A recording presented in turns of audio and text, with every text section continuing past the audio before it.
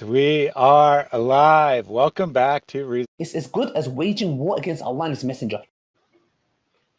Today we have a very exciting show. We're going to be covering Mecca, as Muslims tell us, the mother of cities. Although by the time we've finished looking at Mecca at the time of Muhammad, not Mecca in the 21st century, nor Mecca of the first millennia BC, but Mecca at the time of Muhammad, I think that you might have a different descriptor for the city. You may think of it more as your backwater cousin, your hillbilly cousin, or as we titled the stream, your evil stepmother of cities. Welcome, Mary. Anything you want to say as introduction before I take a couple comments from the chat? Nope. Hang on. My thing isn't, my volume's up, so I'm hearing you twice. All right, now I fixed that. No, they pretty much covered it. We're going to talk about what Mecca was like according to the Islamic sources, the real Islamic sources, because most Muslims do not go to their actual Islamic sources. That's why you get people talking about, oh, Mecca was not the great trade city of the standard Islamic narrative. It's like, well, the Islamic narrative from when? Who If you're ate the talking apple? about the 19th century Islamic narrative, sure. But let's talk about the ancient Islamic sources, the early Islamic sources. What do they say about Mecca? And we really need to correct a whole bunch of the myths that are being repeated by a lot of people. Like Muslims, 99.999% of Muslims have no idea how Mecca is described in the early sources. They do not know. And then you get lots of people who aren't Muslim who go off and repeat what they hear from Muslims because they just don't pay attention to the Islamic sources and what they actually say. So we're going to figure out what they say now. All right, so I got some comments from the people of the chat. Thank you for being here today. Una says, this is the proof that at Nina, blessings be upon her, is a superior prophet to Muhammad. And I think she said that as Nina arrived. So merely arriving, it makes her a superior prophet. Days of Elijah asked if R.A. Bot ever uses his points, spends his points. He does not, but he does earn points. As I still have yet to fix that bug where he'll tell someone how to check their points and then accidentally check his own points in the process. Michael K says Thaddeus should reject this whiteness by being late. Well, we were a bit late, so I don't know if that means I reject whiteness or not, but there you go. And Snoopy said lateness is a sign of being an atheist. Well, that's not nice, Snoopy. Michael K says Mary with the bumblebee headdress. So noting your different attire today. Very nice. And he says that we should call it Mecca the armpit of Arabia. That might be another apt descriptor. I think that's Who what knows? people generally call Jeddah because it's more humid. So it's like absolutely miserable because it never rains, but it is incredibly humid and sticky and awful most of the time. Couple more real quick. Super chat from our Kitsune. If you frequently say it, Allah would pay off your debts. So you can refer to it back again, inshallah. So as you can see, I have fixed the videos. Everything is working today. He asks, are you writing a book, Mary? If so, what will it cover? And then he says, but be sure that you don't put Thaddeus in charge of double checking, doing the editing, because rumor has it that he left in inappropriate words the last time he was put in charge of that. Well, yes, I am actually. All of this stuff that I've been doing is background research for a book that will be a fictionalized account of Muhammad's life based on the Islamic sources and on, again, you cannot make people like way too old having babies at all these crazy ages. or toddlers who are fighting battles or anything like that. So it's taking the Islamic sources and rationalizing them and making them coherent with one another, treating them as if they are legendarized real accounts. So something real happened and various legends spun off of it. And we can't say with 100% certainty which parts are legend and which parts are based on something that literally happened, but we could get a general idea of a general shape of history. And if you take the sources as seriously as is at all plausible, that is what I am doing to uh, and I am indeed writing a book. And that's like my day job anyway. I write, uh, even though like I'm here all the time. That is actually my day job. And so I will be. I have now reached enough research that now I can go back and fix yet again what I had written before because there are all these details that you have to know, all these incredible details. Just fine. A lot of the weird stuff that I know is because I have to know it as research for having people be living, breathing human beings walking around talking to each other in a real historical context. And it will be rated R, it will not be extraordinarily explicit. So I do not want to, I want to spare people some of the really in-depth detail, perhaps. But it will be Excellent. a thorough R. Days of Elijah triggered the Apple animation. Of course, Anthony isn't here today to appreciate that and be like, what in the world is going on here? But we do appreciate it. John Wilson says, hopefully Too Many Marys won't need to take a bathroom break. Should she? And then if she enters with the left foot, she may not be back to carry on. Playing off the thumbnail there where we have a toilet and say this is not found in Mecca. So we'll get to that in just 1 second. Frankly says, hello, my sisters and brothers of the chat. And Jack Ray had a super chat that says hello. Here's the sad news. We are running out of funds. All our work is going to stop unless people like you watching this video will help us. Your donations can get you a share in a reward and reap those rewards for years to come, inshallah. This is not a donation or a charity, but an investment for your hereafter. Thank you for that investment. And with that, we'll throw it over to Mary to get us started on the main event. All right. So we are talking now about Mecca during the lifetime of Muhammad. But before, for the most part, there'll be a few times when we'll jump ahead and go, and then this happened then. But for the most part, like before he went to Medina, what was it like whenever he grew up as a child, whenever he had his kids, whenever he lived to his 30s, or according to most the current Islamic consensus, till the age of 40, like what was all of that like at this time?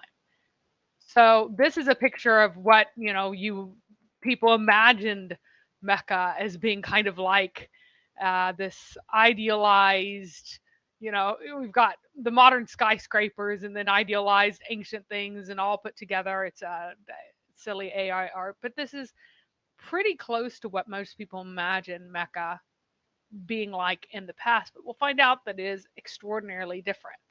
So a particular guy named Humayd ibn Zuhair ibn al-Harith ibn ibn Asad, who was Khadija's grandfather. He built a square house, and then the hadith about this was that the people said about him, it will either bring him life or cause his death.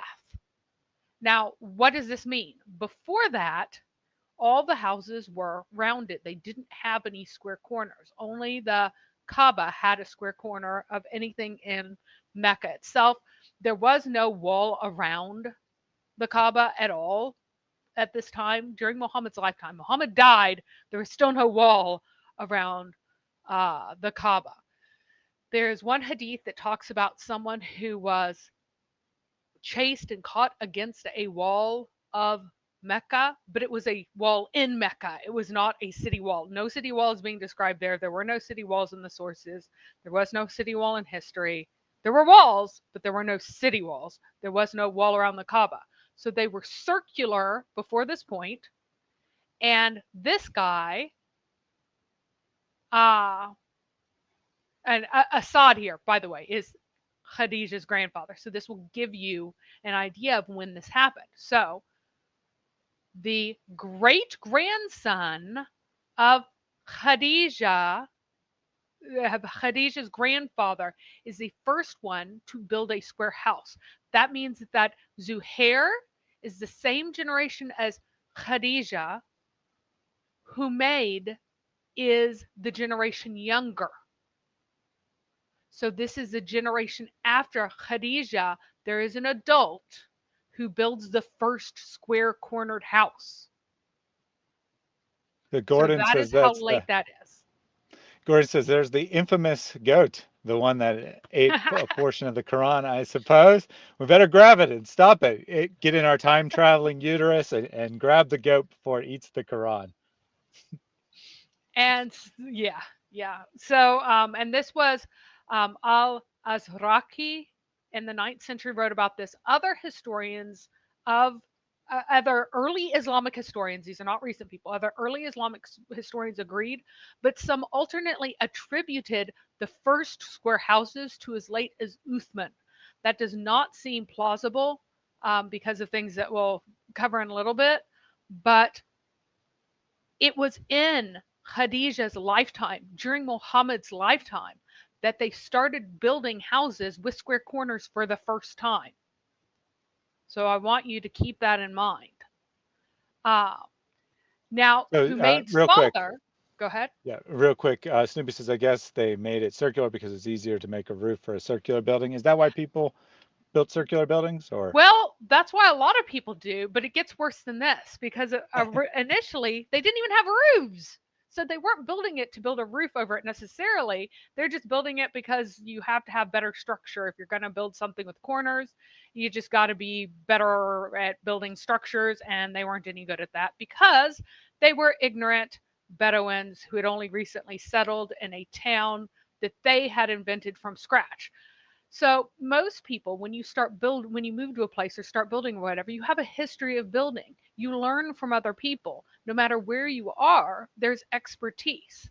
But the Quraysh were they were Bedouins who just decided that they were going to build some buildings in a place, even though they'd only ever lived in tents and they had no knowledge. So they were making it up as they went along. And so it was probably easier just to stack mud bricks in a rough circle.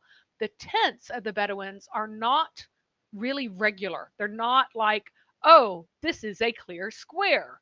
They're just kind of these undefined amorphous sort of buildings with hangings that hang down one side or another, and they just stick sticks under a something that primarily serves to keep the sun off of you. That is the main point of the tent. The tent, it might keep you a little bit warmer whenever it's really cold, but mainly it's to keep you cooler by getting the sun off of you and getting the sun off and any blowing sand or whatever.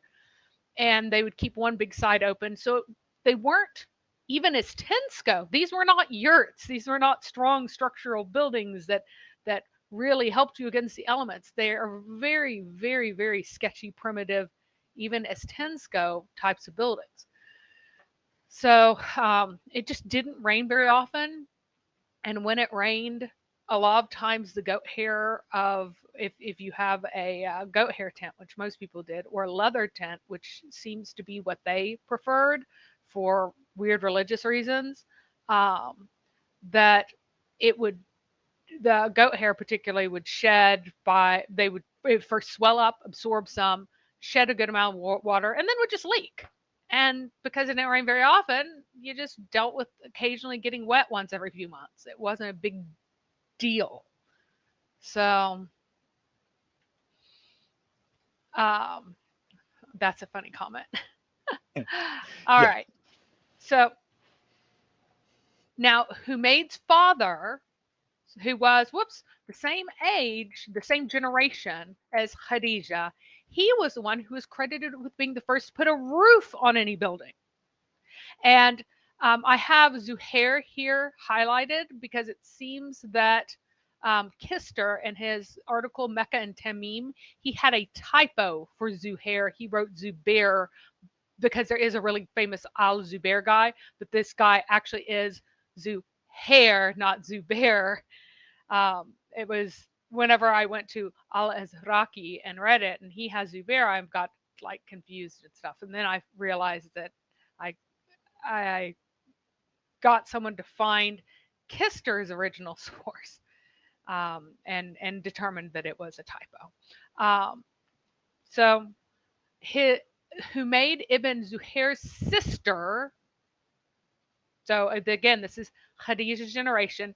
Is the mother of Hakim ibn Hizam, who gave Zayd to Khadija. That's her nephew who gave her Zayd before she gave Zayd to Muhammad. So that guy's mom is the sister of the person who put roofs on it. So because Hakim is younger than Khadija, but not like the same age as her kids. He's a little bit older. So this guy was probably, I don't know, 10, 15 years older than Khadija.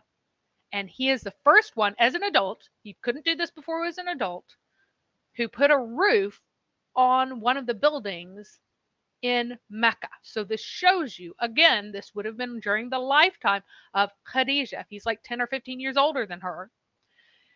And as an adult, he decides to put a roof on something. This is very much during her lifetime that the first buildings got the first roofs. Before then, it just would have been leather or the same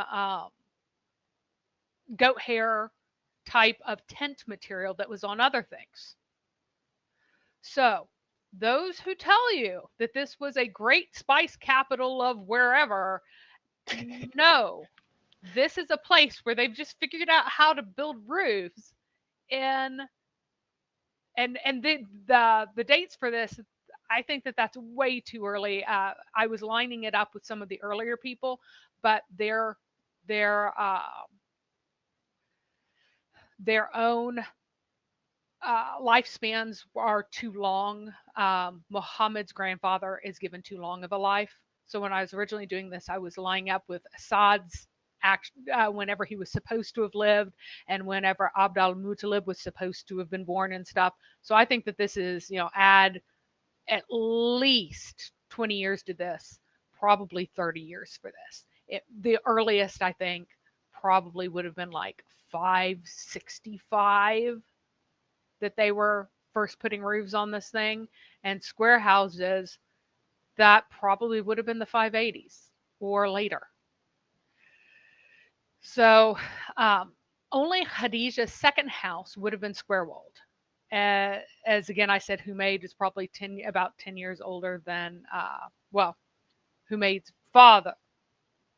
Oh, wait, no, his sister is a mother. So Humayd is probably about 10 years older than Khadija. So the second house. So Khadija's first house is probably her childhood home. And it was probably round, and it probably got a roof whenever she was a little kid, like a very young. And before that, didn't have a roof. Now, at this point, I talked before about the Dar of Qusay, which was his courtyard. That's what Dar means. It means like a courtyard, but it can mean like the court and all the buildings in it.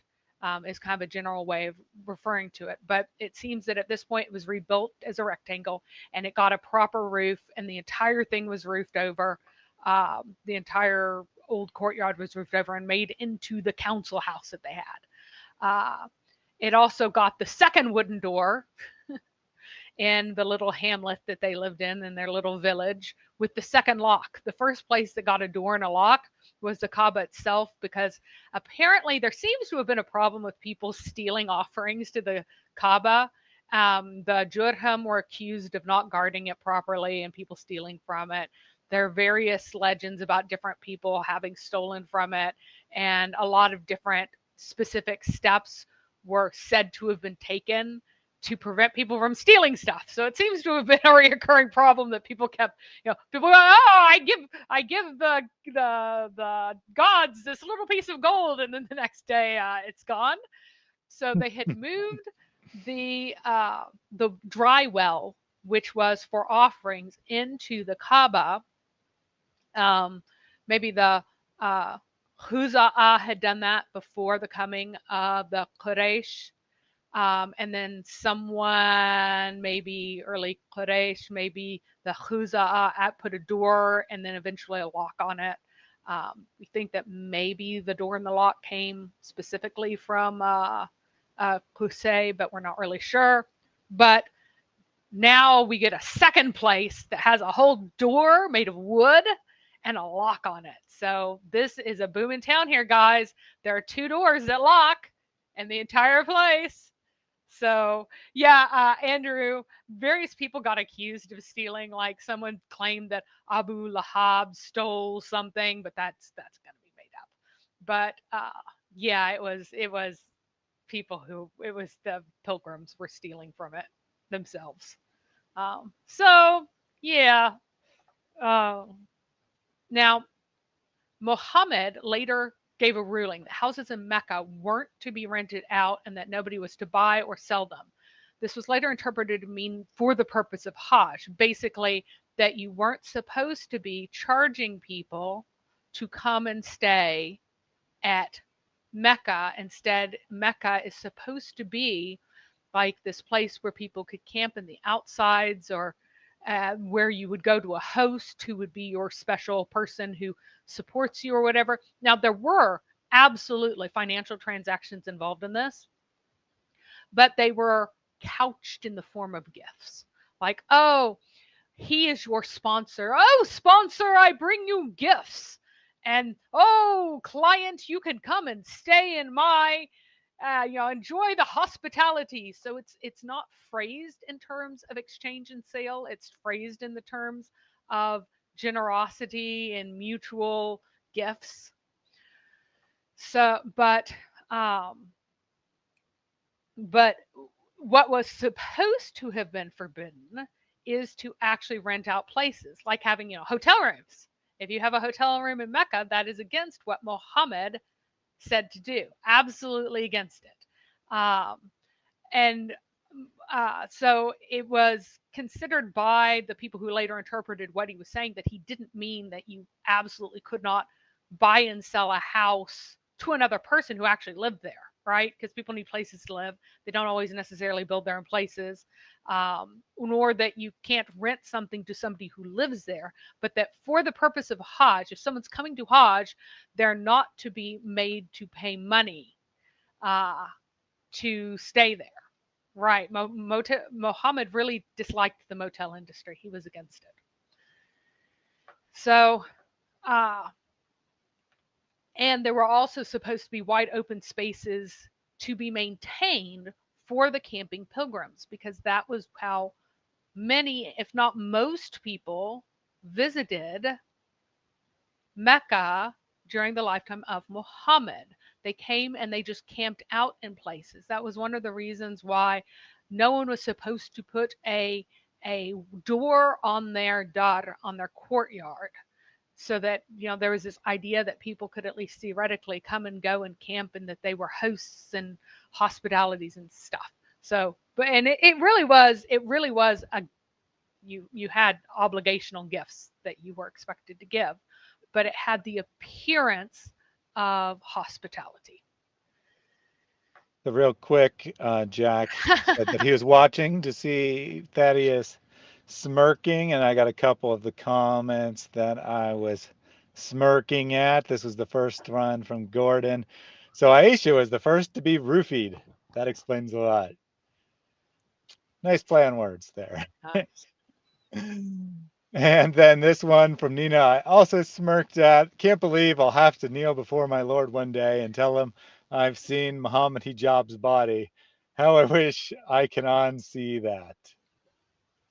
That is indeed a major problem there.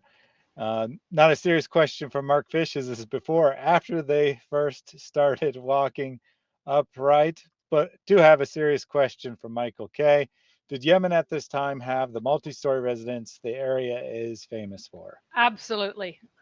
Yemen's multi-story residences are before this. This place is a backwater of backwaters. It is the most backwater place that you could ever imagine. Um, it is it is so primitive and so backward compared to any of its neighbors. That's why the Quraysh had this huge pride thing and this massive chip on their shoulders, because they did visit these other places and saw that they lived in a really awful, shoddy, horrible little town. So, Days of Elijah says, Mecca is the modern wonder of the world. You see our first locked door. We have invented the lock. Mother of all cities, the first to have locks. but yeah, I mean, it's pretty funny whenever you read it. It's like, and this place is so special because it also has a lock. I'm like, oh my. So, now Khadija's first house was in a different part of Mecca than the house that she shared with Muhammad. There are conflicting reports about who her neighbors were because she had these two different house locations. Her original one was in near the official Banu Assad territory, so it was near most of her actual relatives. But Muhammad only ever lived in the second house she owned, which was in the Abd Shams district, which was, you know, the Umayyads. That's where they all lived. In fact, very, very close to most of them. Now, uh, maybe the first house was where she lived with her father, and she built a second house in a better location when she remarried, because a woman would not live alone if she had near male relatives for safety, if no other reason, because these people are not nice people, right? Um, and so she the second one was at a better location, because specifically because it was really, really close to a decent well, and the other one was a decent hike from a well.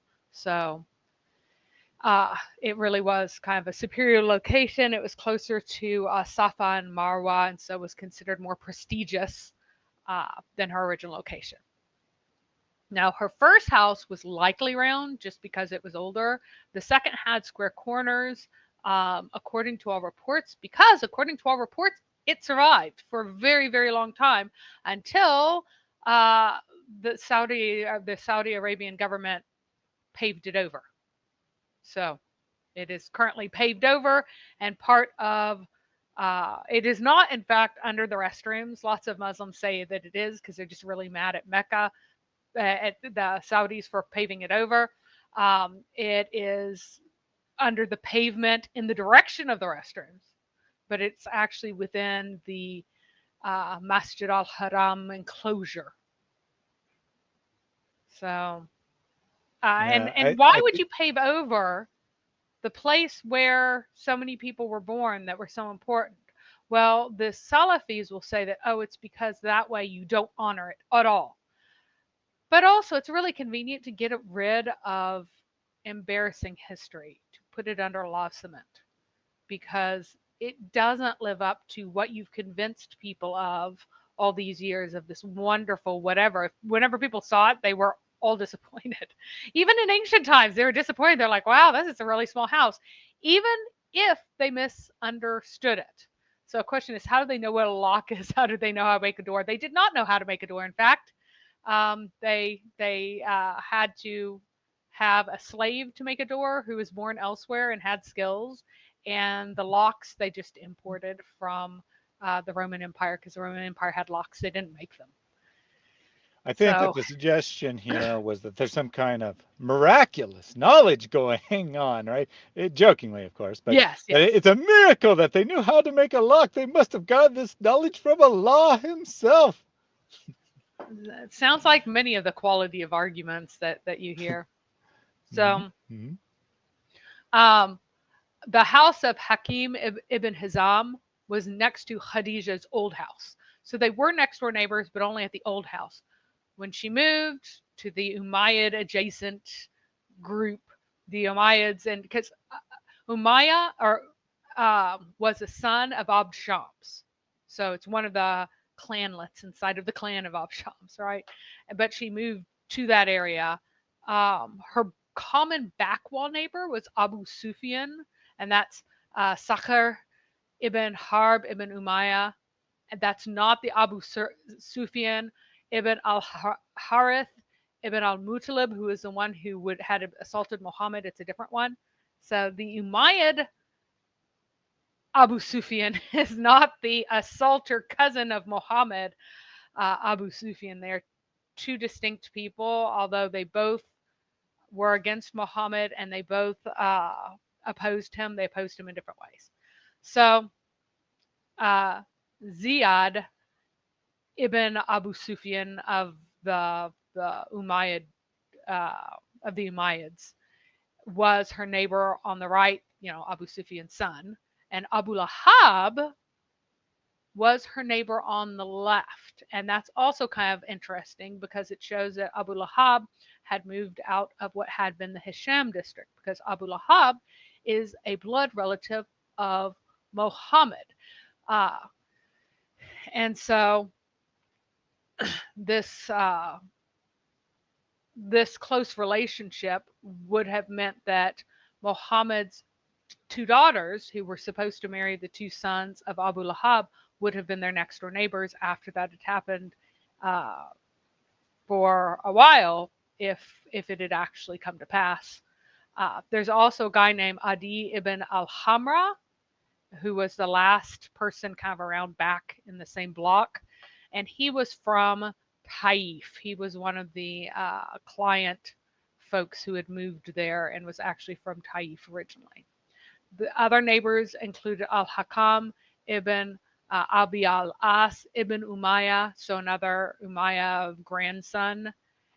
Maybe al-Hakam's brother-in-law was also there, who was Ibn al-Qama. We don't know what his first name is. I don't think anybody has his first name, but al-Hakam's wife's brother. So her name was known, so his patronymic is known. So, and this guy is another client, al-Kanana. They aren't in the same block, but they're really close. Al-Walid ibn Utbah ibn Rabia ibn Abshams, remember Abshams again, and that would be a guy whom Ali would later kill at the Battle of Badr, along with people very closely related to him. So these are the folks who were near Muhammad as he was having his family and raising them. So one comment, or one or two comments real quick here. Houston says the first mention of Ruth in the Bible was Genesis 19. So we're talking very early history. Meanwhile, in Mecca, couple millennia, 3 millennia later, they have not heard of roofs, or at least not figured out how to make them yet. And then Uzachi Dimka says, imagine being famous for assaulting Muhammad. Well, it worked out pretty well for the cave demon known as Jibril. I mean, he's well known worldwide as a result, so it can be done. You can become famous for assaulting Muhammad. All right, we'll move on.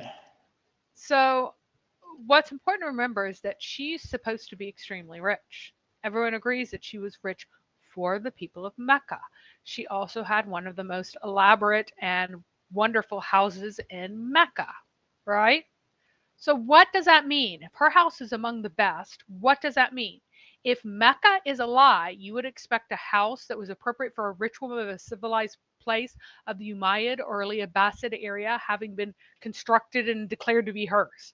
Like, remember, according to the people who say that Mecca didn't exist during the Abbasid period or the Umayyad period, perhaps, they just decided that they were going to pick this place and they're going to declare that it's where this person, Muhammad, whether or not he lived, was born, and they're just going to make it up. And so if you're making it up, you have the capacity to create an appropriate place for this rich woman to be, especially since you're building something to be a center of pilgrimage. So it needs to be a place that is, if you have a center of pilgrimage, you want to construct something that is suitable to the splendor of your own uh, of your own empire. It should inspire awe. If it doesn't, if you're making up this place, you are the biggest idiot in the world, because literally everyone, they want to make a place that inspires awe, that impresses people, and all of that sort of stuff. And if Mecca is a lie, that's exactly what you should get. You should get a house that is suitable for the richest woman of an important city. If Mecca existed and it's the way that I've described, you would expect something undistinguished, uninteresting, disappointing.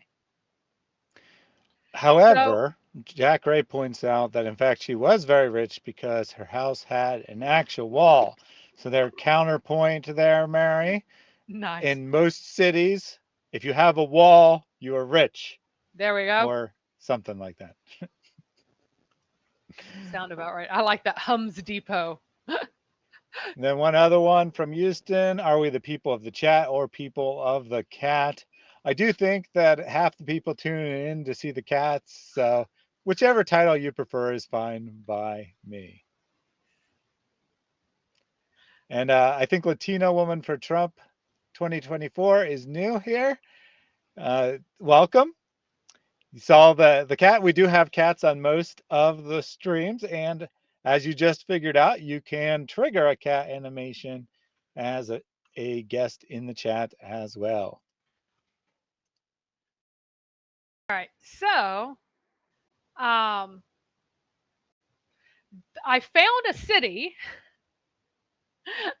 that was built by the Umayyads and was abandoned by the Umayyads. So there had been it had been previously a Roman site, but nothing of that existed after the Umayyads took over. They razed it, and everything here was built by them that you see here. And so we have an idea of what the Umayyads would consider to be something suitable to nobility, essentially, right? And so we'd expect something on that kind of scale if we are talking about uh, uh, a rich woman's house, palace, whatever, right? The important points here, so 2 is a mosque, 1 is a palace, and so is 3. So if you see the almost singular building in the upper right quarter there, that is entirely a palace. It has a huge central courtyard and lots of rooms off of it, and rooms all the way around the edges of the building for, uh, I don't know, poor people living, servants, something. But a lot of rooms off of this big central courtyard. And then you have that in 1 as well. You have all of these rooms off of this big central courtyard. It even has a space between the tiny rooms that are skirting the main street there. Could have been shops. Very often that's what's kind of out facing these Roman influenced towns. You also have along the bottom, you can kind of see how there are these big squares surrounded by little squares. Each of these would have been someone of rank. Their main house would have that courtyard, and all the little rooms surrounding it would be the parts of their house. So Who you would ate the expect apple? with a rich person to have, anywhere between 4 and 20 rooms around a courtyard. So that's what we're looking at in this time period for at least a semi-important person's house when the people aren't living in Mecca. So is that what we get? And the answer is no. So later, a lot of Islamic sites will claim that over here to the left, that this was Khadija's house. There was this business area here for the temporary storage of merchandise, and then this big living area and passageway, and a reception area for guests, and then a prayer room and a bedroom and a living room and birthplace of Fatima. I don't know why Fatima would have a living room since she was like 5 years old whenever Muhammad became a prophet, but whatever. But this is like the mythical version of it. This was an actual building, but this was a building after it had been substantially modified to serve as a mosque. In fact, only that front area was ever part of Khadija's room, and some parts of it had already been expanded because the rooms were so small it was hard to get very many people in there to, like, people wanted to tour it, people wanted to see. And it was so small that like, especially Fatima's room, the room that was called Fatima's birthplace from a very early time, was so small that people, had a hard time crowding in there to even see it. So they expanded it. So really, this whole reception area for guests and delegations did not exist. It was just part of the outdoor court. The living room and birthplace of Fatima was a secondary room that was originally much smaller, and it had originally lined up, its original wall had lined up with the main room's wall.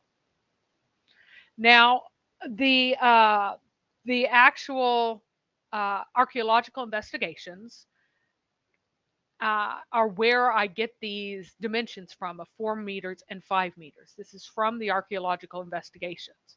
The Al-Fasi, who was an early tourist and gave an account of going there, he gave pretty different measurements that are even smaller. Particularly, he thought that the main room isn't hugely off, at least on the shorter direction, but the second room was much smaller in his. It was only 9 by 6.2 feet, according to him at that time. He may have written this wrong, and it may have been 9 feet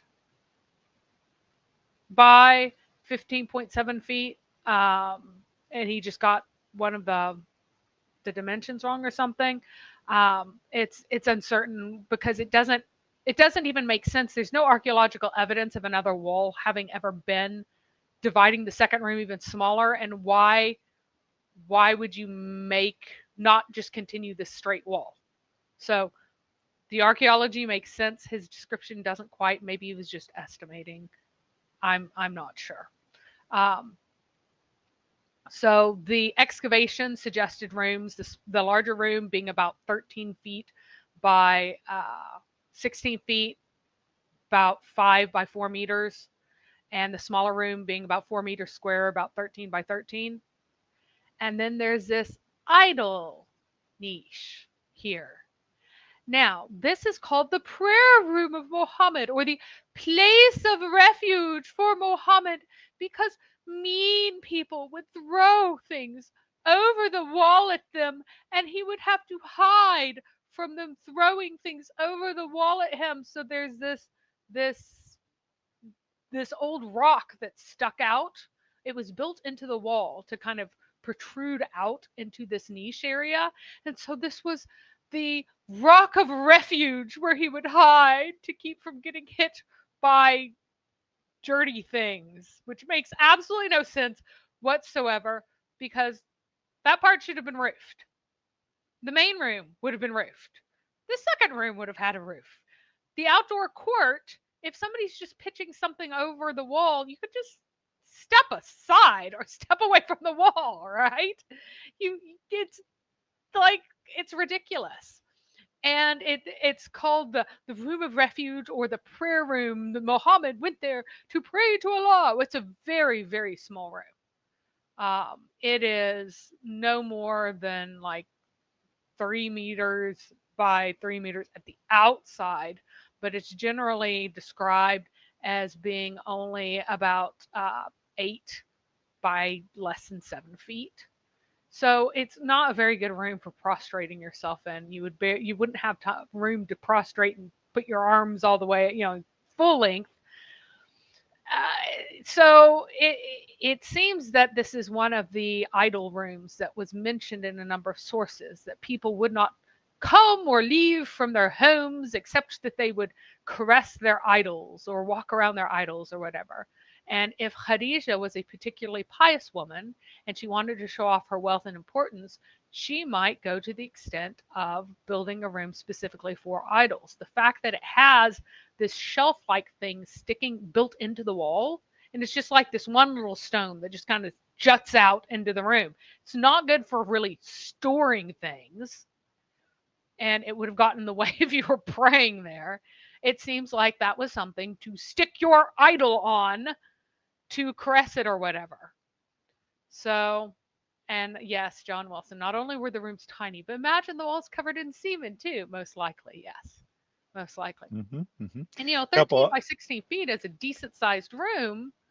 It'd be a nice master bedroom for a lot of people, right? Nice size. But not if your entire family's sleeping in it. Suddenly it gets a lot smaller, right? When your entire family is sleeping in a room that is 16 feet by 13 feet, suddenly it seems a heck of a lot smaller than it, make a very nice master bedroom. Not once you pack the entire family in there. And they did all sleep because I assumed that they'd have like a room for the girls that was separate and a room for the slaves over here. Maybe the slaves and sons over here and the girls over there, and then the parents apart. No, no, no.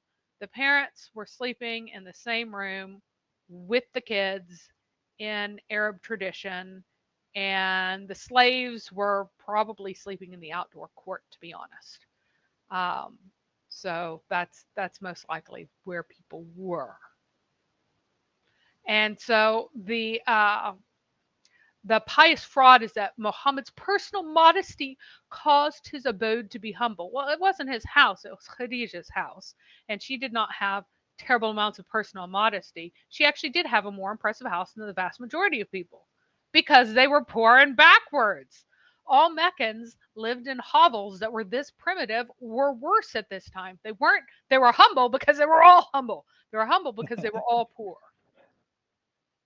Excellent. So I got a couple comments on this page here, but first, your biggest fan is in the chat. Nadir Ahmed says, in his last debate, atheists accept Muhammad P.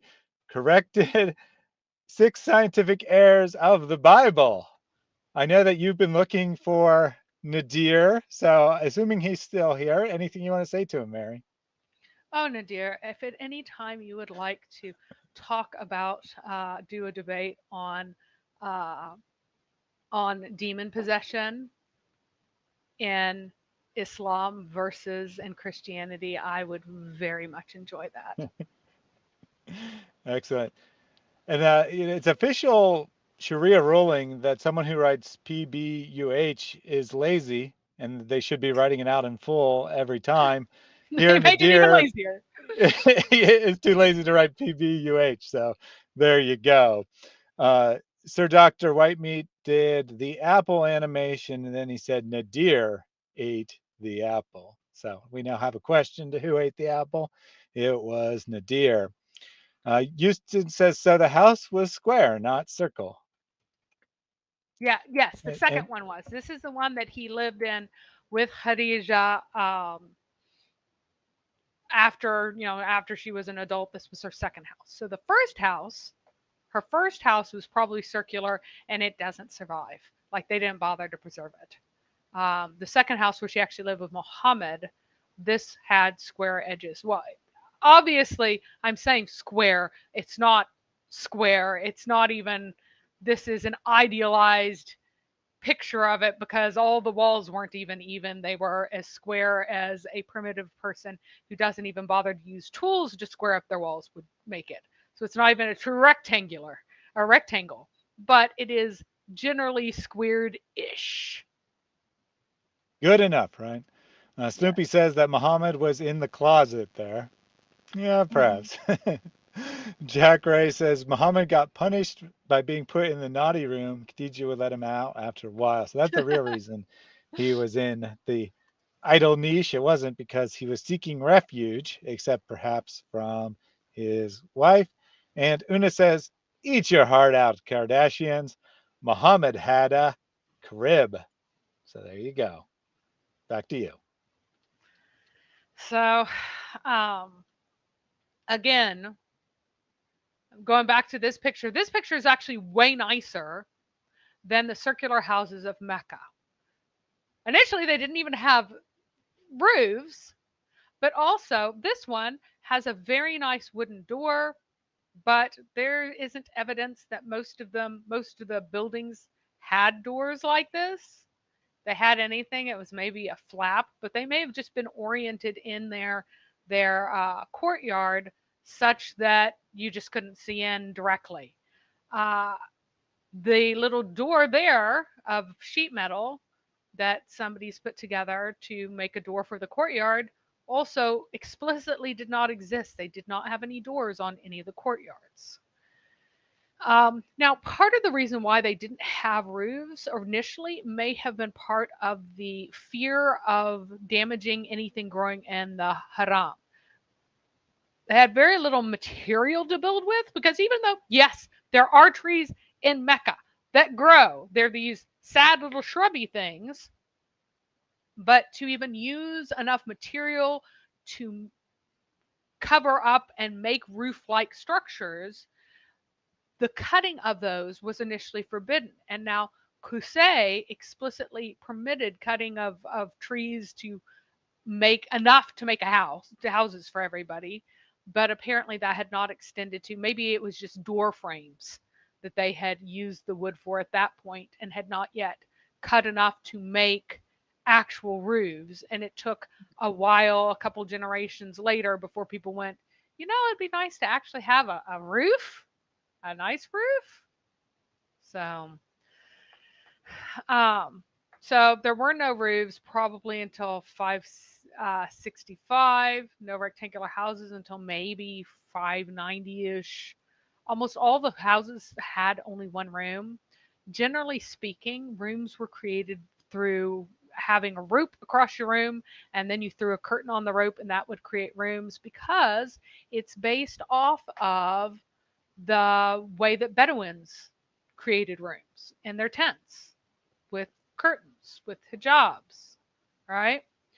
And so Khadija's room, our house is 2 rooms plus an idol niche. Kitchens are a 3 stone wire fire in the walled yard. So if people cooked, it was in this open yard outdoors. This is a pretty darn hot place. You don't want the heat in your building. And the times when it was cold enough that you might like a little bit of heat isn't worth it to have an entire area permanently dedicated to being a hearth in your house. So the 3 stone fire is the oldest type of cook fire that is known. And it allowed you to put a pot on it, just like 3 legs. A 3-legged stool is never wobbly. Well, a 3 stone fire is never wobbly either. It is, instead of a stone, someone's head was used at one point by one of the Islamic folks. There's a hadith about using a head as one of the stones of a 3 stone fire. So this is how they cooked. If you can roast things over it, most stuff was just boiled, and then you can roast stuff over it, and then there would have been. Now, if you had loaves in the style of Roman loaves, you would have to have a dedicated cook oven. They didn't. They just cooked things in the ashes. So as the fire was dying, you would take your dough and you would bury it in the ash. And it was done cooking. You take it out and you dust it off and get almost all the ash off and then eat the rest. You would eat dough that was covered in ash. You can watch Bedouins today cook that same way. Uh, and the cook fire, here's the fun part. What can't you do? You can't cut any wood. There isn't enough wood for cook fires anyway. You would very quickly strip all the growing stuff around there and you'd be left with nothing. So what did they use? What do you think they used, Thaddeus? Let's see.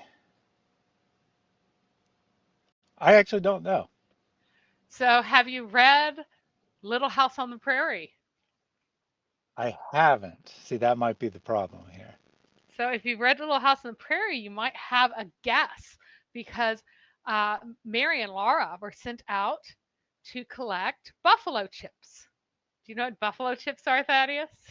That I do know, and that would be animal dung from buffalo specifically, which Yeah. is commonly used for fires in poor areas. Animal dung in general, obviously, not just buffalo. Yep, and Jack Ray got it. Before well, there's a delay here. Sorry, Jack. Goodness. Just so that you guys know, I'm actually responding to you guys like a minute later. So there, I speak. 1 minute later, you guys get it, and then I can reply to it, and that's another minute. So it'll be 2 minutes. So everyone's like, dung! Yes. So it's specifically camel dung. So one of the women whom Muhammad divorced and was never allowed to be married to anyone else again, and so was thrown into abject poverty because, of course, he didn't support her and he wanted to humiliate her. She would later obtain her subsistence by collecting camel dung for sale in cook fires. That is what they generally used. There's enough straw material left undigested, cellulose left undigested, that once it dries out, it makes a very good fire material. So your bread is cooked in the ashes of camel dung fires, and that is what they would eat in Mecca. So, So, real quick, first of all, Nicodemus says Buffalo Wild Wings, buffalo chips are my favorite. Perhaps a different type of buffalo I'm so chips there. disturbed. So we have Saif Allah in the chat. He asks a question which has nothing to do with anything we're talking about. So, Saif, if you'd actually like an answer to this, I want you to type in the chat, I am listening and will pay attention to the actual subject in order to get an answer to my question. If you don't type that, I'm going to assume you're not listening and you don't actually want an answer. You just heard some stupid Dawa line that has, and felt the need to run to the nearest live stream and put it in there to cause all the Christians to have doubts or whatever other nonsense you have in your mind. I will answer your question. You have to first prove that you're actually listening. So again, type in the chat, I am listening, and we'll continue to pay attention to the actual topic after you answer my question, or else I'm not answering it. All right. So the roofs that they had seemed to be for drying stuff and not actual living space. There is one person, Hani. Remember the woman that Muhammad wanted to marry, who was the daughter of Abu Talib, his oldest daughter. He wanted to marry her. There is one thing about her being able to, goodness, see or hear Muhammad's followers from her roof, but I believe that she was just using it for drawing stuff. I don't think it was really a living space for her, because the first references to people being on roofs and things about worries about falling off roofs and things like that. Because usually climbing on the roof and falling off the roof, they kind of come together, right? All of those date from Medina.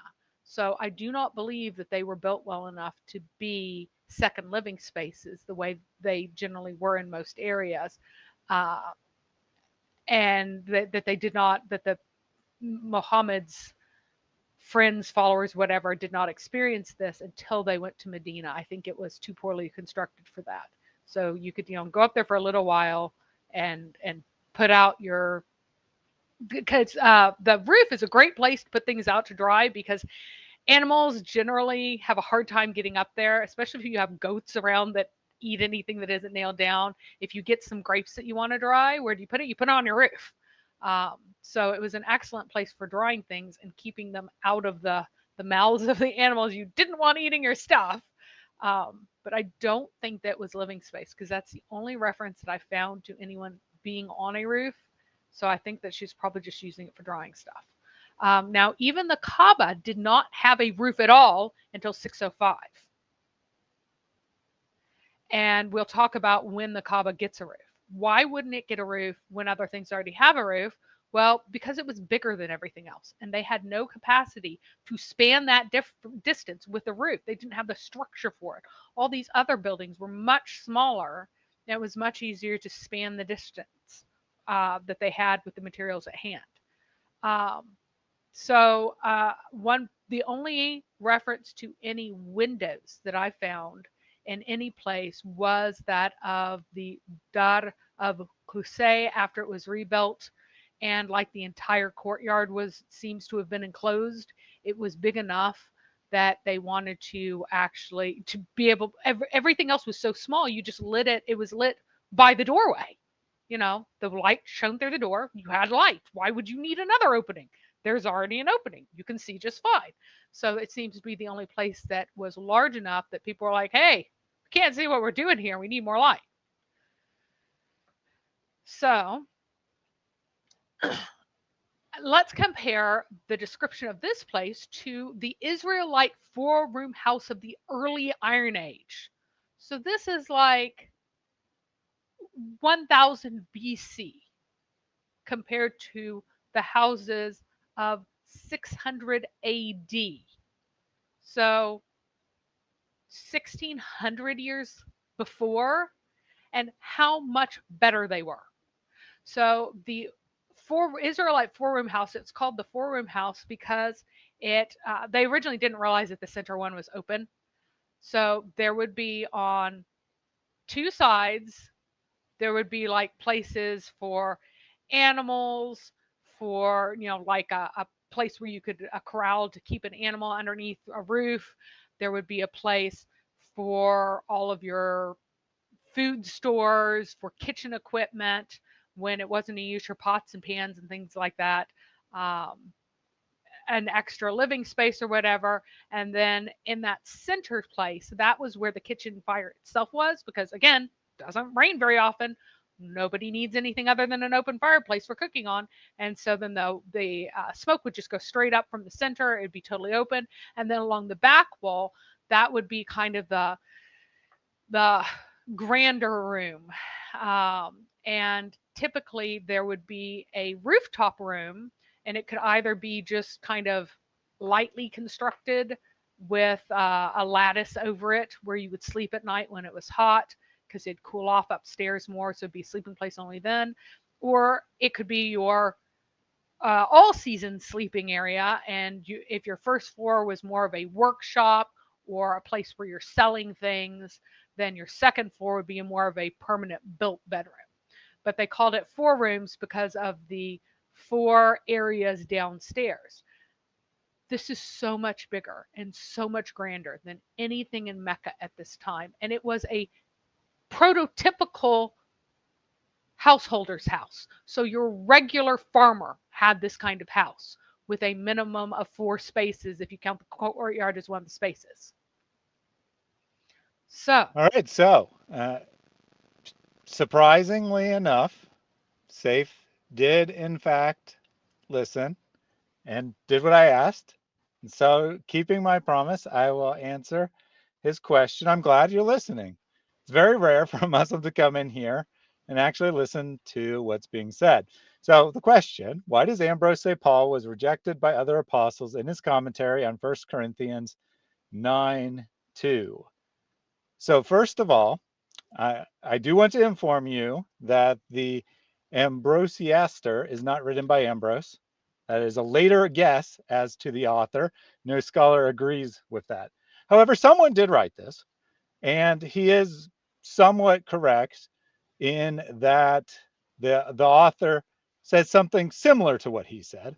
I did pull up the text. So commenting on 1 Corinthians 9:2, the author of this text says, those Jewish believers who nevertheless continued to observe the law of Moses denied that Paul was an apostle because he taught that it was no longer necessary to be circumcised or to observe the Sabbath. Even the other apostles thought he was teaching something different because of this, and they denied he was an apostle. But to the Corinthians, Paul was an apostle because they had seen the signs of God power in him. So that's what the author of this text, whoever it may be, and no one knows who the actual author is, although in ancient times, Augustine referred to the author as Hilary, so guesses have tended to focus around some known author with that name, and there are multiple known authors with that name. Anyway, whoever this author was, why did they write that? And the answer is because that's what they guessed based on reading the letter. They're writing 350 plus years after the time the letter was written. They have no firsthand knowledge about the circumstances. They're reading it, they're making a guess. It has no authority to anyone ever. I've never heard of this mentioned inside Christianity or outside Christianity as some kind of criticism. So, whatever Muslim Dawagandist you got this line from, know that they told you something that is totally meaningless and has no authority whatsoever in Christianity. It's just some random person's guess about what the circumstances behind the letter Paul writes to the Corinthians were. That's it. Yeah, and furthermore, he would know darn well that at the time that of Acts, uh, the Council of Acts, that is in Acts, the Council of Jerusalem, he was in fact affirmed explicitly as an apostle by the apostles. Mhm. So at most, you can say that this person made a wild guess that this particular letter was written before the Council of Jerusalem and just supposed this. That's the most that you can say. But there's no reason to think that his timeline is correct or that his supposition is correct, nor is that something that somebody else said. Yep. Now, So if you want to why does talk he say about that? Because it was a guess it was a and guess. he was wrong. Yep. That's it, right? That's like me asking, why did some random Muslim 400 years after Muhammad say X? You would say, well, that's silly. They have no authority as to what Muhammad taught. And you would be right for once if you said that in response to me making such an argument. But then again, we don't make such arguments because we have actual arguments against your texts. We don't need to rely on anonymous authors hundreds of years after the letters were written. And just to close this out, let me just read 1 Corinthians 9, 1 and 2. Paul writing here, am I not free? Am I not an apostle? Have I not seen Jesus our Lord? Are not you my workmanship in the Lord? If to others I am not apostle, at least I am to you, for you are the seal of my apostleship in the Lord. So I think what should be obvious is what Paul is really doing here is saying, you guys know I'm an apostle. Don't worry about what anyone else might be saying. And you have an author hundreds of years later guessing as to who might theoretically be the opposite of this retort of Paul here, who might be saying he's not an apostle. uh, Ambrosiaster is correct in that we know about the Judaizers, Paul describes them, but these aren't people who were acknowledged as apostles in the church ever. These are people who opposed the teaching of the church and tried to teach a different gospel based on works, something that all of the authors, including all the apostle authors of the New Testament, reject. So bad at supposition, but thank you for being here. And I'm glad you asked the question and gave us a chance to answer it. All right. So the houses of Mecca after Islam changed quite a bit. Umar declared that no doors would be added on the daughters of Mecca because they had not had doors before, and he said, "Don't add any, so that people can come and camp there freely, and you can have the kind of ancient relationship that they used to have." But this was violated. Like Umar was barely cold before people were building doors. Um, Beginning in the 640s, there was a great expansion in construction and trade. There were streets of artisans and courts where traders sold prestige goods from Egypt and other locations. So suddenly you go from an area where I mean, perhaps before there was a district where you would go to always be able to buy milk. But you didn't have a district, a market of bowstrings at the time of Muhammad. There just were not physically enough people for there to be more than one person making bowstrings as a commercial endeavor. It just did not exist. There were not enough human beings. But after this, because of all of the people doing Hajj, there was a much larger one.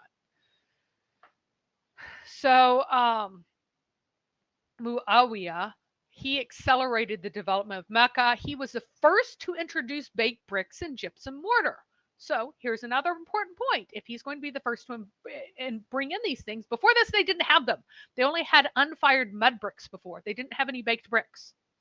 And they had like stacked uncut stones that they just pile up and then smear mud on. That's all they had. They had mud smeared stones that they would just dry stack, and they would have mud brick unfired. That's how primitive they were. They were engaged in, Muawiyah engaged in extensive building projects that included income generating endeavors like artisan workshops and storehouses for the first time, which met with a good deal of religious disapproval. And again, if this is a new place, nobody's going to disapprove of changes because it's new. Aisha accused him of building Mecca into townships and palaces. Now, that's what's important here is balad here, that there were balad, that he was creating these balads and these palaces. And that shows that before, Mecca could not even be described as a balad. Balad is a term that's used for like unimportant agricultural towns, basically. It is not a term of an incredible great city. And yet his building project was elevating Mecca from what it had been, from its state of religious purity to the state of an agricultural village. Like, okay, and palaces. While Muhammad had made it free for all Muslims, Muawiyah declared his building projects themselves to be sakada, or charity for the pilgrims who would otherwise have no shelter. So I'm building all of these great things so that they can come and sleep inside, under roofs instead of sleeping out in the open as they did traditionally. He dug very extensive waterworks and programs of canals and wells and cisterns that allowed him to plant the first orchards and gardens. Now that was problematic because the land was haram. It was sacred land where you aren't supposed to cut anything down, and you can't build an orchard unless you chop down the stuff that's there to begin with. There's also a question of once you've planted a tree and it's a cultivated tree and something goes wrong and it stops bearing fruit, can you chop it down even though it's in a haram land? And Muawiyah, of course, said yes, as any farmer would say, but the idea of even making the changes to bring in enough water to start planting these gardens caused such a disturbance of the traditional pagan Meccan zone that it made people unhappy because it's against the tradition. So part of the reason that they were so backward and primitive was because they were backward and primitive. But part of the reason was also religious because you're not supposed to be messing with the stuff in this sacred area. And they immediately started messing with the stuff in the sacred area. Remember, this is a pagan shrine and they are pagans. And so they are following pagan tradition until this point when it kind of became a little bit embarrassing that they were following all these pagan traditions. And so they began breaking with all the traditions of their forefathers, the pagans, to try and make this into something that isn't an embarrassing place for everybody to go. Try to make it into something where everybody who comes back isn't like disappointed and like, oh man, I thought Mecca would be special, but it's just so backward and primitive and unimpressive and squalid. So. All right, so I got a new Muslim, I presume, in the chat. So same goes to him. Type in the chat, I am listening and would like actual answers to my questions. I mean, Breakfast Gun has kind of already taken care of it for us. But if Moo Bang would like a response, tell me you're listening. Tell me that you're hearing what is being said, and don't just tell me to go search from some schooler book, because I don't actually know what you think the problem here is, and searching a schooler book isn't going to help me understand what point you think you're trying to make. But as Sir Dr. Whitemeat says, I have schooler books than you. Ah. All right. We'll wait to see if he responds and says that he's listening. Otherwise, I won't engage with these off-topic questions. Yep. So the Haram precinct is common to other pagan shrines, including the standing stones that marked its boundaries. A lot of times, if you see like, oh, here was the primitive site, you'll see the standing stones right around the Kabba because they're kind of disturbed by the fact that it didn't have any walls at that time until the age of the caliphs. But no, they were like way on the outskirts. They delineated all of what is Mecca. They were not close in. Um, Now, the Jurham supposedly had the well of Zamzam, but there are treasures buried there. So it was also called the place of sacrifice by Ibn Ishaq. He says that that is where the Quraysh sacrificed their animals. Well, that's because it was the old dry well where slaughter was made and offerings were thrown down. Wasn't a water well at all. It was, remember that later on, this offering well was inside the Kaaba. Well, because people kept stealing stuff, it got moved inside the Kaaba, and eventually a door was put on it and a lock was put on the door. Even though it doesn't have a roof yet, a lock was put on the door, and people were still sometimes climbing in and stealing stuff. But that movement, they had not deliberately dug up what was still there. It hadn't been stolen by other people. And thus, whenever Muhammad's grandfather, Abd al Muttalib, whenever he went and dug down, he found the swords and the golden antelope that are so famous. Why would he find them in a real water well? He wouldn't. He found them in a dry well that was meant for sacrifices.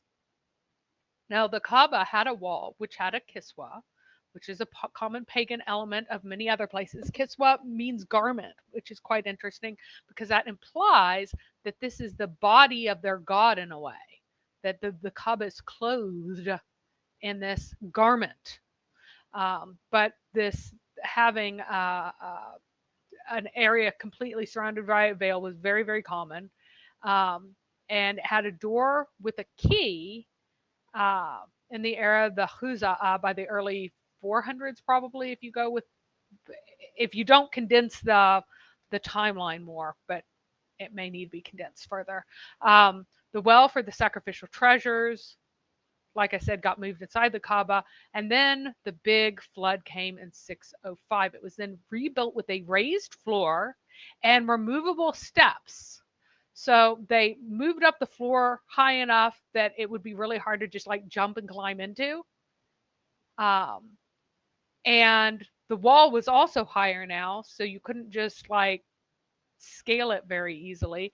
They also put a roof on it, and all of these things made it much harder to steal from. Apparently, you could like take the steps away and I guess put them in the. My guess is that they would get shoved into the house of meeting, Hussein's Dar, because that's the only thing that I could think of where you would put them that nobody could get to them easily because it's the other locked place there, and it's right there, it's right next to the Zemzem well. It's right across like that opening. It's really close. So maybe you take the steps that were removable specifically for the purpose of keeping people from stealing as easily and shove them inside there and then lock it inside there whenever there aren't people hanging around guarding it or no one had any reason to be in it or whatever, and keep that area safer. And the roof itself was also there partly to make it more spectacular, but also to also make it harder to steal from because now you would have to climb on top and dig into it rather than just hop over the roof and go to town. And they definitely So did not have any ladders to climb over it, so it seems like a solid plan. yeah, it'd be hard to construct a ladder, and you weren't, if you were caught like cutting down stuff there, people would ask why. It wasn't like you could just like cut wood. People would be like, what's that wood there you're cutting for? What's going on there? So people would And they ask, probably what? didn't have chairs or tables that you could just push up Oh and no, climb on. And definitely no, so no, it seems pretty solid. Seems like a yeah. solid plan for sure. And then the final point is that the way that they were finally able to get a roof on this thing is that there was a Roman shipwreck, and they call it in the sources of Greek, in Ibn Ishaq, the translation of Ibn Ishaq, They was called Greek, but basically there was enough wood in the ship that were long enough pieces that they could span the entire distance, and they were able to get six. They originally had six pillars that they made and then spanned across inside the interior. Now there are three, but originally there were six, and they were able to put a roof on it. And they made a deal with the Greek guy. They're like, "Hey, tell you what, we won't take any payment from you, and you can trade all your goods that you just wrecked on the shore with us for money without having to pay us uh, uh, a tariff if you'll give us the wreck of your ship that you can't put together anyway." And he was like, "Sounds good to me. I'll make it back to Rome one way or another, I guess." And so he went. He cashed out. Then he had cash to like make it back in one piece. I assume with his men, but his men are not mentioned in the sources. So that's Excellent. how Excellent. they were able to get a roof in a place that did not have the timber to make one. All right. All right. So a couple comments real quick. Sorry, I was typing. So, all right. The first a super chat from Jack Ray. O son of Adam, spend. I will spend on you. Give, then I will give you. It's difficult because you know what? These are my last few. As it is, the price is going up, the rand is going down, this is happening. Excuses. Those are excuses. You give and watch what Allah does. Speaking of excuses, is there a good excuse not to eat the poop cooked bread? He says, who needs apples when there is poop cooked bread? And he also said, one day a Meccan said to another Meccan, eat shit and die. The other Meccan stopped eating his bread and said, yes, one day I will die too. Then continued eating his bread. And I'm not actually sure how much flavor would be inherited in the bread, but I think at least a little bit would probably. I mean, the fact that people do use dung as a way to start fires and continue them makes me think that it probably doesn't affect the taste too badly, but probably at least a little bit, I would think. Yeah, And it Mary is. probably has a dissertation. She's probably like, oh, yes, I read the dissertation. Nobody has ever told me what effect it has on the taste. I'm kind of like I'm okay with using buffalo chips to or camel chips or whatever. That's fine. It just really bothers me to directly bury things in the ashes. I don't care how well it burns. I would not eat it. I just could. I'm sure I would if I'm starving, right?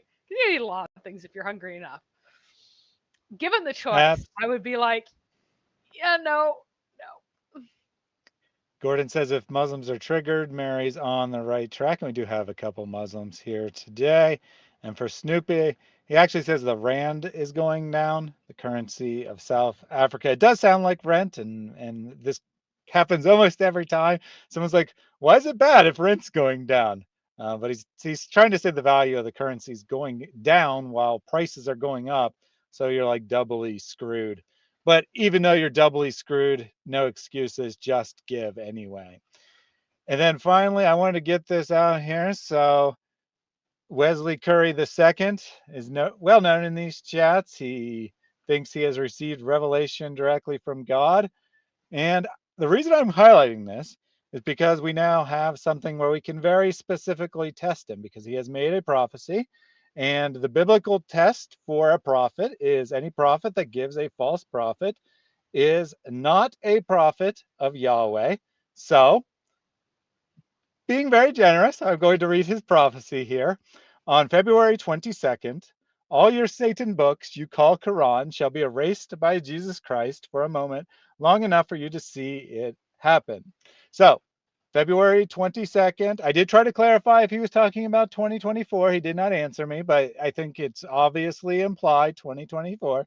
9 days from now, if you don't see any news stories and or don't see your own Qurans disappear, we will know that Wesley is a false prophet, and the death penalty would apply to him in biblical times. Now, obviously, we don't live under the Mosaic law, so I'm not suggesting anyone give him the death penalty, but I am highlighting this in the hopes that he will be reminded of his false prophecy after the 22nd, and maybe, just maybe, get through to him that he is delusional and has not actually talked to Jesus and other such claims. I know it's a long shot, but worth a try, in my opinion. All right, back to you, Mary. So, Mahmudin Khan here is a disgusting liar and a pervert who would love a grown man to take his little 6-year-old, 5-year-old, 3-year-old, 8-year-old daughter and shove his penis into her over and over and over again and rip her apart and permanently cripple her, because that's what happens in Islam and that gives him peace. He Indeed, doesn't indeed. He care feels about women. He peace. doesn't care about the peace that they feel, because women are trash. They are objects for his sexual pleasure. And he is looking forward to Jannah, where he will have more women who will have hymens that he gets to rip over and over and over again. Because for Islam, that is the promise, because it is the perverted promise of a perverted prophet. And because his perversion matters so much, he will sacrifice untold numbers of other people for his disgusting appetites. Yes, you should be on a register. No, there should be no freedom of speech for wanting to have sex with children. No, it was not normal in the past. Yes, you are a disgusting pervert, and you Hey, should stop lying about the past. Now, so I'm going to disagree with Mary slightly. I think he has the right to express his opinion, and we have the right to point out that he is a perverted, disgusting human being as a result. He says that age is just a social construct, which is utter nonsense. Age is complete biological. nonsense. It's not imaginary, right? It's not like, say, race, where it's arbitrary set of attributes that people have grouped together and made something out of. Age is 100% biological. It's not a social construct. And some girls are too young to have sex, including the one that your disgusting so called prophet raped. And all of the millions of girls throughout Islamic history who've had their bodies destroyed by disgusting men like you, following the example of your disgusting prophet, will be stood up for on this channel. So thank you for coming in here and expressing your sick desires so that we could point out that you're just following in Muhammad's footsteps. You're following the natural consequences of Islam, and the 99.99% of people who have a normal functioning conscience, whether they're Muslim or not, will reject this utter garbage and, as a consequence, reject your prophet. So thank you very much. She was 9 years old. All right, you want to get back to the actual Yeah, subject, I Mary? will in a second. One final thing. You don't actually need explicit age limits where you don't have people who are perverts wanting to have sex with small children. So there are states where, with permission of parents and judges, people who are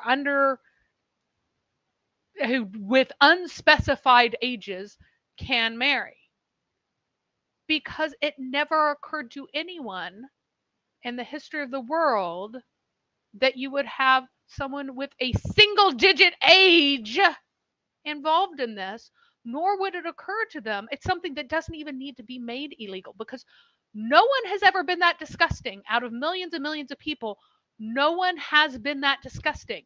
So it is not a loophole that has needed to be filled. And Joseph Smith actually was better than Mohammed, because he waited until the girl was 14 to have sex with her. He did not have sex with someone with a single digit age. And Joseph Smith was, in fact, doing illegal stuff. And so moved to an area that was out of any state. There was no state law there. There was no authority so that he could be his own law, just like Muhammad. Because Muhammad was a disgusting pervert and wanted to put his penis in a lot of women, he went to a place where he could exploit lots of women and little girls. Where, because Joseph Smith was a pervert, he went to a place where he could exploit a lot of women and teenagers. So, no one in the US has had a marriage with a 9-year-old girl. Sorry, try again. Because the loophole existed because it never needed to be filled. When you have things like that, they get filled when there are abuses that cause them to be filled. Like, oh, we need to make a rule about this because somebody did something horrible because we don't have anything necessarily against this at this time. You don't need to fill the loophole if nobody's doing the thing. You don't have laws against things that no one has ever done. And no one's gone, just amazing. hey, I think that I will ask to be married to this 6-year-old because it never occurred to them in a million years that anyone would say, yes, that's okay. You could do that.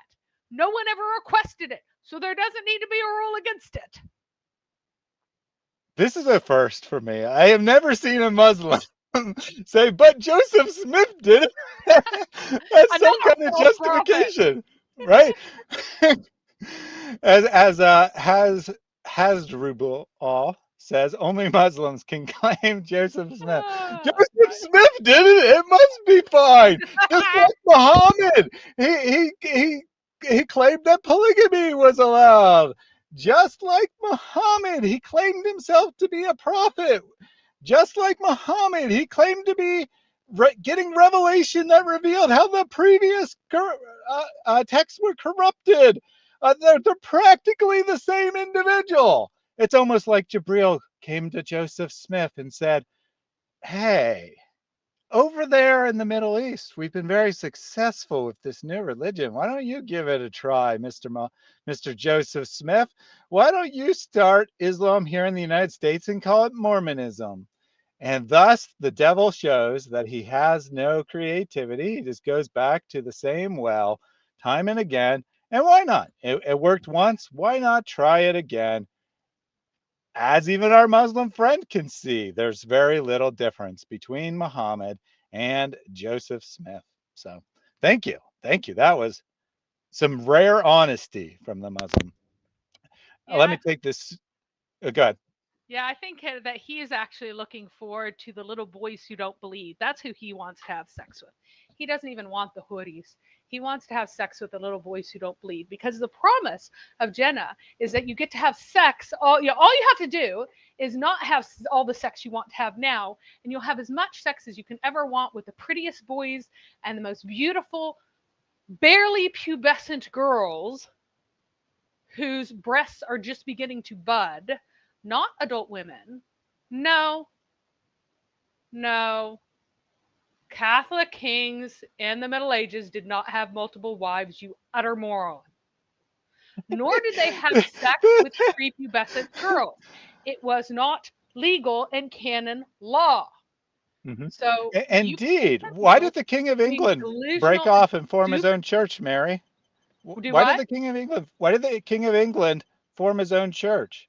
Was it because he was allowed to have as many wives as he wanted? Yeah, he was a Catholic, and he was not being allowed to divorce his wife who could not give him children. I mean, she had one son who lived for a little while. He died in childhood. She had a number of other children who were either miscarried or died very soon after birth. So they died in less than a year. But he had no surviving children. She was too old to have more. He wanted to divorce her and marry someone else, and he refused, and the Pope refused to give him permission, essentially because her nephew threatened the Pope and was closer with armies.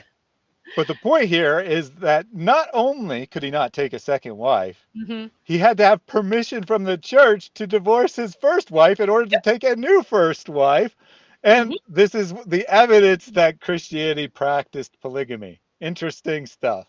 Interesting stuff here. in the chat today. I'm beginning to think that after all this time and all his claims about feeling peace in Islam and being persecuted and blah, blah, blah, I'm beginning to think he's actually not a Muslim at all, that he's an atheist who comes here to try to make Muslims look as stupid as possible. All right, let's get back to the subject. All right, so the marriage occurred between Khadija and Muhammad, occurred in about 595. As I've indicated previously, it was a matrilocal bina marriage because, one, Muhammad did not give Khadija a house, but rather he moved into hers. Muhammad was given a gift that equal or exceeded his marriage gift to Khadija that avoided a mahr sale. So he did not buy access to her private parts the way a traditional mahr marriage is, or an Islamic marriage today is, the purchase of sexual access of a woman, because that was canceled out by the return gift of Zayd, who was worth at least as much, if not more, than what he had given her. And Muhammad was forced to marry his oldest child to the groom of Khadija's choice. So Khadija was the one who decided who Zainab married, not Muhammad, and she married Khadija's sister's only surviving son, rather than into any of Muhammad's relatives. Because remember, the Arabs were incestuous, just like Muslims are today, because they follow Muhammad, and Muhammad loved incest. But the closer the cousin, the better. And so Muhammad really wanted his kids to marry their direct cousins because they're incestuous. And Khadija wanted her to marry a cousin on the other side. And Khadija got her way because she was the one in charge. Now, this marriage did not immediately result in children. Tradition puts a 4 or 5 year gap between the marriage and the birth of Zainab, the oldest daughter. Perhaps there was a son who was born after 2 years or 3 years or something, but perhaps not. Maybe the son was a later child. I think that's probably a little bit more likely. Now, I believe that he arranged with Abu Talib for paternal surrogacy after Khadija did not become pregnant, because it's very obvious that Khadija was fertile. She had 3 surviving children and probably at least 2 who had died. So how this would work was when she would go out to poop at night, that's when assignations were arranged at that time.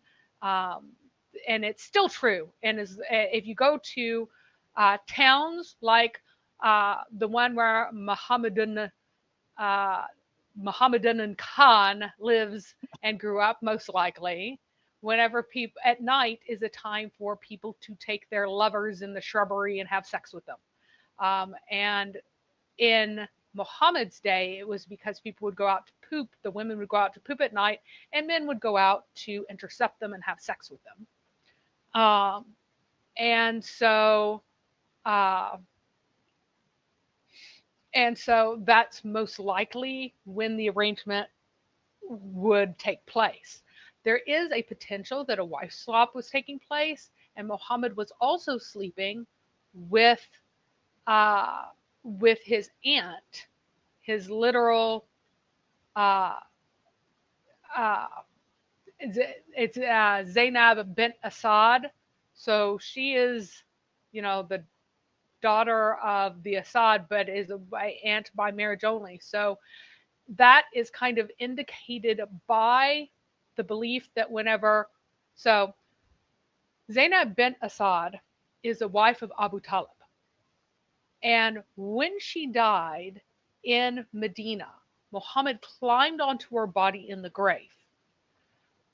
When this occurred, I don't actually believe that he was having sex with her. However, all of his companions thought he was having sex with her. And so, as a result, in Islamic law, there are rulings about when you are allowed to have sex with your dead wives and people you're allowed to have sex with. You can have sex with your dead wife at a certain point in time, within a certain amount of time after death, because Muhammad did this. Now, why would they assume that if he's climbing onto a woman's body, it is to have sex with her. If this woman is his aunt, one would think that maybe they had an understanding that there had been certain things between them previously at an earlier point in time. Now, the children that Khadija had would have been legally Muhammad's, regardless of who was the father. And as I said before, I believe that Abu Talib was the actual genetic father, and that this had prevented marriage between Ali or any of the sons of Abu Talib and the daughters of Muhammad, when normally that would be what you would expect. That would be the most predictable arranged marriages. But because of the surrogacy arrangement and the possibility that they're actually siblings genetically and not, even though they weren't legally, that's why that there wasn't until Abu Talib was dead and Muhammad had the power to declare, like, obviously they are my children. Allah told me so. And there was no one who didn't believe him to say, no, no, no, they're not your children. We don't know. You can't do this. So Rachel So, said, wait, what? Back up, Mary. I asked her to clarify what she wants clarification on, because by the time we see that, it's a couple minutes after yep. whatever she needs clarification on. So Rachel, if you could tell us what you need clarification on, I'd be happy to do so, but I actually don't know without you specifying. Yeah, so I explained the Bina marriage probably 3 streams ago, and why I believe that uh, last stream I explained why I think that Muhammad was infertile. I had explained the different forms of marriage and being a marriage and stuff like that whenever I talked about Muhammad's birth and the different forms of marriage, and why I think that this particular one was not only a being a marriage, which is matrilocal, but was also one of these wife swap type marriages.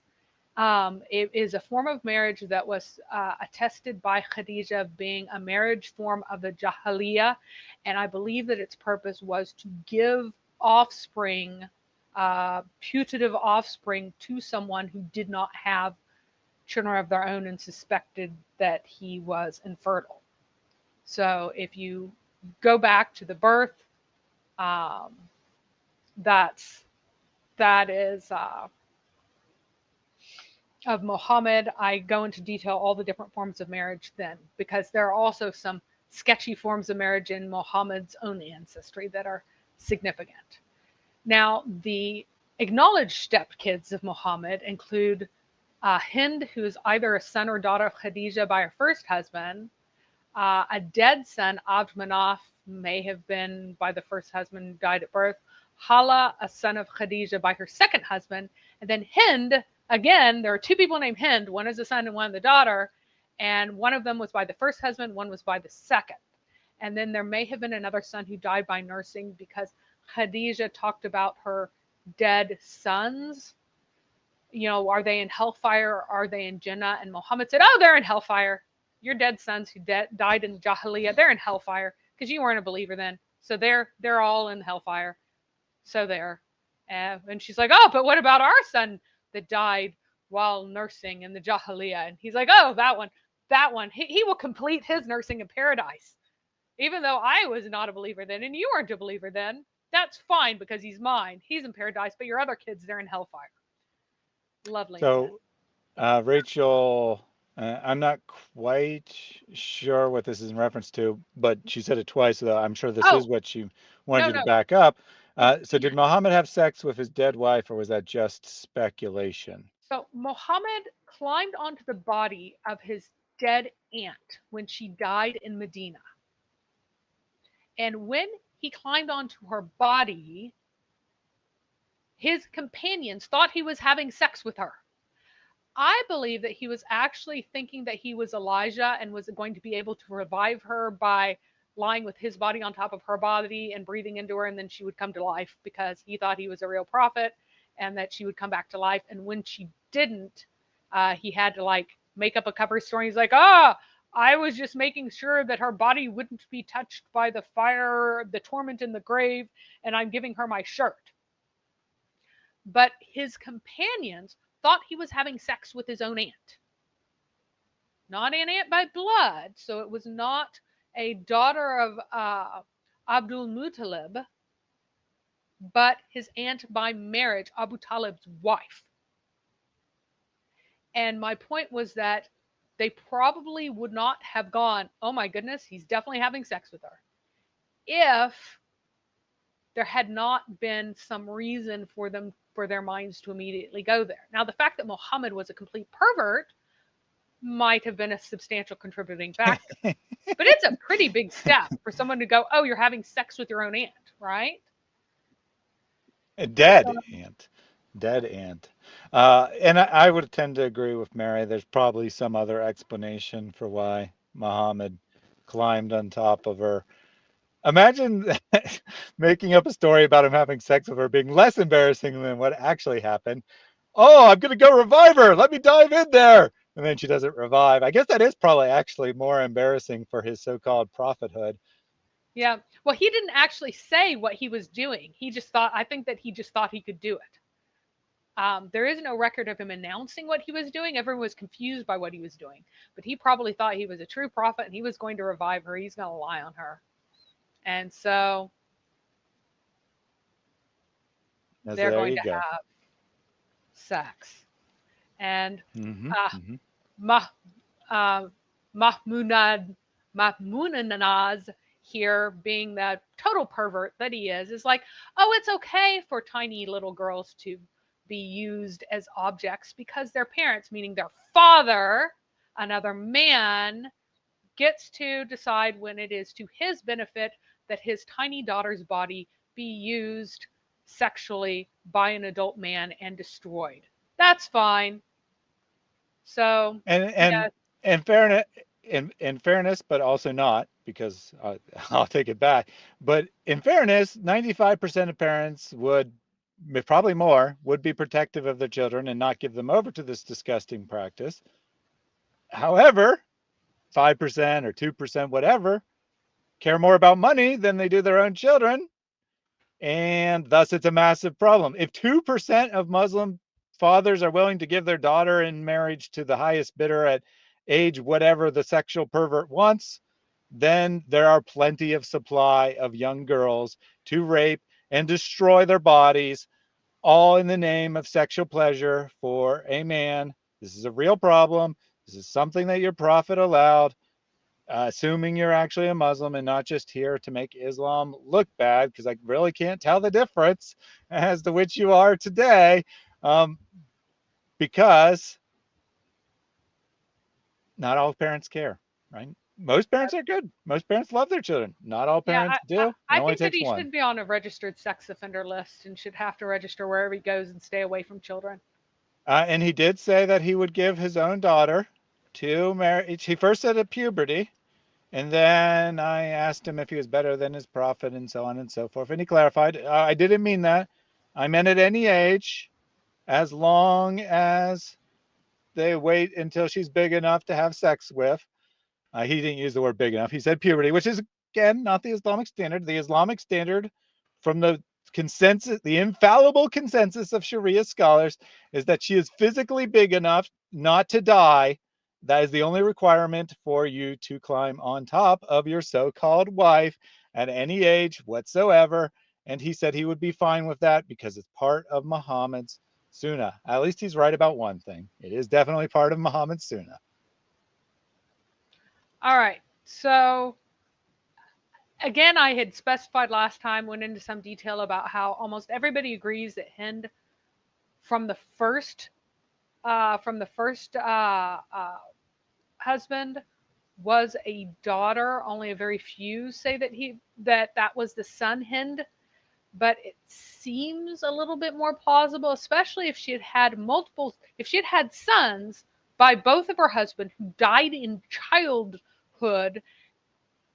And we don't know for sure that she had them by both of her husbands. We don't know that for sure. But it does seem a little bit more plausible that the first Hind was actually a boy because her name was Hind, her first husband, and then that way she would also inherit more stuff because if she had a daughter, more of the stuff would go to other people.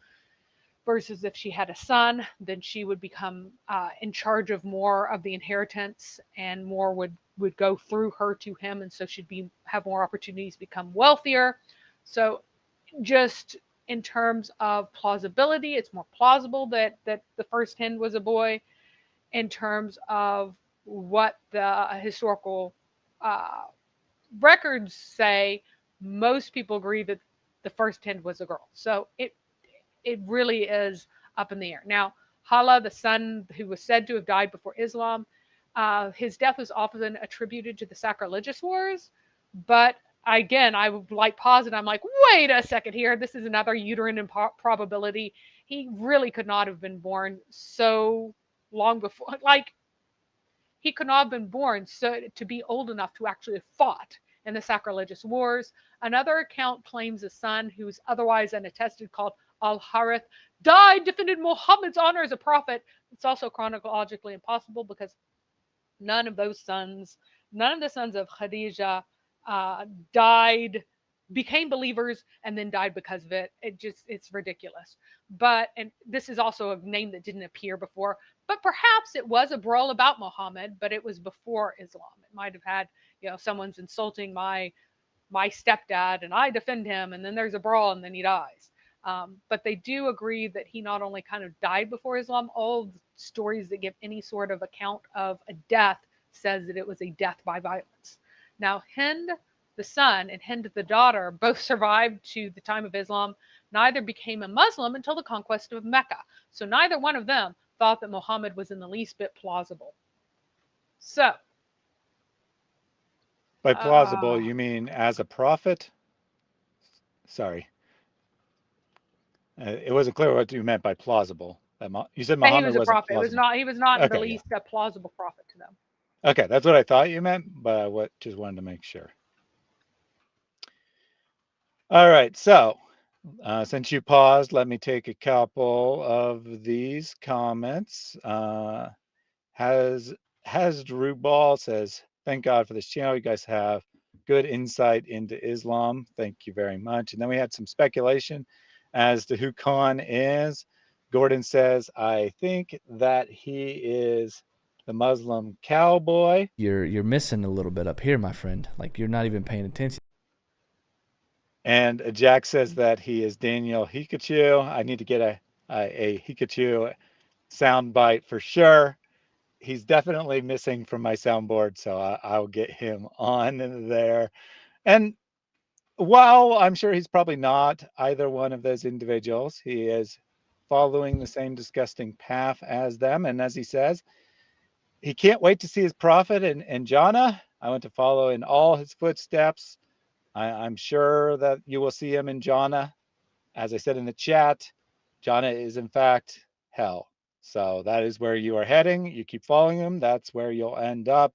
And Sir Dr. Whitemea has the very important question for our friend here.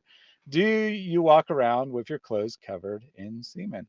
Since Muhammad did, and you want to follow all his footsteps, if you're not yet doing that, I suggest you start very soon. Yep. If your clothing is not covered in semen, then you are not following Muhammad's example. So, And Mahmudinaz Khan, if you're a sexual predator in a civilized country, i.e. someone who wants to have sex and or tries to have sex with children, then you get put on a register to protect children from you. That is not an interference with your freedom of speech. And indeed, I'm allowing you to speak here in case you haven't noticed, right? I'm giving you airtime even. I am giving you all kinds of freedom of speech precisely because your speech is so disgusting. Isn't that interesting how that works? yep. All right, Mary. The neighbor's cows aren't even safe with him around, much less the neighbor's children. Now, most likely she was genitally mutilated at the age of 5 because that was the pagan practice that Muslims now faithfully follow, since Muslims are in fact pagans with extra steps. After that point, she could be formally betrothed, and she was betrothed to, as I mentioned before, the only surviving child of Khadija's sister Hala, who seems to be a widow. It's not entirely clear whether or not she was a widow. There's some things that say she was divorced, but it seems like her husband's only child is this particular son as well. I can't find any other children who survived to adulthood. So Hala is most likely a widow rather than a divorcee.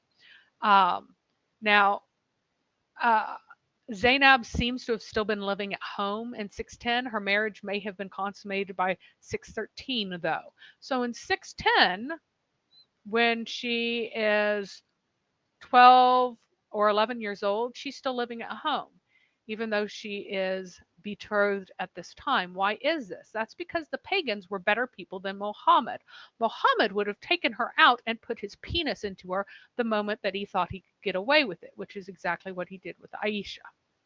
Now, while the pagans before this point did not have sex with little girls until the first menstrual period was the minimum age, because at that point there was a celebration in which they would be taken to the Dar of Qusay, and new like underdress would be, it's like one piece of cloth with like a cut opening for the neck, and that neck opening would be cut right then put over her in celebration, and then she would be eligible for marriage after that time. If you're already having sex with little girls, you don't celebrate them reaching puberty because it doesn't mean anything.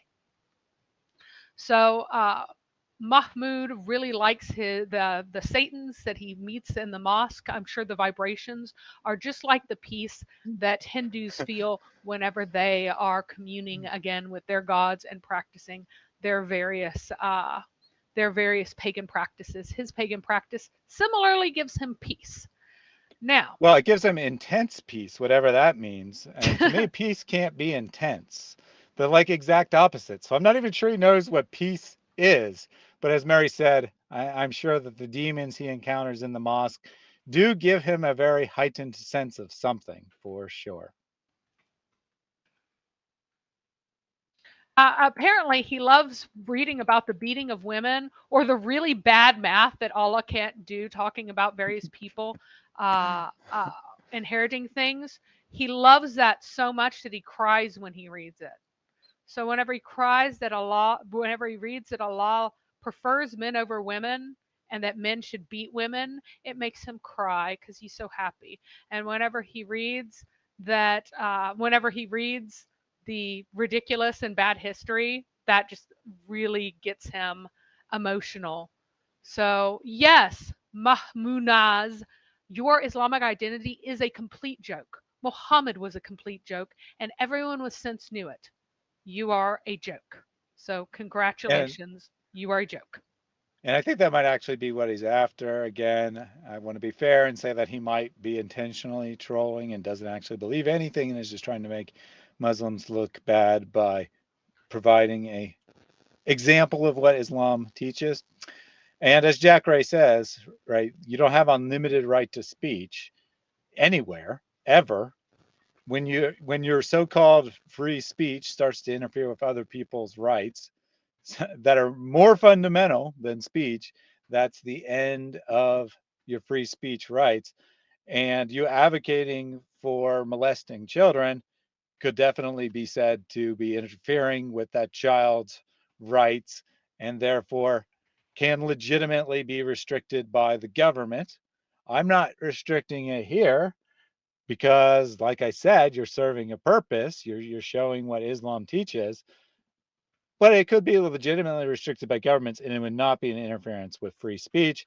And in fact, in Pakistan, which you love so much, and most of the entire world, there is no right to free speech whatsoever. So what are you even talking about? All Yep. right. So now there's a big question as to why Abu al-As is called Abu al-As. Uh, we don't know whether or not he had a son uh, with a previous woman, or whether or not this was a son with Zainab who died. Uh, so if it was, we don't have any record that he was married to anyone in particular before then. And in either case, this son died before adulthood. We don't have a record of him being married to anyone in particular, so it was probably either the son of a slave or else of uh, the son of Zainab who died previously. It's really unclear. The fact that he isn't really known by any other name, like there is a debate over what his actual birth name is, and the sources are not really sure. And the complete uncertainty of his birth name would tend to him having already had a son previously, which is why nobody remembers that, oh, yeah, he's always been Abu al-As, right? Uh, in terms of the Islamic era. Whereas if she had had a kid, in the early teens or something, probably would have remembered that a little bit better. But again, we don't know. This is all speculation. Um, she would have been sent to Mecca, or she would be sent to Mecca, or Medina. She would be sent to Medina, excuse me, after the Battle of Badr. So after the Battle of Badr, her husband was a captive, and his ransom was to send her. Most likely, she seems to have been nursing her daughter Umama at that time, as Umama was given a ring from the king of Abyssinia, probably in the spring of 628. So the king of Abyssinia did not send the ring specifically for Umama, but sent it to Muhammad, and Muhammad then gave it to Umama. And the time period when this most likely happened would be the spring of 628, because that's when the delegation from from the from Abyssinia came with a present. So it seems like there's so little information about the ages of these various people, but it seems like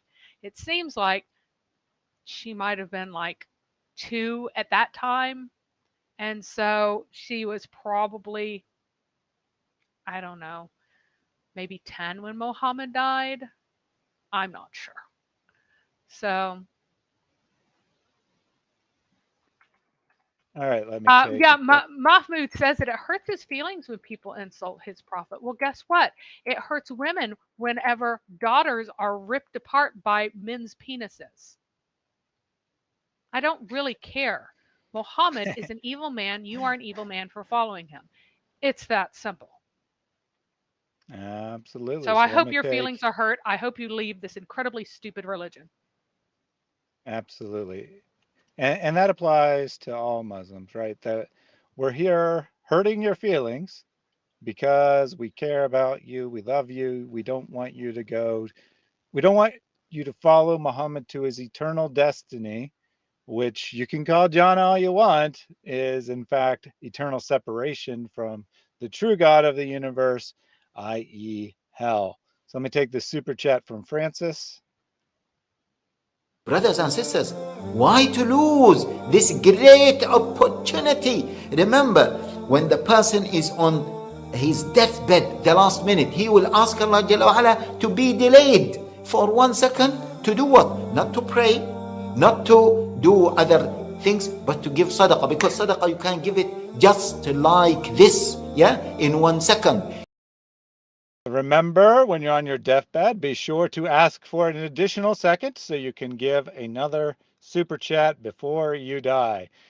Francis says Mecca bingo is more popular than Gala bingo. I don't know what that means, but thank you for the super chat nonetheless. Yep. And Sir Dr. Whitemeat says the stream is filled with Islamophobes. Who are you to contradict the great prophet with your fancy facts? Indeed, Mary. How dare you give all these facts? That's very Islamophobic of you, because we all know that facts are inherently opposed to Islam. Yeah, All right, he let's continue. reminds me the whole uh I feel peace when I do this, and why are you picking on me? Why are you saying these things? Does remind me of Big Mahmoud, but I believe that he has used a similar name before. But Yeah, uh yeah. Well, it's definitely Big Mahmood. There's no question of yeah. that. The only question is whether he is a Muslim or Oh no, not. he's definitely a Muslim. He's definitely a Muslim. Big Mahmoud is even though he makes Islam look repulsive and disgusting, I think he's a genuinely repulsive and disgusting person who is an excellent representative of what actual Islam teaches in areas like Pakistan. He hasn't learned to be civilized and put on the appearances of being civilized and lie to people because he's never lived in a Western nation where he's needed to conceal the deep depravity of his disgusting cult. And so he shows what Islam really is. I think that And most people yes, who are in Indonesia don't even know what Islam teaches. But in Pakistan, most Pakistanis know what Islam teaches, and mhm. they are just disgusting. That's all there is to it. They're just okay with disgustingness. And he did say I'm Big Mahmood, which Yeah. I never doubted that he was. People don't normally come in and say, as their very first comment, I feel peace when I pray in a mosque, or I feel peace in Islam. So, did recognize him, Carol.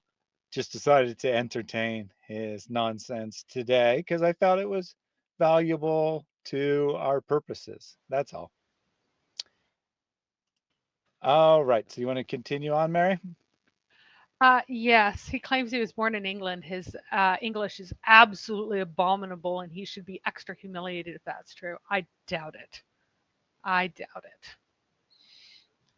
So anyway, um, Muhammad had a child who was most likely called Abd al-Uzza, a son, who's later called Qasim.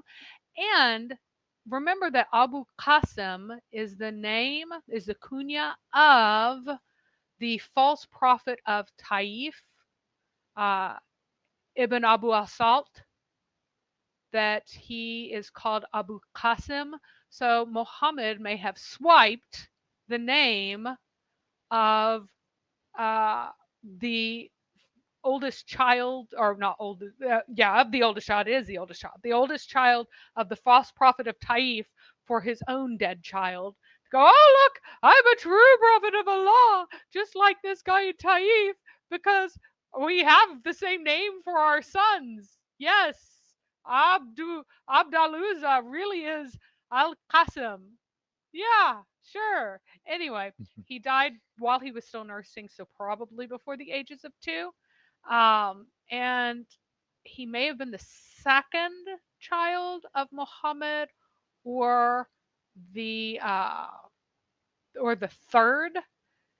I tend to lean a little bit for Ruqayya being a little bit older, because Kulthum ended up being kept out of marriage for so long. I feel like it's more probable that she was only about a year younger than, or a year older than Fatima, rather than 2 or 3 years, because the younger she was, the more sense that it made that Muhammad kept her from getting married, remarried rather. So she was first betrothed. Ruqayya was first betrothed to Utbah ibn Abu Lahab before Islam, and they were divorced in 613 without consummation. Now, why was there no consummation? That's because she wasn't an adult yet, and because Muhammad was a pervert, far more of a pervert than Abu Lahab was, or Abu Lahab. I keep saying Lahab. Abu Lahab was, um, because Muhammad was a huge pervert, way more than Abu Lahab. Muhammad had sex with a little girl before she reached puberty, but neither one of Abu Lahab's sons did such a despicable and disgusting thing. So Abu Lahab was a much better man than Muhammad, and so were both of his sons who opposed him. And again, Kulthum was also betrothed to the next youngest son, and she was also divorced at 9 or 10 without consummation as well, because again, not a pervert like Muhammad, a much better man who followed the pagan traditions that were still superior to the Islamic ones of the people of Mecca. And around the time that one of these betrothals was taking place had to be whenever Zayd was betrothed to Dura bint Abu Lahab, because Dura actually believed Muhammad. So she drank the Kool Aid. And yet, Zayd had to divorce her in 613 when the other divorces took place. This doesn't make any sense unless you understand the laws of a sister swap marriage. In this form of marriage, which is technically outlawed in Islam, Muhammad said he didn't like it. He probably didn't like it for this very reason, but it still happens really, really commonly because a mahr is expensive. And so rather than paying a mahr to buy a woman, what you'd say to one man is, hey, I'll marry your sister, you'll marry mine, and each one will basically be the surety. The marriage will be the surety for each other. So be as if we've exchanged things, even though we haven't exchanged anything. So I'm paying for access to this girl by giving you access to this other girl. And so when the sons of Abu Lahab had to, or were told to divorce their wives, Zayd had to divorce Dura too because there is not a mahar that was paid. It automatically causes the dissolution of the marriage and surety. If either one of them is broken, it breaks the other marriage. And so, even though she became a Muslim and she believed that Muhammad was a true prophet because Zayd convinced her of it, apparently, this was the marriage was broken up and she was returned. Now, Dura was later quite shown to be quite fertile. Zayd was perfectly fertile too. They didn't have any kids before this point, so most likely this marriage was also never consummated, or she may have been a minor. She may have not been pubescent yet. That's probably not very likely. She was probably old enough to actually be pubescent, but because the other one was not able to be consummated, their marriage seems to have not been consummated either. She later, and after her father dies, after Abu Lahab dies, she's one of the women who makes it to Medina on her own, and she gets married and has 4 sons. She did have no children with her third marriage to Dihya, and Dihya was the hot dude who looked like Jibril that used to go in and out of Muhammad's tent in a slightly interesting way. Be like, oh yeah, that's Dihya. Or that's not Dihya. That's Jibril you saw there, who was in the tent with me. Um, so she was married to him and the third marriage and didn't have any kids. So that probably gives you an idea of how old she was by 635 ish. So it gives you an idea that she was probably born in the window of 695 to 698, most likely. Um, anyway, Muhammad's youngest child is Fatima. She was born in 605. She was associated closely with the flood that destroyed the Kabba, and a lot of sources it will say that she was born in that same year. Other ones say that she was born X number of years before, or X number of years after. There's no reason that she couldn't be born then, so let's just roll with it and make that the year that the Kaaba was destroyed. So the Quraysh were pagan masjid keepers. The Kaaba was a pagan area, and they were just like all the other pagans who had their own masjid and behaved in the same ways. There's great confusion as to who put all the pagan gods there. There's confusion because it didn't, it was always pagan. If it wasn't pagan and someone did do it, they'd remember who did it. But because it was always a pagan site, nobody could remember who did it and made up different ideas of, oh, it was so and so, oh, it's so and so, oh, it's so and so, because actually that was its true origin.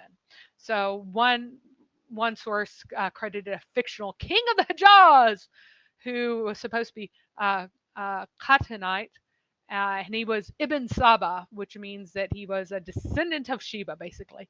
And he supposedly put Hubal on the roof of the Kaaba, and that may have been a very distorted memory of the first chief god, who was Wad or / Allah, because Allah was a name of Wad, who was the chief god of the Minions, and probably the first god of the Kaaba. The father of Kanana in Muhammad's line, because Kanana is the tribe from which the Quraysh officially trace their ancestry, right? And the father of the individual Kanana was said to have done it in another one in the Book of Idols by Al-Kalbi. And then Amr bin Luhai, who was the supposed patriarch of the Khuza'ah, who are the people who took over from the Jurham, was also credited with introducing idols, according to Ibn Ishaq. And then other chiefs of the Khuza'ah were accused by other people. Qusay may have been the source, according to another one, getting Hubal from Syria. Maxime Rodison said that this was the tradition, but she didn't say who this tradition came from, unfortunately, in her article. But regardless, the people of the Quraysh, they wanted to have the most prestigious of all pagan shrines, and so they were trying to make it look as spectacular and impressive as possible. So Mary, So I don't want to stop you, but Marion has some doubts. She has some doubts. She says, ha ha ha ha ha ha ha ha ha ha ha ha ha. Yeah, right. The hot dude sneaking out of Mo Hamhead's bedroom at dawn was Jibby? But of course it was. See, she doubts. She doubts that that was Jabril. How dare you suggest that it was otherwise? It was definitely Jabril. Shame on you, Marion. Muhammad said so. That's all we need to know. yeah, Uh, that's all. That's all nice. that I had. So I have again, some other comments, but they're off topic, so I'll wait till the end for those. yep. The general timeline again, the Jurham are the first people who controlled the Kaaba. They were credited with building it according to the early poetry. They're the ones who built it, not Abraham. That was made up by Muhammad. Um, and then the Khuza'ah took over. And again, keep in mind that if Abraham did not build the Kaaba, Islam is a pagan religion of a pagan place. And there is absolutely no way, no credible historian who has ever said that Abraham, anyone who believed that there may have been a patriarch named Abraham, no one believes that this dude went to Mecca or that there was anything constructed there at all in this time period in the Hijaz. The Hijaz did not have any permanent structures in the era of Abraham. It did not exist. There were permanent structures to the south, there were tons of permanent structures to the north. There was nothing there in that area. No one lived there who was not just passing through. But you know, after the Jurham, we have the Khuza'ah taking over. Then we have Qusay, who is the official founder of the Quraysh. Um, and then at some point before 605, the Al-Hijr was added, which is that half circle added to the back of the Kaaba. Now, of course, Muslims will go, oh, it goes back to the foundation of Abraham, which never existed because Abraham was never built anything there.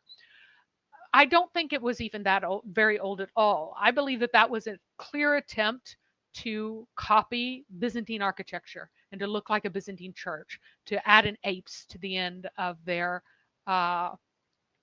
structure, to make a very poor imitation of a Byzantine church, to make it look like a truly legitimate religious place.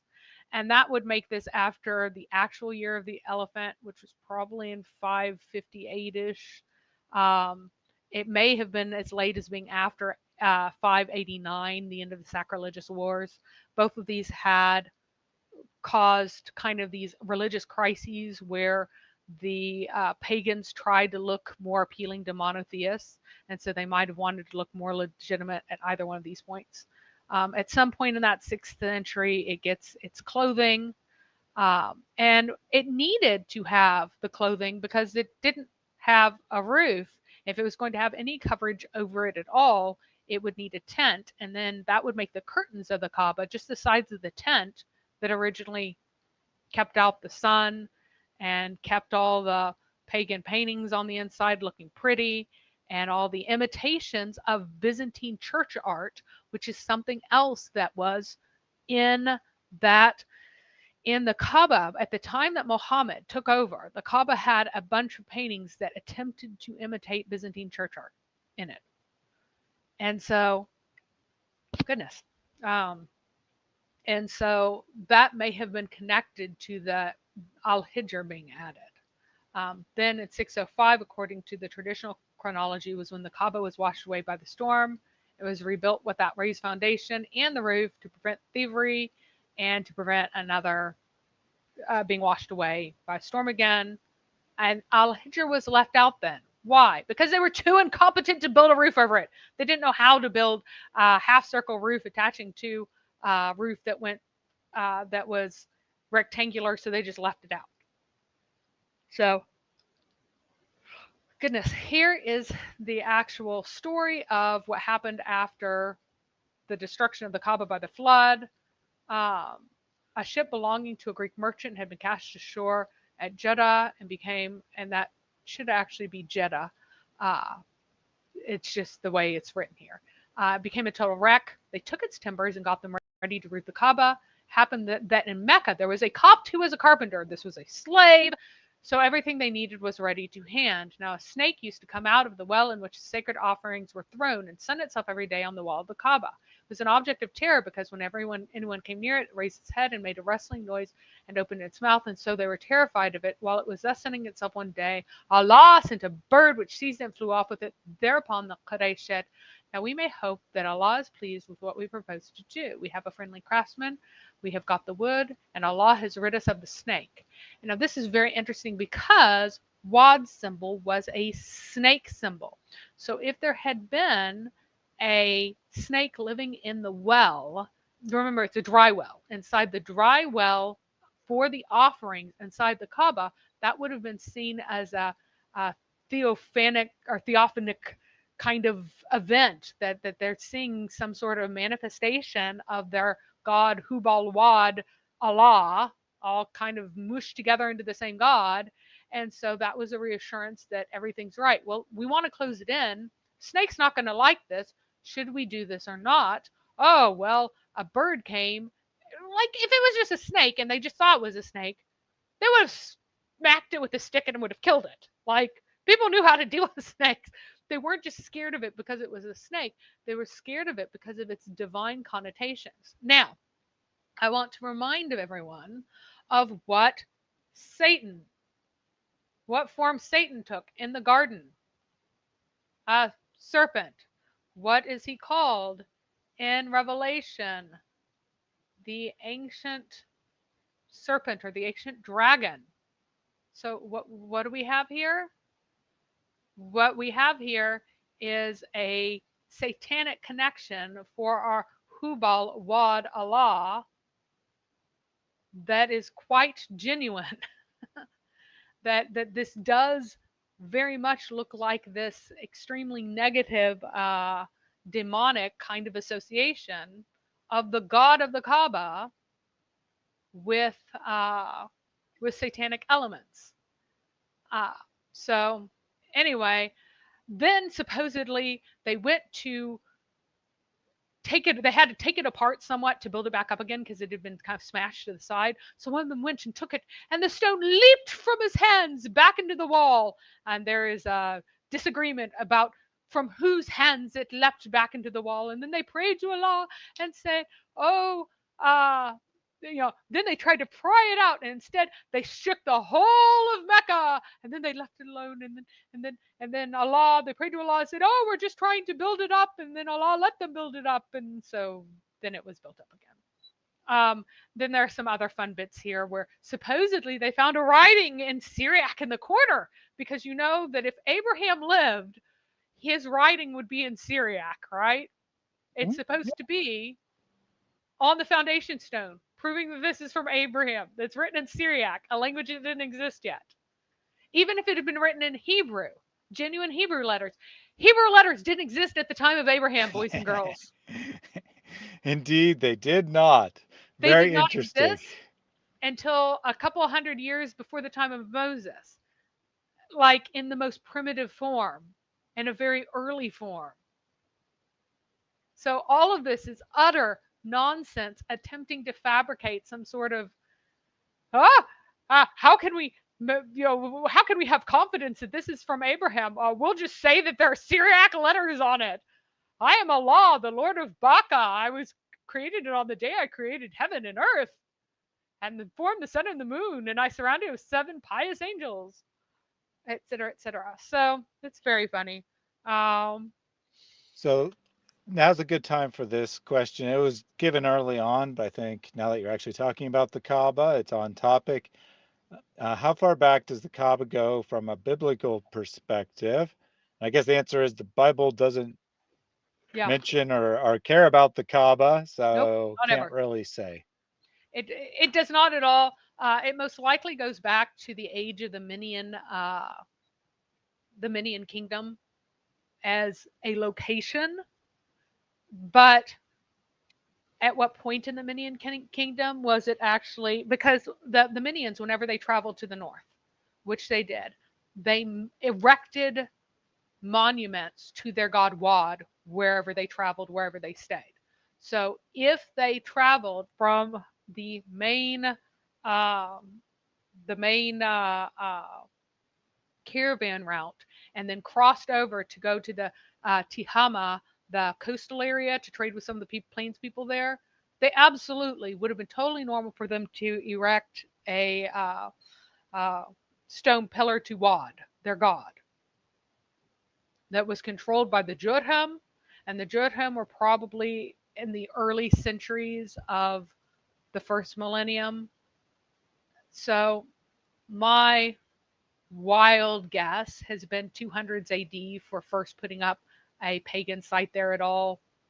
Maybe the 300s, as late as the 300s, and then the Quraysh taking it over, and maybe the 450s, maybe later, because again, too many of these things that the ages are expanded, people's ages are exaggerated, so it may be more recent than that. So it may have been late 5th century. Uh, so probably sometime in the 300s or 400s, there was an actual building there. But it's on the Bible. The Bible was finished before it existed.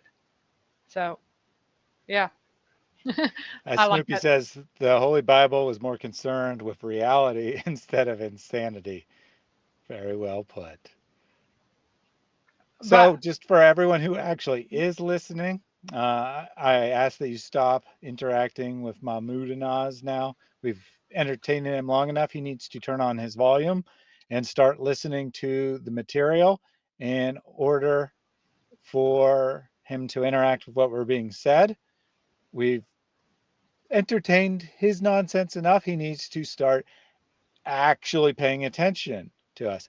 And just as we're probably saying goodbye to him, we welcome in Wad, who says, just came here to say hello. I hope everything is going well on your end. And indeed, everything is, he tagged you, Mary, but I'll answer first. Everything is going well on my end because I am walking with the living Lord Jesus, and he gives me peace and blessing every day of my life.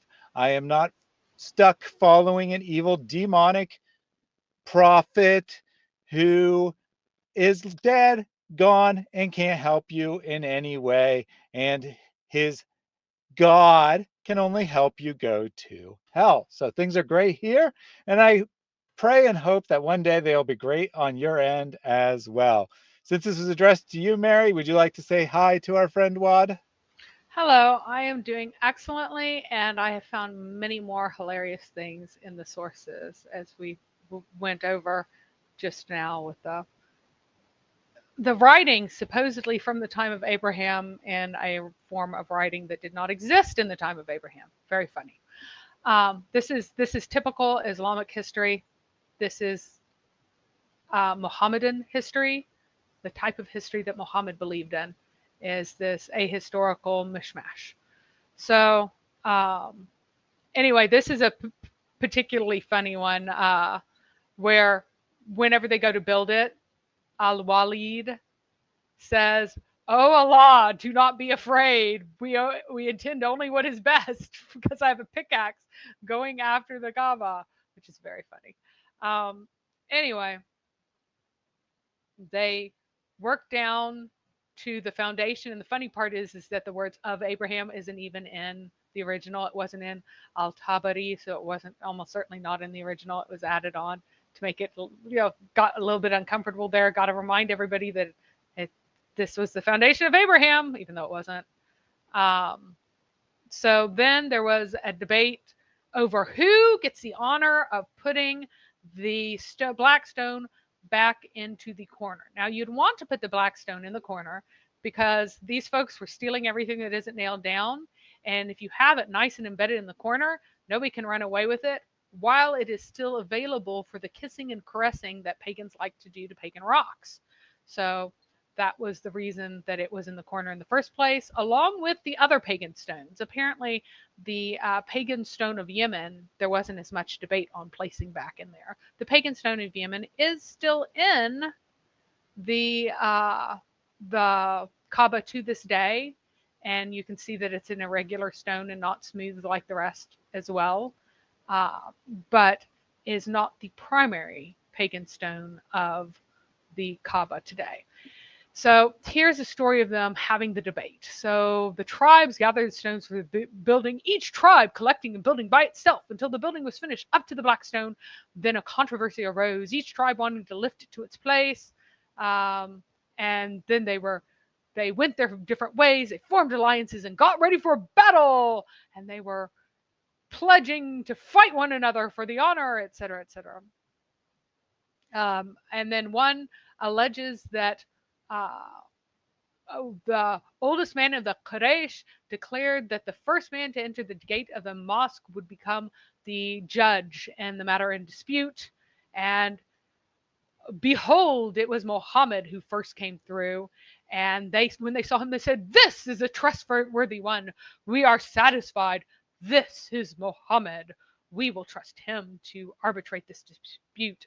And so he said, "Give me a cloak." And they put the stone on the cloak, and they all lifted it together. And then Muhammad himself placed it in. So apparently he arbitrated the dispute by giving them all equal parts and lifting it part way, and then giving all the actual honor to himself, which is very funny.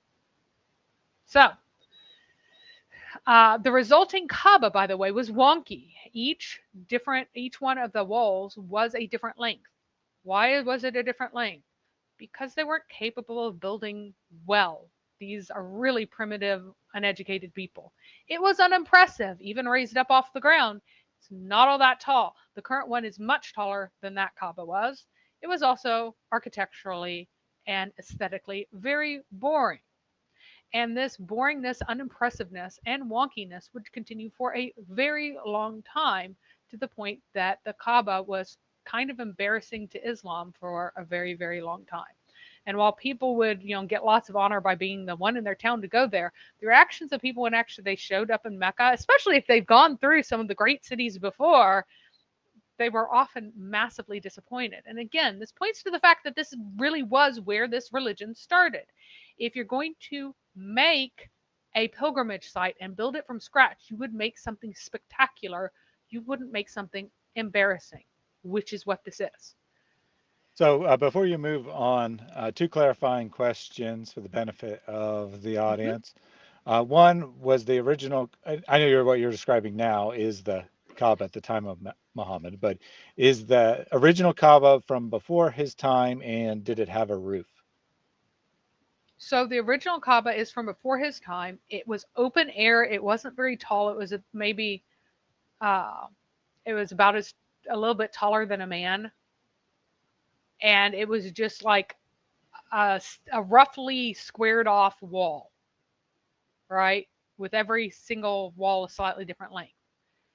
When it was destroyed, it was built up higher. So the foundation was raised up. So hopefully it would be above the level of the future floods, and so that they could move the steps out of the way, so that are out of access, so that people couldn't steal from it as easily. And people did have ropes, but they didn't know how to make the 3, 5, 4 triangles. These people were way too ignorant for that. So they couldn't make. Yeah, well, they don't have two long pieces of same length pieces of wood. That's part of the problem. Even with the rope, they didn't even think about measuring the diagonals. These people were so ignorant. It was wonky. Like they have the measurements drawn out. The current measurements of the current Kabba are exactly the measurements of the longer of each side. So they built out on the short sides to square it up. And so that's what there is now, something that actually has square sides. Before, it was off by a bit. It was wonky because it was made by primitive people who didn't know and didn't pay that much attention. So, And what about a roof? Did it originally have a no, roof? no, it had no roof. It was open air. The tent material of the kiswa may have been above it. So, Yeah, so that maybe they used a piece of cloth, basically, is what you're saying, yeah, as a roof, but maybe. it didn't have a permanent roof. Correct. Not until it was rebuilt in 605. Excellent. They didn't build one that was worse than the original. They built one that is much more impressive than the original. What they have now, each time they built it, they made it more impressive. But it was still so stupid and primitive, it's not very impressive to this day. So, It's very what, impressive if you're a Borg. and this is one of my favorite stories. So, this is the story I told you before that I had believed the stories of the Zemzem well, at least being kind of, if not sweet, it was an interesting mineral flavor or whatever. Then I found out that they used to soak dates in it to make it palatable because it was so acrid. So for people to actually be able to want to eat it, they would use it to soak dates and raisins, which means that they were making an alcoholic beverage. By the way, boys and girls, they're making alcohol out of it, so they're making a sacred alcohol in their sacred site, and then afterwards they just drank small amounts of this extremely acrid flavored water to the point that Khalid al-Qasri, who was the governor of Mecca between 707 and 710, this is under Walid the First, who is Ibn Abdul Malik. So that's the son of the Abdul Malik, who's always said to be the one responsible for modern Islam by all the people who want to say that he's the one who made it up, right? Um, this dude was the governor under his son, and he said that, and he was the one who gathered sweet water from a well at a higher elevation, and then dug a canal to bring that water into the haram as a replacement for the Zamzam water, because the Zamzam water tasted so foul that he called it the mother of the black beetles. To him, it was like eating beetles in terms of how foul it tastes. And he bragged about how Walid's water was better than Allah's, which for some reason didn't make him terribly popular. So Dawood ibn Ali ibn al-Hashimi, who was the first Abbasid governor, destroyed his waterworks in 750 because, saying that my water is better than Allah's water did in fact make people angry. So I just want to summarize for people who may not be paying close attention. The mother of the chat has informed us that the mother of cities had water that tastes like the mother of black beetles. So there you Indeed. go. Indeed. Oh, and one important point is that people point out that it says, "Oh, mother of cities" in the Quran. The word is not city. The word is settlement or village.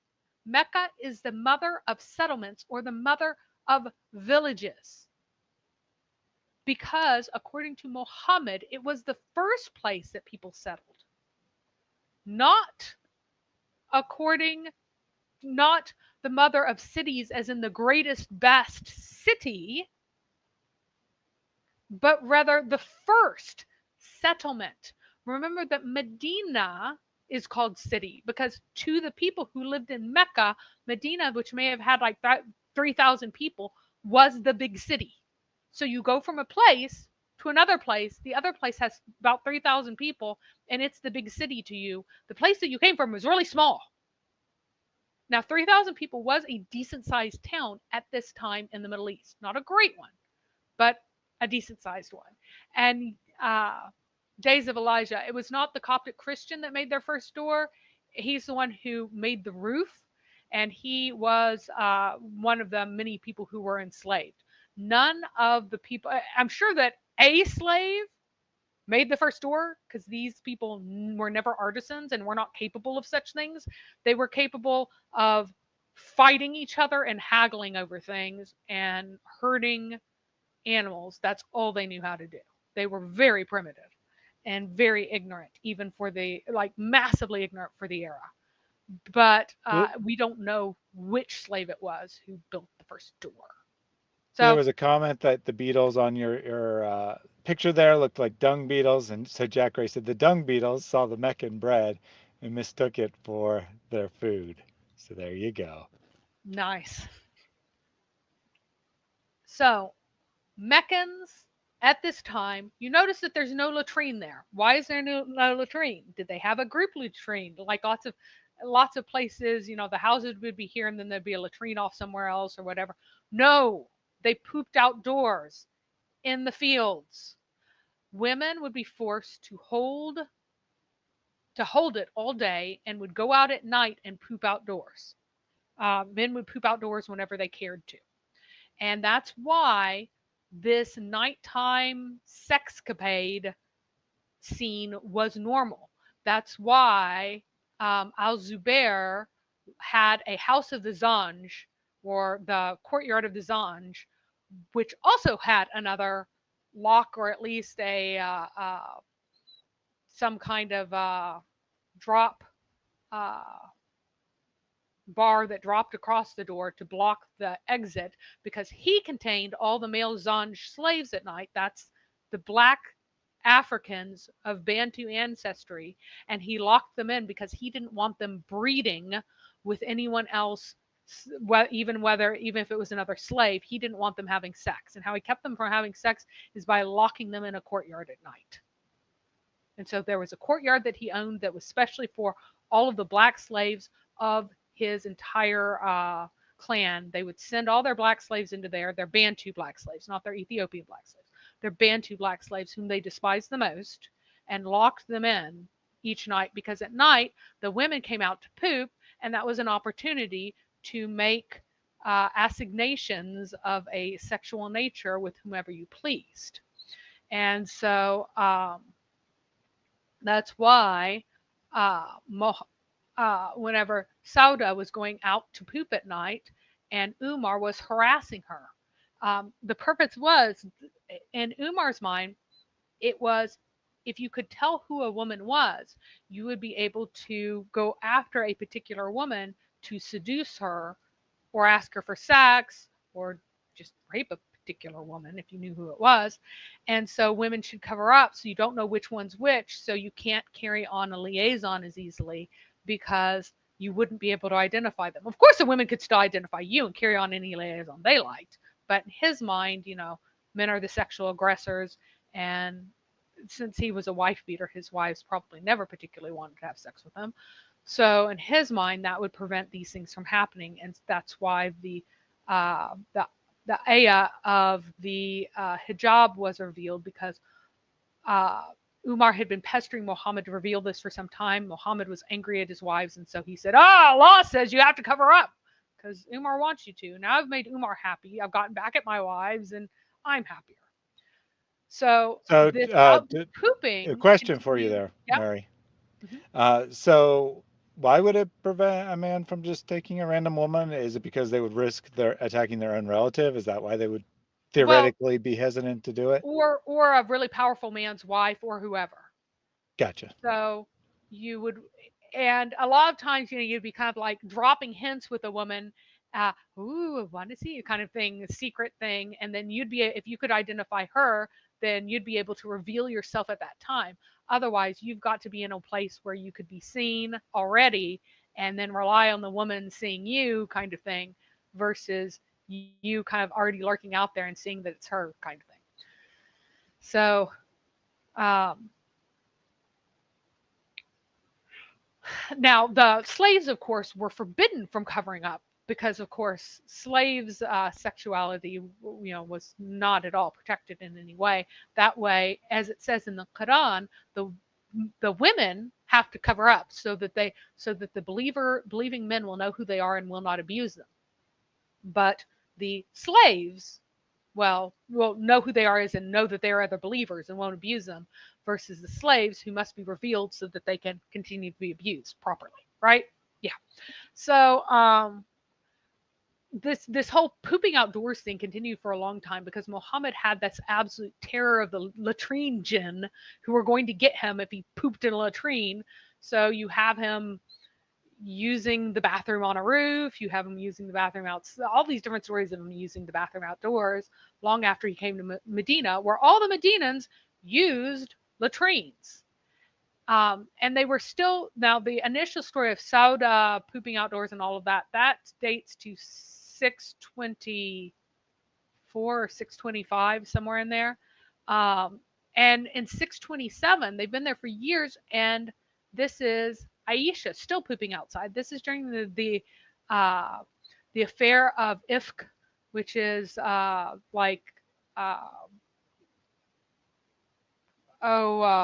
slander, the affair of slander. And so she found out then that people had been saying bad things about her.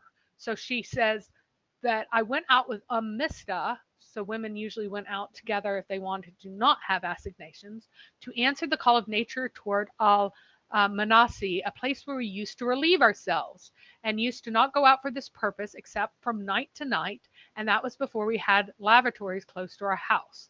Should be latrines, not lavatories. And this habit of ours was similar to the habit of the old Arabs in the deserts or in the tents concerning the evacuation of the bowels, for we considered it troublesome and harmful to take latrines in the houses. So basically, this is in 627, and Aisha needs to poop, so she gets a Mista to go with her so that she can go out after dark, because the only time that she's allowed to go out and poop is after dark. And so she goes out and poops in.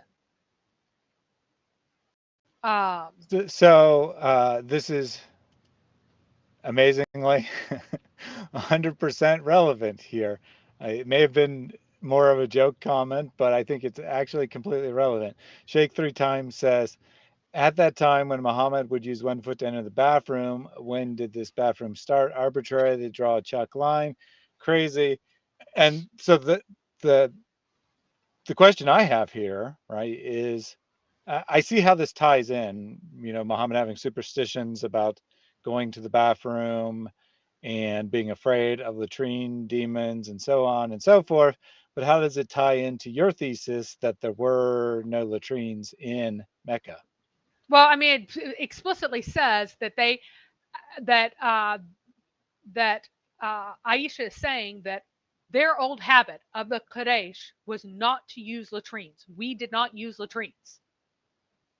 So Aisha in 627 says we don't use latrines. And in 624, 625, there are other stories that depend on not using latrines, no one using latrines. Um, Now, we find in 629, the Banu Asad came to Muhammad while Muhammad was trying to starve the Meccans to death. That's why we know when it happened. Uh, and they were causing trouble by just all of the poop that they brought. So that indicates that either shortly before, it was somewhere time between 627 and 629, that Muhammad adjusted to latrines and told people, and then made up all of these things. Oh, well, the latrines still have jinn in them, but if you do all these things, the jinn won't get you. Right? So do this, the jinn won't get you, you'll be fine.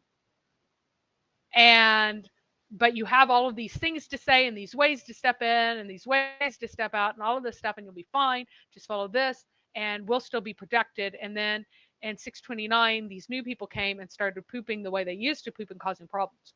Or else 629 is when it kind of became a crisis because Muhammad suddenly had enough people who had these Bedouin habits that it kind of reached a poop crisis point, and all the Ansari who had been using latrines all this time are just like, look, we are done with the poop everywhere. We've got to do something about this.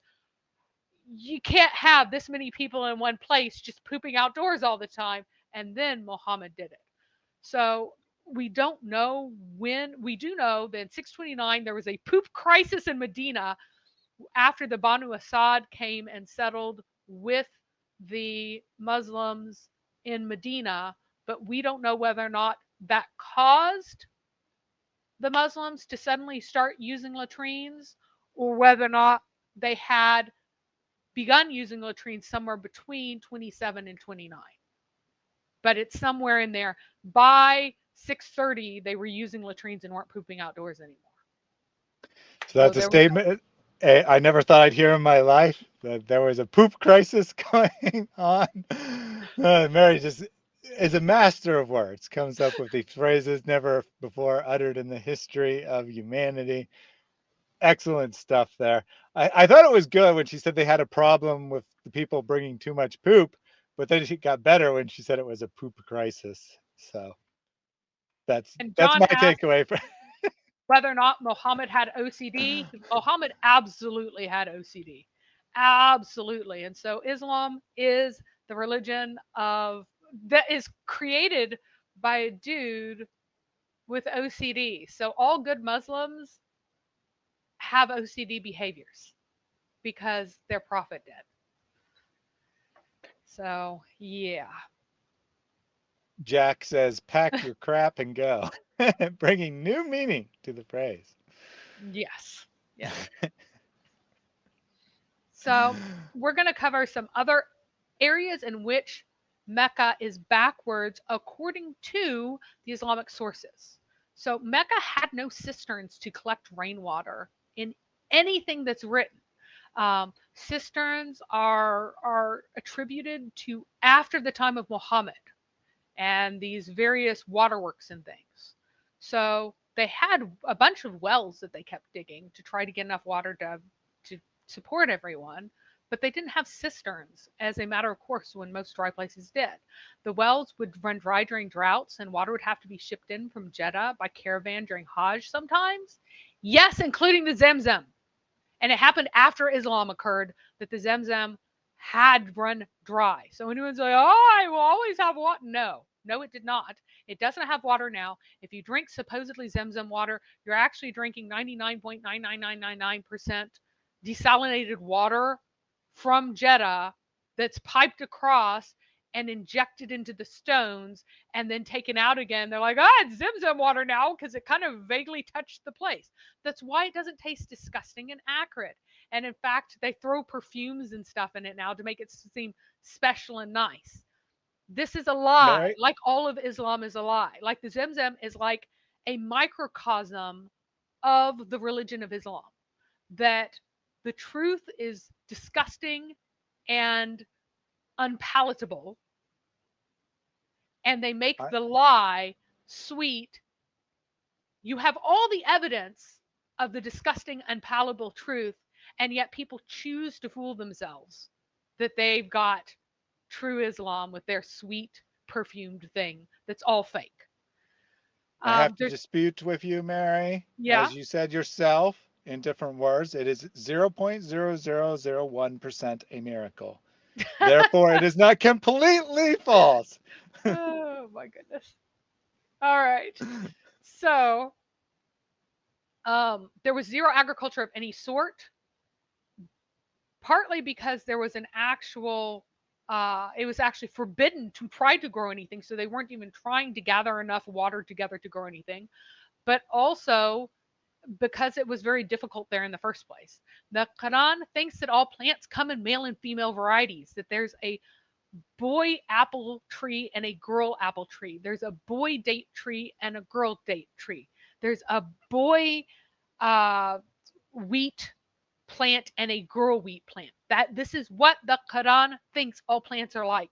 And that level of ignorance, considering how agriculture works, is stunning and very rare. You have to be so removed from anyone who grows anything to have that kind of insane idea. The people of Mecca don't even know how perennial rivers work, like rivers that always flow. The Quran thinks that a river is something that springs up briefly and then goes back underground again. So it's like dotted oases are a river to the Quran, and something that you sail on, that has to be the ocean. The only thing that's sailable or travelable or that continues above ground is an ocean or a sea, and rivers are things that mostly flow underground. Again, the ignorance and backwardsness to not even know what a river is. Sheep and camels at this time are only killed for major feasts. Otherwise, the people lived on milk and Who ate the apple? There doesn't seem to be any chickens until Medina. There don't seem to be any chickens in Mecca, and I'm not sure why they didn't keep chickens, but there don't seem to be any. And there are chicken references in Medina, but none in Mecca. People ate any animal that they could kill outside of the haram of Mecca. They are known to eat lizards, rabbits, birds, any eggs they could collect, onagers, ostriches, anything that they could get a hold of, just about, they ate. Yeah, well, you can go to the just scour like the sections on food, and you can find out a lot about things. And indeed you can, because there are hundreds of pages of Sahih Bukhari, or at least Just about hundreds of food. hadith, just about what Muhammad ate. So Yep. So in Mecca, there are no recipes as such, unless you count putting honey or vinegar or soaking stuff in milk. Like, you wouldn't normally think that, oh, I took something, I put some honey on it, that's a recipe as such, right? So there just aren't any how recipes. dare It's you not like, discriminate against these amazing recipes, Mary? well, the thing is, like, one of the best things, there are two really great things that came out of the Middle East. Food, Middle Eastern food, a lot of Middle Eastern food is incredibly good. And a ton of Middle Eastern, the instruments that were invented there. But none of that came from here. And they weren't eating any of this stuff. Their meat was mostly boiled, occasionally roasted. And other than that, you'd have, like, the dates are called the bread of the dates are called bread of the desert. They were like a staple food. They weren't like a treat or anything. And so they were very simple things. You dry it, then you put some water on it. You dry it, you put some honey on it. You put some vinegar on something. You put some milk on something. Like, it wasn't a recipe. It's just very plain foods. The spices that are mentioned are almost all mentioned in the context of medicinal use. So, put this in this to help you with that. They're not for food. They're not making up varieties of spices to flavor your meats. It was all in the context of formulas or recipes for medicines, and usually just single ingredient things for medicines. Um, a lot of them were also used for house fumigation. And there were a couple of things that were, in fact, and brought in from afar, but most of those were for this fumigation or for perfumes. And I spent a long time trying to figure out how people got themselves clean. I've mentioned men seem to have, by default, used very, very, very fine dust and rubbed their bodies across with the dust, and the dust would cause, like, it would be like an exfoliant for your skin, and would also get all of the oils and stuff off of you. If it was fine enough, like sand is really uncomfortable, but if you had really, really fine dust, it would be like having something baby powder textured on your body. So it wouldn't be like gritty. It would be so fine that it wouldn't be gritty. And so it seems like men use that, while women probably created a small fire that was particularly smoky, and then would put in good smelling things in it and create kind of a tent around it, and deliberately get all really really sweaty inside the tent and covered in the smoke, and then you'd make up a little bit of dough and then roll the dough all over your body to remove any skin and the smoke, a lot of the smoke, and leave behind some of the smell, and then they would oil their bodies. And so women were kind of envisioned as idealized as being sleek and kind of oily because they moisturize their bodies, and men as very very dry from the dust, basically. And guys, the amount of hunting that took. This actual pattern being described was described in Sudan, but it's described in Sudan in an area that is has entirely Islamicized culture. So everything that they do is rooted in Arab culture, even though they are not ethnically Arab. It's all been imported from there. And so I've the there's all kinds of little bits of verification of the dust bathing in the Islamic sources, particularly, and the women really having lots of perfumes, but the men also used perfumes as well. But the men did not seem to the oiling of the skin seemed to be a distinctively female sort of thing. Um, Dyeing of hair was also something that was used. They could dye it red or black, basically. So Excellent. So, couple comments here. First from Una. I'm starting to think Muhammad was actually really gross. Huh. I'm Indeed. totally out of Indeed. stuff to drink, so I've got to come back because I'm getting really. All right. So I do have a question, but wait till you come back for that. So Cheeky Shaky says, Cooking with Muhammad, a new 17-minute Netflix series coming soon to a computer or streaming device near you. Indeed. And Carol informs us, and I'm not surprising about this, even though we've joked to the contrary. She says, well dried animal manure is very good to burn because of the grass content, and it really doesn't smell. The bacterial action on fresh feces is what smells.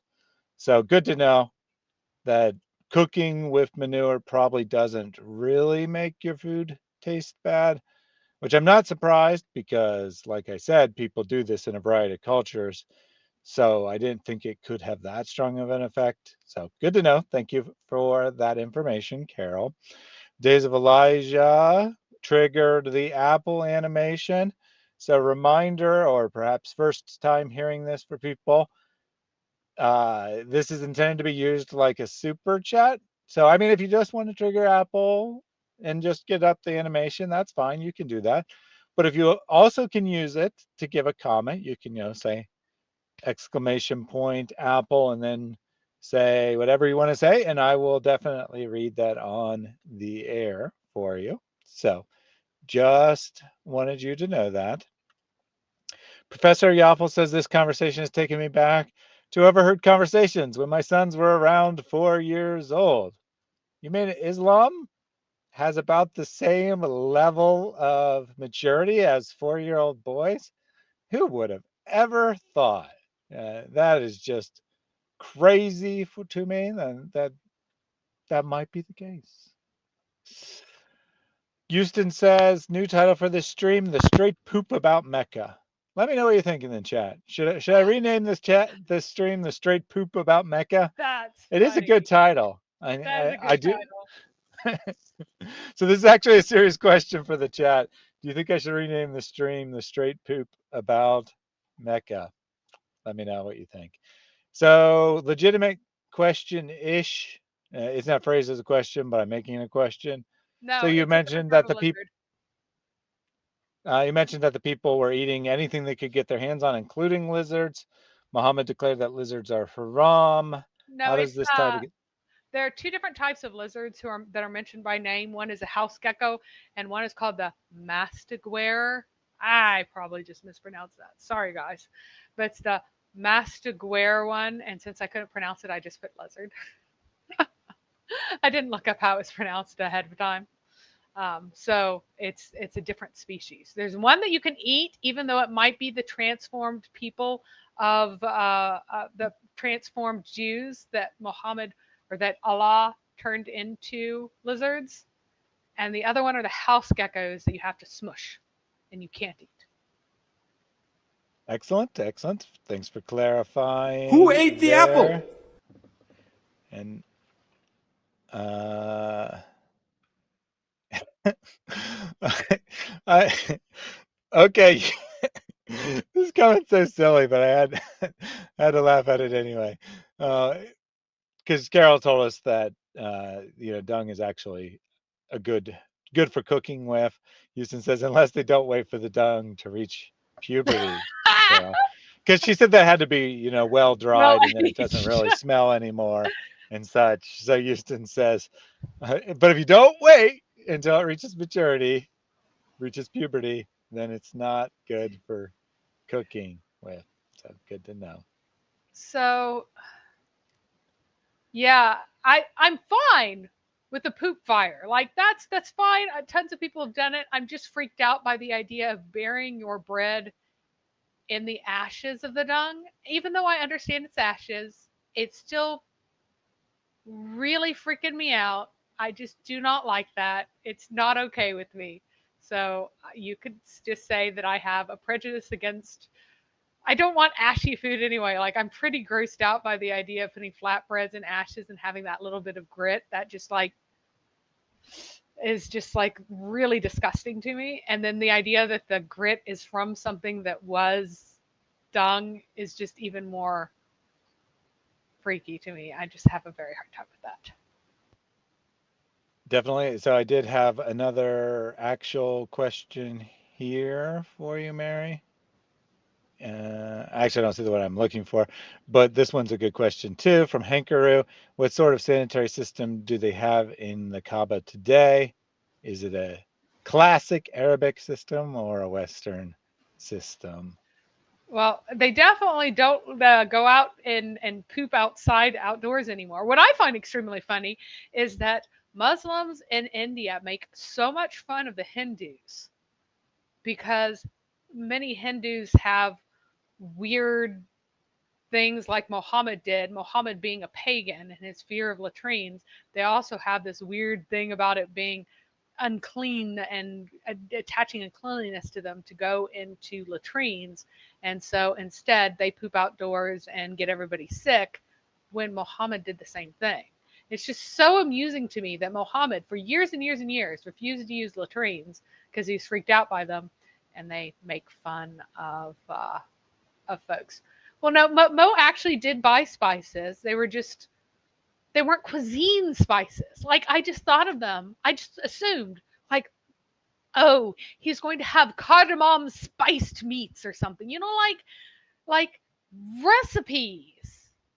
But there was nothing like that. It was use black cumin for this disease. Combine these things. They were all the only recipes are medicinal recipes, really. So So I this was couldn't find the actual question I wanted to bring up, but the gist of it was this dirt or dust that they're rubbing on themselves to get clean. Does that probably contain fecal matter? Since are they just grabbing it off the ground?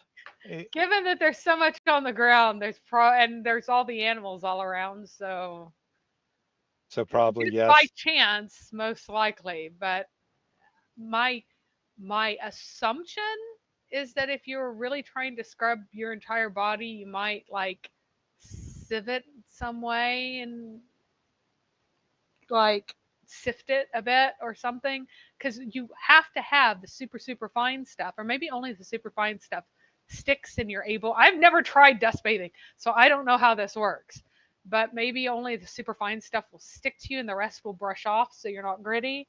um yeah, I was not clear on that, but yes, it is. Like I understand, like in the stubble from like the straw from fields were heavily used as cook fires. They would twist them together and make them more compact so that they could feed that, along with dung and things were used as cook fires. I'm fine with that. I'm just not okay with burying my bread in poo.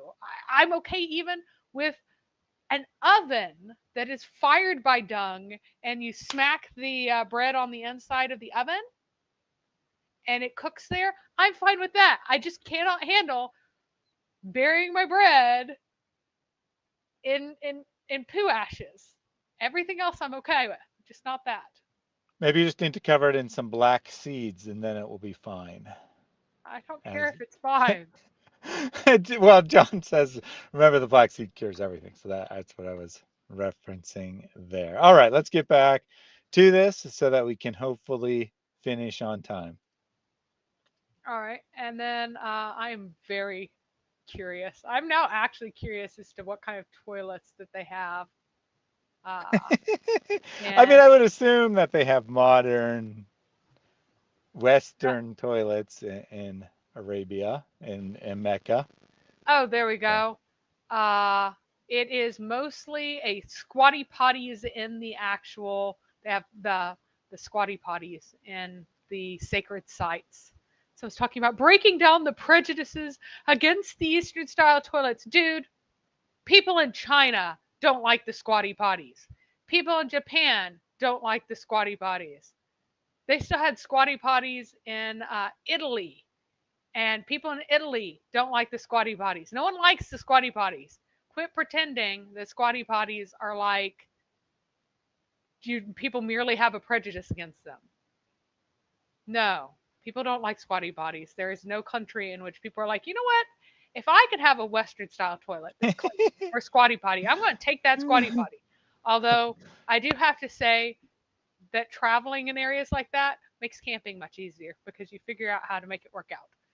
So, so Carol, they the you don't use pottery for cooking bread. You either have a dedicated cook oven or you bury your bread in the coals.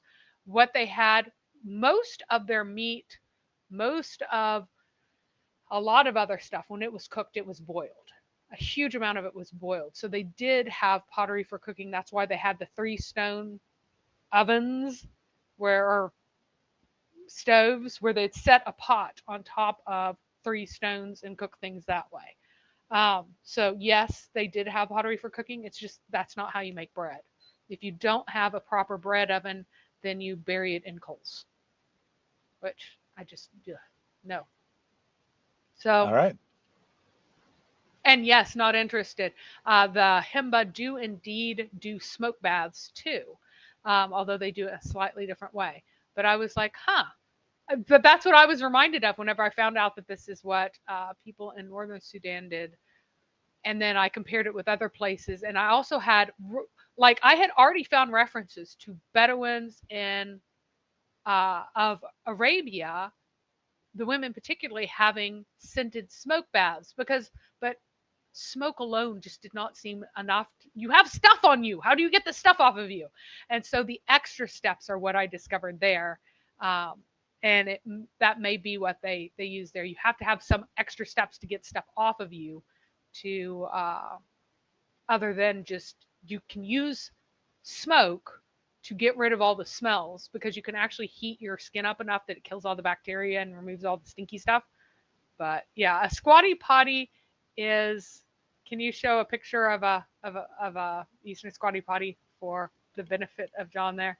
Sure, I can try to find a picture, but the description by not interested is decent. It's a hole in the floor style toilet like medieval castles. Uh, yeah, well, searching for squatty potty, that did not help. On an Yeah, no, image search, there's but somebody's I don't know what branded it's actually something. called. Yeah, it, Eastern squat toilet will probably do it. Come on, guys, here we go. WikiHow, how to use a squat toilet.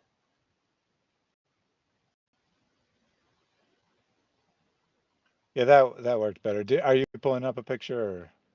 Here we go. Because I also have some pictures now.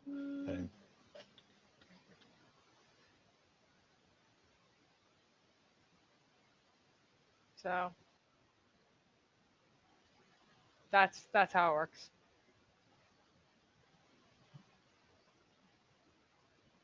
Whether or not you're male or female. I mean, if you're male, you can stand and try to aim, but that's basically how it works. And if you want to see more pictures, you can just go to Google or Bing image search and put it Eastern squat toilet. That worked well. Searching squatty potty didn't work because it's a brand name apparently. But Yeah, it is now. otherwise, yeah. Somebody decided to brand it, which is ridiculous. All right. So back to the presentation. So there were no artisans in Mecca, no Quraysh or Arabs who were not slaves were artisans of any type. They had no crafts. There were no tailors, there were no potters, there were no shoemakers, there were no weavers, there were no clothes washers or dyers. No one washed clothing. I think that the only way that they got rid of smells, like in terms of professionally fully washed clothing, you would like spot wash things out of stuff sometimes, and but you didn't have like a you to wash something that was dyed required a lot of skill unless you're going to ruin it, and they did not have that skill there. They so they didn't have the profession of a fuller or washer or anything like that there. There were no, so basically you would wear stuff. If it got stinky, you could take it out, put it in bright sunlight to destroy, the UV rays will destroy the bacteria, or you can smoke it and get it really hot and destroy the bacteria that way. But you had no professional washers who could wash and repair things. There was manufacturing of arrows there, and there was one slave carpenter from Oxum. There was also that Coptic slave carpenter as well. That may have just been, it may have been the same person who's mislabeled, because the person who made the khutbah of Muhammad was a slave carpenter from Oxum. The person who made the roof of the Kabba was a slave carpenter from, who was Coptic from Egypt. So it may have just been confusion. It may have been the same person, or there may have been two different slaves. There was also one slave blacksmith from Banu Tamim, who is named Khabab, and he doesn't make stuff from scratch. He's like a repair dude, a sharpening dude, not a swordsmith or whatever. He fixes your swords after you bend it up, right? So there's also the backwardsness in terms of its level of literacy. So Hisham ibn al-Kalbi, who lived in 737 to 819, he claimed that the Arabic script came from Al-Hira via Duma, from a Christian Kinda tribesman and brother of the Duma king, who taught it to a bunch of people, including Sufyan. And he had to have meant Harb, the grandfather of Sufyan. Not Sufyan himself. Ibn Umayyah, Ibn Shams. It's not, most likely he means Harb ibn Umayyah ibn Abshams, and Al-Qais ibn Abd Manaf, who was Amina's uncle. And that was basically in the 550s, 570s. Now, it came from so and so. That's total nonsense. It is an attempt to elevate the Abbasid seat being in Iraq as being like an authentic origin of stuff. It's trying to authenticate the Christian ties of Mecca as well, which makes no sense at all. But the fact that it was considered plausible by people shows how late literacy probably came to Mecca. Literacy probably did only arrive in Mecca after the 550s. And so because it came so, people didn't respond, oh, uh, you're saying that it came in this time period? No, we have always been literate. People were like, oh, yeah, that seems plausible. That seems likely. I think that that's true because it came so late. Now, the Hijazi Arabic script, it's really from the post-Nabatean Lyhianite kingdom. So the Lyhianites were conquered by Nabatea, and so they started using the Nabatean writing system. They got Dayton, which was the seat of the Lycianite kingdom, got its independence again in AD 106 when Nabatea was conquered by Rome. It continues using the writing system, and they are modified and used to write Arabic over time. And the Al Mabiyat inscription of 280 in Dayton is the first inscription to ever be dated that is using truly Arabic letter forms rather than Nabatean letter forms. There is the Thalban inscription that from AD 470 that shows that the Najran Christians, so Najran is a city in the very, very north of Yemen. So you have Nabatea way up north, you have just a bit south, you have Dayton. Then way to the south in northern Yemen, you have the Najran Christians. So somewhere between 280 and 470, writing arrives in Najran. And Najran's a bigger city, so it probably skips right over Mecca and kind of seeps into Mecca sideways later on. In AD 548, Duma is in fact using this form of writing. There's a Christian Duma inscription calling God Al-Ilah and talking of, I spelled that wrong, dhikr. It should be dhikr, not dhikr. I don't even know how you'd say that. Which is remembrance, which is a very, it became a very Islamic term, appears to have been taken from a Christianized Arabic context, essentially, and imported into the Islamic terminology.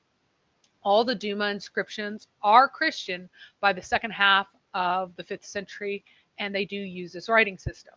So Arabic letter literacy comes through the Hijaz in the 5th century and probably makes it to Mecca itself. It comes through the Hijaz, but makes it to Mecca and is adopted then in the following century because it's from the next century. It probably takes a while to get there because they're so backward.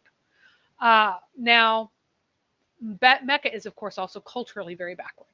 Muhammad encounters very few instruments. He knows of flutes, drums, and bells, and that seems to be it. Muhammad has to be informed of what a signet ring is and what a seal is, which is hilarious. The story of this is so funny because he wants to send letters to someone because he just caused a treaty to be signed, and he's so excited about this fact that he has a treaty. He's like, I'm a real king now. I got a treaty. I will send out letters to all the kings because I'm a king too. And so someone said, oh, but Muhammad, if you want to send out a letter, you should have a signet ring because all the kings have signet rings. Even Muhammad's like, wow, should I? Oh, someone needs to make me one. So they make him one out of silver. And he puts the stamp down and he looks at it. And it's at that point that the theology of the seal of Muhammad being the seal of the prophets is established, because Muhammad looks at it and the seals were typically dyed red. And he saw this red, lumpy, bumpy thing. He's like, wow, that reminds me of the big, lumpy mole that I have on my back. Oh, it's a seal that Allah put on me.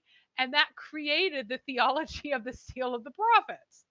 And Muhammad at that time was just saying that it was a mark that Allah put on him, not that he was the last of the prophets, but that it showed that he was a prophet. And he was like, every prophet got a mark from Allah. So-and-so had Allah written on his tongue. So-and-so had Allah somewhere else.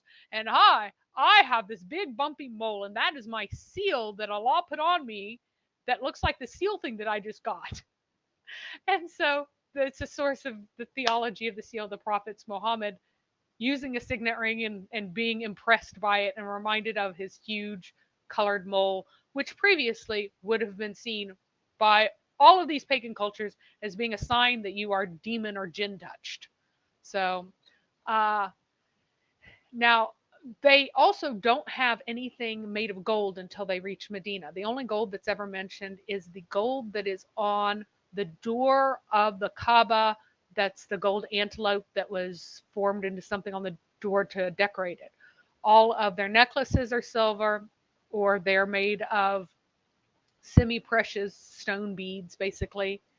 So that's all. Now, the style of writing is not similar to the Greek style of alphabet. The style of writing comes from Nabatean uh, Aramaic, which is a sister, basically, to the what we call modern Hebrew letters. Basically, it's similar to that, but it gets changed, and it looks very much. By the time it arrives in Mecca, it has a very truly Arabic letter form. So it just looks very Arabic, and it's connected and everything. Excellent. So Marion says her plan was to go to sleep after this stream, but now I'm not sure. I'm in danger of having the nightmares of my life. So look what you've done, Mary. You've made it impossible for the people of the chat to sleep tonight. Shame on you. And since you're still paused, John Wilson says, your husband must listen to you and be astonished. Has he ever threatened you with a miswalk? He is actually often astonished by random stuff I know, and even more astonished when he asks me a question I have no idea. Um, but just like I thought I could just ask you. I'm like I can't answer everything. But no, he has never threatened me with a miswak. Uh, so Well, then he's clearly not a good husband according to Allah's standards. yeah, One other comment that was kind of relevant. I mean, it was a little while ago, but if Jack says if Adam were 90 feet tall or 27 meters, would he have used the whole of Mecca as his hole to poop in?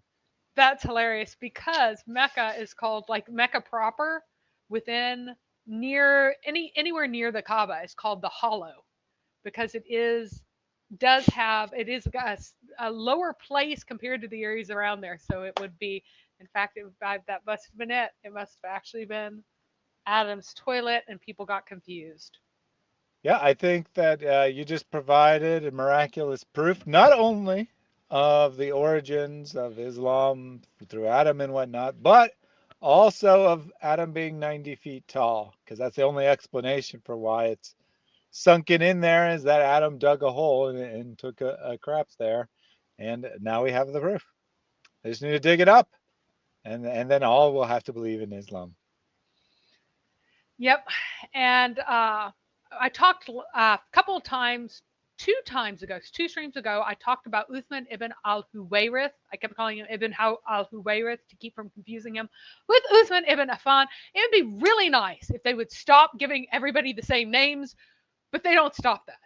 It makes it very hard to write. But anyway, we talked about Khadija's. Says the lady who calls herself Too Many Marys. I know, right? So, so Khadija's cousin, another son of her father's brother. Okay, these were sons of her father's brothers. He was the one who wanted Mecca to become a Roman client, wanted everybody to turn Christian, and the emperor offered to recognize him probably as a phylarch. And then it says, then Uthman demanded from the Quraysh a tribute, including a bag of kharaz leaves. I'm sure I'm mispronouncing that. And that's leaves that were used for tanning hides. Apparently, they had high tannic acids, so you could tan hides. So it is good to know the major industry of Mecca is this tanning, and at least it wasn't being done with dog poop, as far as we know. A skin with clarified butter and an untanned skin, a Harb. These were to be sent to the emperor. Now, These were symbolic items of tribute. Why were these chosen? Because they were the best examples of Meccan native production and Meccan wealth. What was Mecca able to produce? Leaves for tanning, the hides that were the result of people doing the big sacrifices every year would produce a ton of hides to be able to be traded. And then the Meccans were known as, well, the Quraysh were known as the only ones who would sell their clarified butter. No one else would sell clarified butter. They'd sell milk and they'd sell the buttermilk after things had been removed.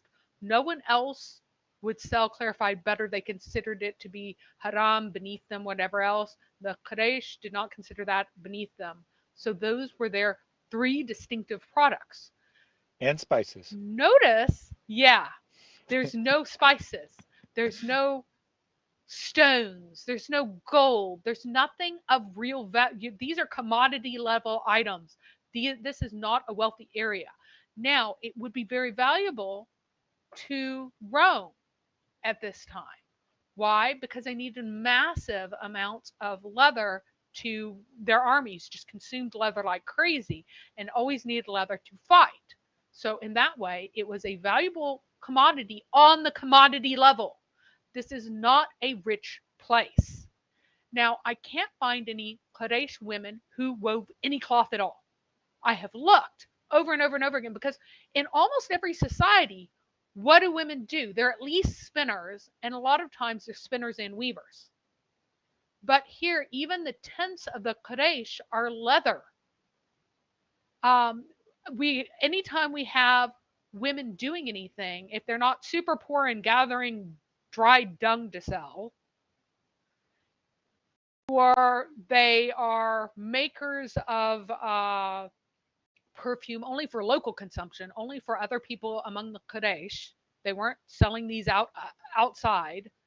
Their main occupation was that they were leather tanners.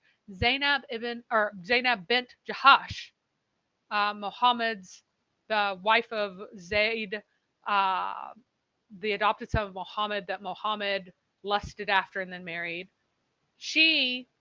Muhammad came up to her after seeing a hot woman and made her go into the house to have sex with her. And when he came up to her, she was tanning hide because this was the main occupation of the women of the Quraysh. They seemed to be leather tanners. And it's so weird to me to have a society in which you don't have women who are constantly who are constantly spinning and instead are producing leather. Very odd.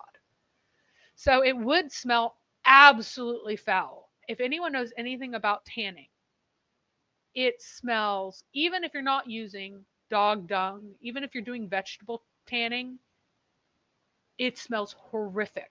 So all of Mecca would have smelled absolutely horrific. So the final question is, does Mecca match the descriptions in the Quran and the Hadith? Yes, except the early history, the pre-Islamic history, is all imaginary. It's all made up. It's all pretend. But the Ahadith and the Sirat, the biographical sources about Muhammad, they describe a Mecca that is very plausible and is not a place that anybody would admire. They describe it correctly as not producing any fruit or having any fields. The fruit that's mentioned are fruit growing in other places that the Quraysh see as they go past in caravans for trading to enjoy. The trips to the ruins that are described are the ruins of other civilizations and cities that are seen on caravan trips. Muhammad did not know where Sodom and Gomorrah actually were, did not talk about where they were. Mecca does, in fact, have wadis. Mecca has no streams coming from a spring. The Zemzem failed to become a stream in the sources because Hagar grabbed the water too soon. And so whenever it talks about Muhammad going back and forth along the stream bed, that's a dry stream bed that only fills up when it rains. That's why people are walking back and forth on it, because it doesn't have any water in it. People are not getting wet going to these places. There is a dry stream bed, a wadi, between places that's almost always dry. Mecca does have parallel valleys. It does have mountains overlooking it. I discussed last time how the slaves even show how we are located in the Hijaz, that we have Zan slaves from the Bantus, which were not at all common other places. We have Abyssinian slaves, which came into Arabia and were common in Arabia during one particular time because the Abyssinians had been overthrown and all the people who had lived there had been enslaved. We have rarely, but some Jewish slaves. In this area, we would find them. Arab slaves, obviously, yes. There's exactly one Persian slave that we encounter in Medina, and like one Roman slave that we encounter in Taif. So it says no Greco-Roman slaves. That's incorrect. There is that one in Taif who was taken as a boy. There are no Coptic slaves before Mary the Copt, except for the slave who helped to build the roof of the Kabba. So that's incredibly rare. There's a very wide range of skin colors that is apart from African ancestry, which is correctly described there. And here I have a guy from Lebanon together with a woman from Oman, well, a little girl from Oman, who does not have any African ancestry any more than I do, right? Like, she's not part Bantu or anything. And all of this matches that particular area quite well. So we can take a quick break, and I have a little piece about what the silk spices and incense roads actually were and where they went. So we're at 10:40. I'm hoping that this last section is not too long, but let me take a couple comments before we get to it. Jordan just came into the chat and said, "Rejoice, family. Jesus gained another soul. Islam has lost a Muslima" on Avery's channel. So obviously, if God Logic was streaming, then that would explain why we had a somewhat smaller audience today. But thank you for being here, and thank you for sharing that wonderful news. Amen and amen. That's all I have to say about that. Marion says, and I highlight this because of the last word she has invented here, especially after hearing about what they did outdoors, thanks to Muhammad's latrinophobia. Nice. And I think that would actually be a correct use of phobia there, right? Because he had an irrational fear of latrines. He did. And Marion noted that camel wool makes nice quality yarn if one knows what to do with it. Actually, all of the ropes of this era would have been made out of camel, So they weren't weaving it into cloth. They were making it into ropes. Again, one of those details that very helpful if you're writing a book and nobody else cares about. Ha! Shake 3 times says that camel dung was one of Allah's blessings. So there you go. And another random one from Carol here. My sister has a friend whose family calls her Kabba because she's very short, very fat, and black. Oh no! And someone said, "Shame on you, Carol." And then she said, No. This big person she's referring to is very nice, and I was just saying it because it was funny nickname and not making fun of her. But I mean, it's just kind of squarish. Is the point, right? She's kind of squarish. All right. So let's finish up with the spice trade here, and then I have some more off topic or vaguely on topic comments to read at the end. Okay. Now, again, there's this myth that Mecca was a rich caravan city. It's part of the consensus legendary Islam that I've mentioned before, basically stuff made up in the last few hundred years. It's not even in the early Islamic sources, as I just showed. The observation that Mecca could not have been a rich trading city is part of what motivated Petra being picked as a real birthplace of Islam and various other areas. That, it's near Damascus. It's way out here in the Sassanid area. It's over there because it has to be a rich place. But what's being described is not a rich place. Why are people trying to save the myth of consensus legendary Islam, which is very recent, to move the city? Why are you fighting for this myth?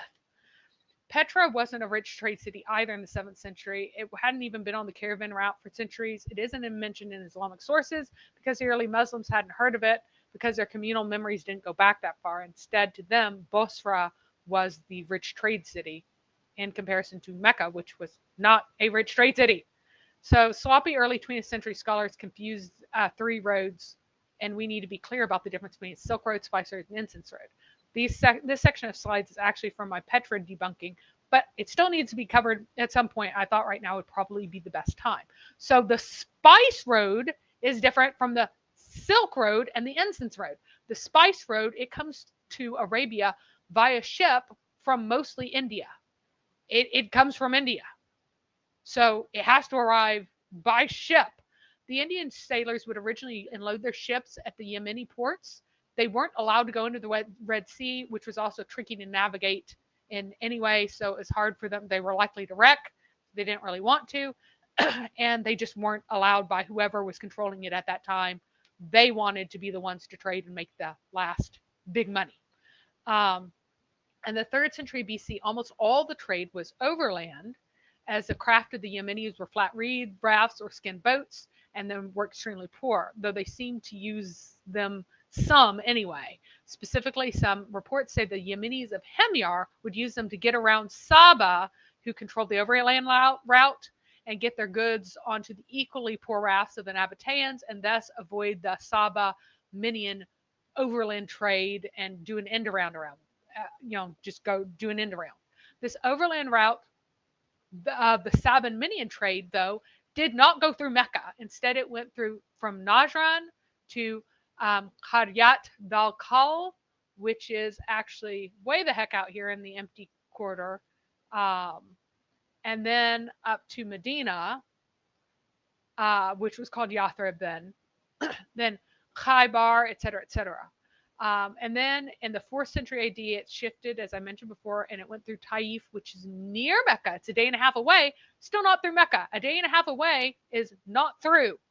You are not a trade hub if you are a day and a half travel away from a place. You're just not. You mean they didn't randomly spend a day and a half going off the direct path to visit No. cities? And then a day and a half back just because. And, we're going to have our wealthy area here. No. So, but by the mid-2nd century BC, the Ptolemies had established a regular sailing route through the Red Sea and began trading at the ports of Yemen directly. At first, Egypt had a near monopoly on Red Sea trade since the Nabatean boats remained so bad. The Romans took over Nabatea or took over both Egypt first and then Nabatea later. When they took over Egypt, they rapidly expanded the trade. That threatened Nabatean wealth, though Yemen seems to have taken a substantial tax cut as it was coming through. By the 1st century AD, the Yemenis had excellent craft of their own that they copied from other people. They controlled ports in Africa as well as beyond the Horn of Africa, where the Romans didn't desire to sail, though a yearly Roman flotilla did go to India, at least for a while. This seems to be why they started calling Arabia Felix India instead by the 4th century AD. It's like, that away toward India. Now let's just call it India. This habit of calling it India seems to have disappeared by the 6th century AD. Or excuse me, not calling it India, the actual trade route seems to be gone by the 6th century AD. There was no direct Arab trade route with China until the 8th century AD, when the Abbasid Persian Arabs first sailed to China. However, since the Romans were sailing to India by the 1st century AD and had port exclaves, meaning basically they had little settlements wherever they traded with, that's how St. Thomas was able to make it to India. St. Thomas jumped on one of the ships out of Egypt and sailed off to India, and that's how he converted the Indians. However, because of the shift to the sea, and the shift to the sea largely happened because the Himyarites, they really wanted to take advantage of this and seized on the ability to get better technology and get stronger technology and stuff. They took the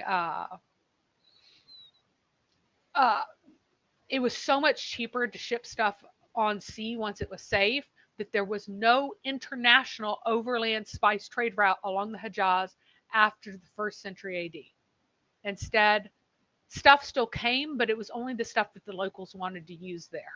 So if there was a market, the market was there to satisfy the Bedouins. You know, the settled town has a market. The market brings in spices and are enough for the Bedouins to buy. It was not, oh, we are rich people trading with Nabatea. We are rich people trading with Rome. We are rich people trading with whoever. No, it was a local market. Um, the Nabateans were also initially terrible sailors with bad rafts, just like the Yemenis, though they had a port of their own called the White Village. They were threatened by the Egyptian trade and became pirates from at least the 2nd century BC onward. They later tried to attack Cleopatra's merchant fleet and were destroyed by Cleopatra.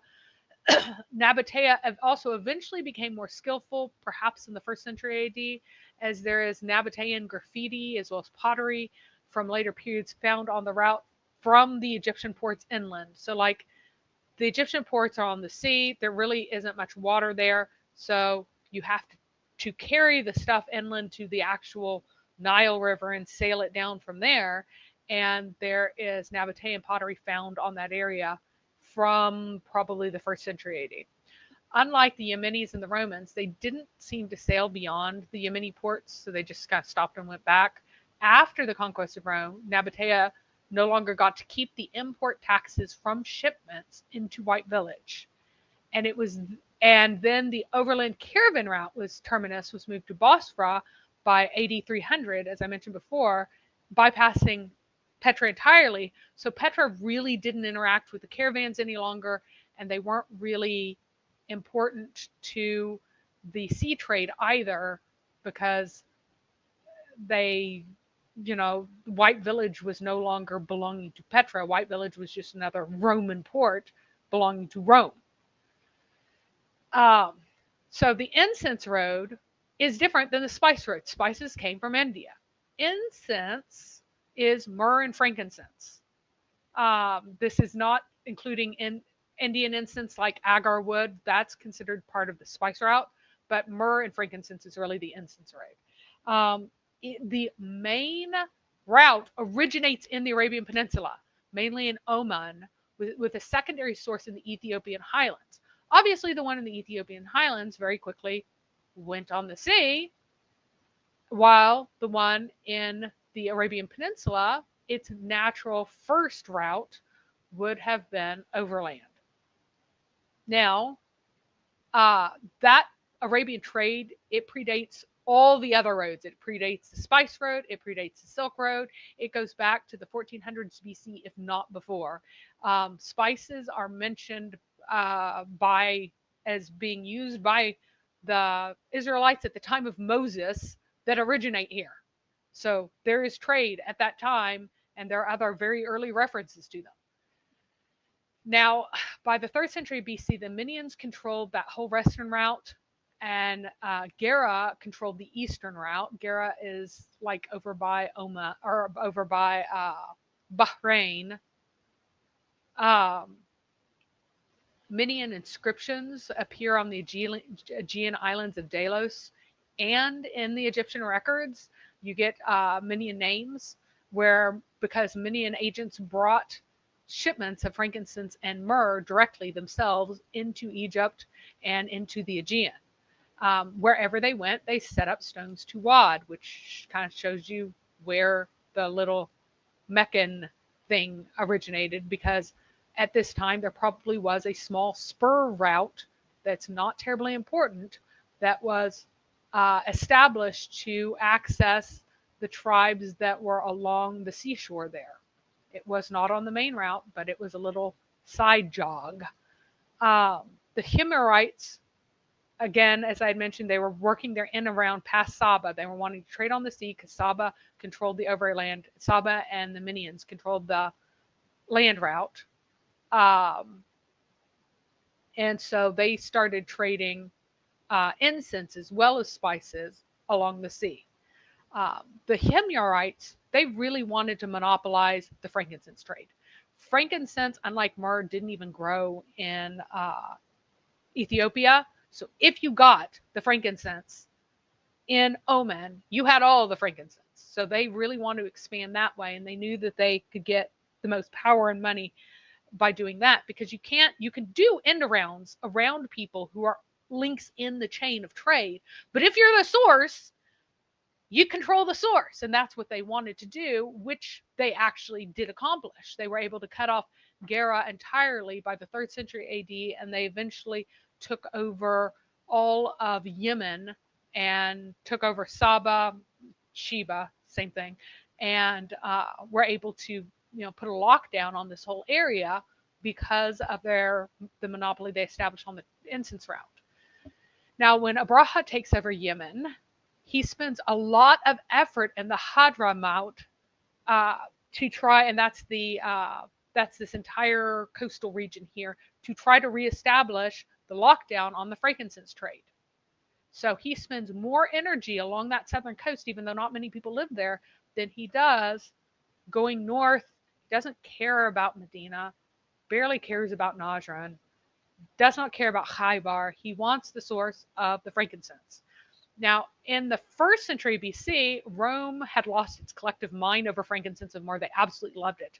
They made it a cornerstone of pagan Roman religious rituals, burning literal tons at state funerals. You could have tons, shiploads burnt at a particularly important person's funeral.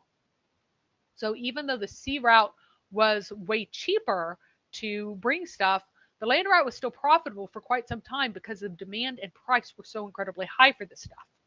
Now, though Christians use frankincense and myrrh in every church, at least eventually, they still, even in the 7th century and the 6th century, they used only a fraction of what had been consumed on important imperial religious occasions. So the value of incense plummeted after AD 300, whenever Christianity became well, it's actually 312 when Christianity became legalized, and then as it became more popular, all the international trade in incense along the incense road was pretty much dead by AD 400 because it wasn't nearly as profitable anymore. Still made some good money, but it wasn't worth it to carry it on a caravan at all anymore, unless your destination, unless it was for a local trade again, unless you were just bringing enough for the local Bedouins. And remember, it stopped going through Petra also shortly after AD 300 because Bosra became the cornerstone of the overland trade anyway. So the old incense road continued to be used for importing stuff, whatever, to the Arabian interior, exporting whatever from the Arabian interior, and trade amongst the people of the Arabian interior. Leather, butter, and dates were exported. These were all commodities. It was commodity level stuff. These were not luxuries. They didn't have big profit margins, and they were bulky and heavy. Not much profit in these things. Perhaps the Nejd communities exported wool too because they would have produced enough to export. I don't know. I don't have any records of it, but we do know that leather, butter, and dates were exported. Wine, raisins, and figs were produced for local consumption at the oases. They didn't really have enough to go beyond Arabia because they didn't even fully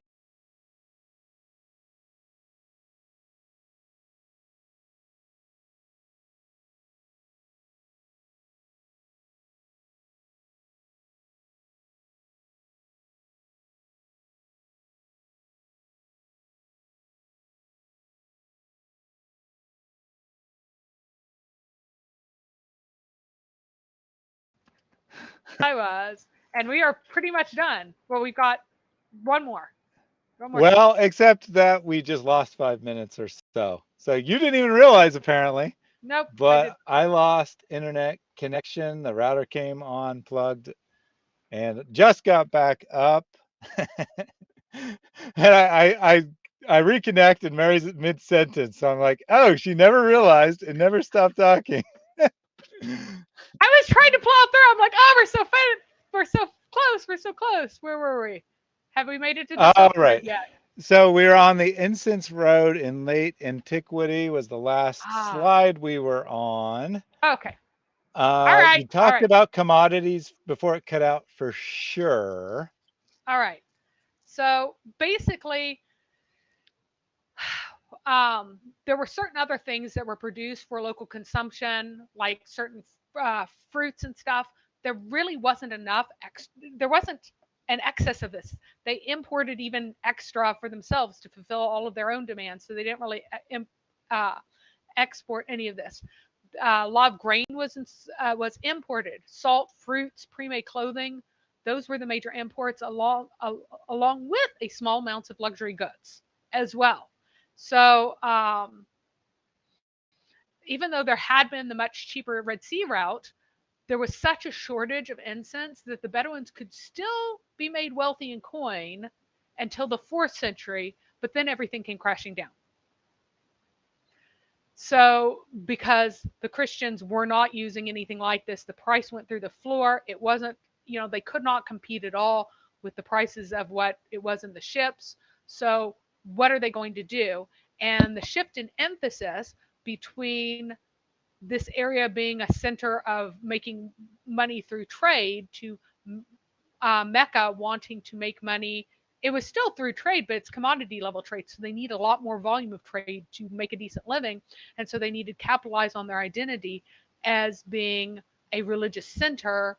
And that's why the religious center of Mecca became more valuable, because the value of everything else kind of disappeared. So they needed to find value where they could.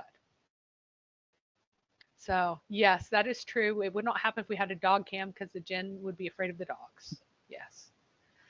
All right. So, I still notice the router came unplugged. I have a feeling that our buddy here is running the router in a certain place or a way that things get unplugged. You need an Orbi. Orbi are awesome. And, Yeah, I or mean, most likely a cat tripped. bumped it and Yeah. took the cable out, but uh, I don't know how it came unplugged. I didn't unplug it. It didn't unplug itself, obviously. So It either wasn't Allah tried to stop this stream, or most likely a cat was walking and running in the area and then got caught in the cord and pulled it out. you should not have unsecured cords. You should tape them all down, get them really good and tight where they belong. All right. So the final road is the Silk Road. I want you to notice the map. I want you to notice where Mecca is on the map. It's nowhere near the Silk Road. So the only land route was through Persia. Now, because some of it went to India, small amounts of silks ended up in Yemen. And so but these were very small amounts. This was not at all the primary route.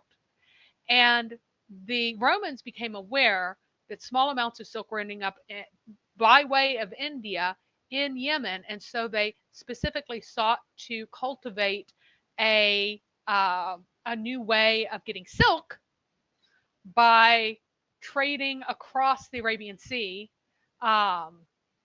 with India, and they wanted the Ethiopians, the Oxamites, Abyssinians, to be their allies in this and really form a strong trade route with India, so that they weren't making their enemies, the Persians, rich by trading for silk. But in the time that all of this was under negotiation and they were trying to establish this, Rome got a hold of some silkworms, and they bred them successfully and expanded them successfully, and they were able to establish a state monopoly on local production of silk that was way cheaper than Persian silk. So they turned something that had been an expense for the state and the people into something that was income generating for the state, which is what any state would really like. And so they were fine with never really developing that other route. So there never was an interior land-based Arabian Silk Road.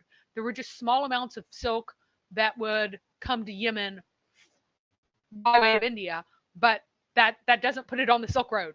That puts it as a destination for small amounts of extra traded silk. So now Petra was a place that originally received silk whenever it was on its way to Egypt. It would go, from Baghdad through Petra to Cairo. But after the conquest of Egypt uh, by Augustus in 30 BC, whenever Antony and Cleopatra died and all that, um, Damascus started shipping straight to the Levantine ports and then to Egypt, just bypassing Petra. It wasn't anything against Petra, it was just a better route. And Rome controlled everything, so it went the more efficient route. Now, Nabatea did control Damascus for about 20 years before Rome took it from them in 24 BC, but this was just like this weird blip on the map that they had kind of a route that was part of the Silk Road very, very briefly. So all the stuff like, oh, Petra, it's on the Silk. Why does Silk Road have that to do with anything? It has nothing to do with nothing. So, and I've already talked about the establishment of a local silk trade in AD 70 when Roman imperial production ramped up. So here is the final debunks of the Petra theory, or the Mecca is anywhere else theory, that Mecca was never on any major trade route. So if something is on a major trade route, then it's not the Mecca, because it's not on a major trade route in Islamic sources either. And according to early Islamic sources, it was near the trade routes and God's living off of specific listed seasonal trade fairs that Mecca was able to exert control over. 2 of these places have now been excavated. But it wasn't like a trade city. They just had seasonal fairs. Even in the Islamic records, Mecca was not a permanent settlement until AD 430-ish. It did not even exist as a town at the time when the international trade in luxury goods occurred over land. It's described as desperately backwards and impoverished terms until the reign of Umar, and it's still an embarrassment to Muawiyah decades later. That's why he needed to fancy it up. When Mecca was to send Rome tribute, it was to send these commodity goods. Not even the balsam that Muslims are so quick to consider valuable was among these goods, because balsam of that sort is readily available and had some value, but it was not. Mecca did not produce some for export. It produced some for local consumption only. So the Mecca actually described in the Islamic sources is a plausible description of a desperately poor Hijazi shrine city. It is not a plausible description of Petra or another Syrian city or a city near in Mesopotamia. It's a description of a Hijazi city. So it was not, and neither was Petra a caravan or rich trade city in the 7th century. So trying to say that, oh, it's not Mecca because it has to be a rich trade city, which the sources don't describe. So it has to be Petra, but Petra wasn't a rich trade city then. So it's ridiculous. It's debunked. I have finished my slides. All right. Excellent. Thank you for that, Mary. I will have to talk to you about what 3 hours means, but that's all right. Because originally we agreed to these to be 3 hours with an hour of discussion, and now they routinely go 4+ hours. Anyway, so Dr. Whitemeat says all these facts, but you still can't debunk that Becca equals Mecca. You're finished, boy. Ah, nice. So next time, I've just been really desperate to get Muhammad into prophethood. So next time we're just going to talk about Muhammad in the cave. That's going to be it. All right. So that may or may not be next week. I think we might take a break in that. We'll have a fun, lighthearted stream next week. We'll see. I have to talk with Mary. Since Mary was late, I didn't have a chance to talk before we started. All right. There aren't too many other comments. I should be able to run through these fairly quickly. Devin C. asked, who ate the apple? Good question. Jack Ray says, reason to answer streams are a madhouse of ADD people like me. Anthony is more focused. That's true. When I was laughing and had to stop triggering the apple over and over again because it was distracting Anthony. Someone said Thaddeus likes the chaos, and I put it up on screen. I didn't read it, but it was true. I do enjoy it when things get crazy.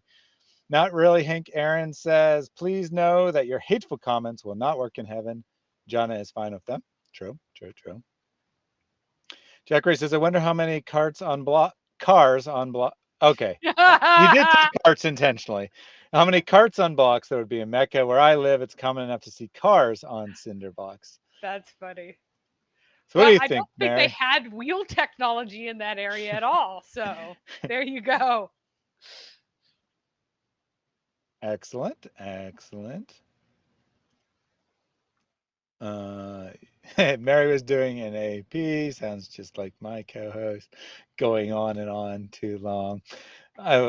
Which I didn't say that. I'm just saying the streams are too much information for some people, so I think it would actually be beneficial to make them shorter.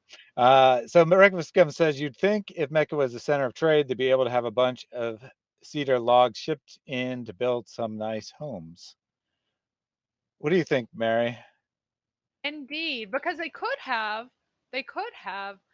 shipped. Of course, Jerusalem didn't have large trees, so they got the big cedars of uh, of Lebanon. Lebanon that were very, very tall at that time. I mean, now the land's really degraded, and so you don't really get really impressive trees to get these massive buildings to get the structural stuff for it. So they absolutely did trade in massive structural, like Egypt traded by boat with Lebanon for large trees that were very, very valuable because they did stuff that other technologies couldn't do. You really need trades or trees for stuff. So if they were wealthy, it would have had a roof a long time ago. They would have gotten trees for it. Camels on blocks. Oh my goodness. Yes, camels on blocks from Houston there. Carol says 3 hours a week from Mary is better than any university graduate level course and a lot cheaper. I would concur on that. Happy Kafir has some refutation for you, Mary. See, the problem is that you're applying logic to Muslims. Like when you argue, for example, that if they were making this up, they wouldn't make up embarrassing stories. But in Islam, there is no logic, so you should just get some rest, Mary. You're not making a cohesive argument because you're assuming that Muslims would be logical about the stories they made up. Nice. John Wilson says the lady in the grave probably enjoyed it more than Muhammad's live wives did.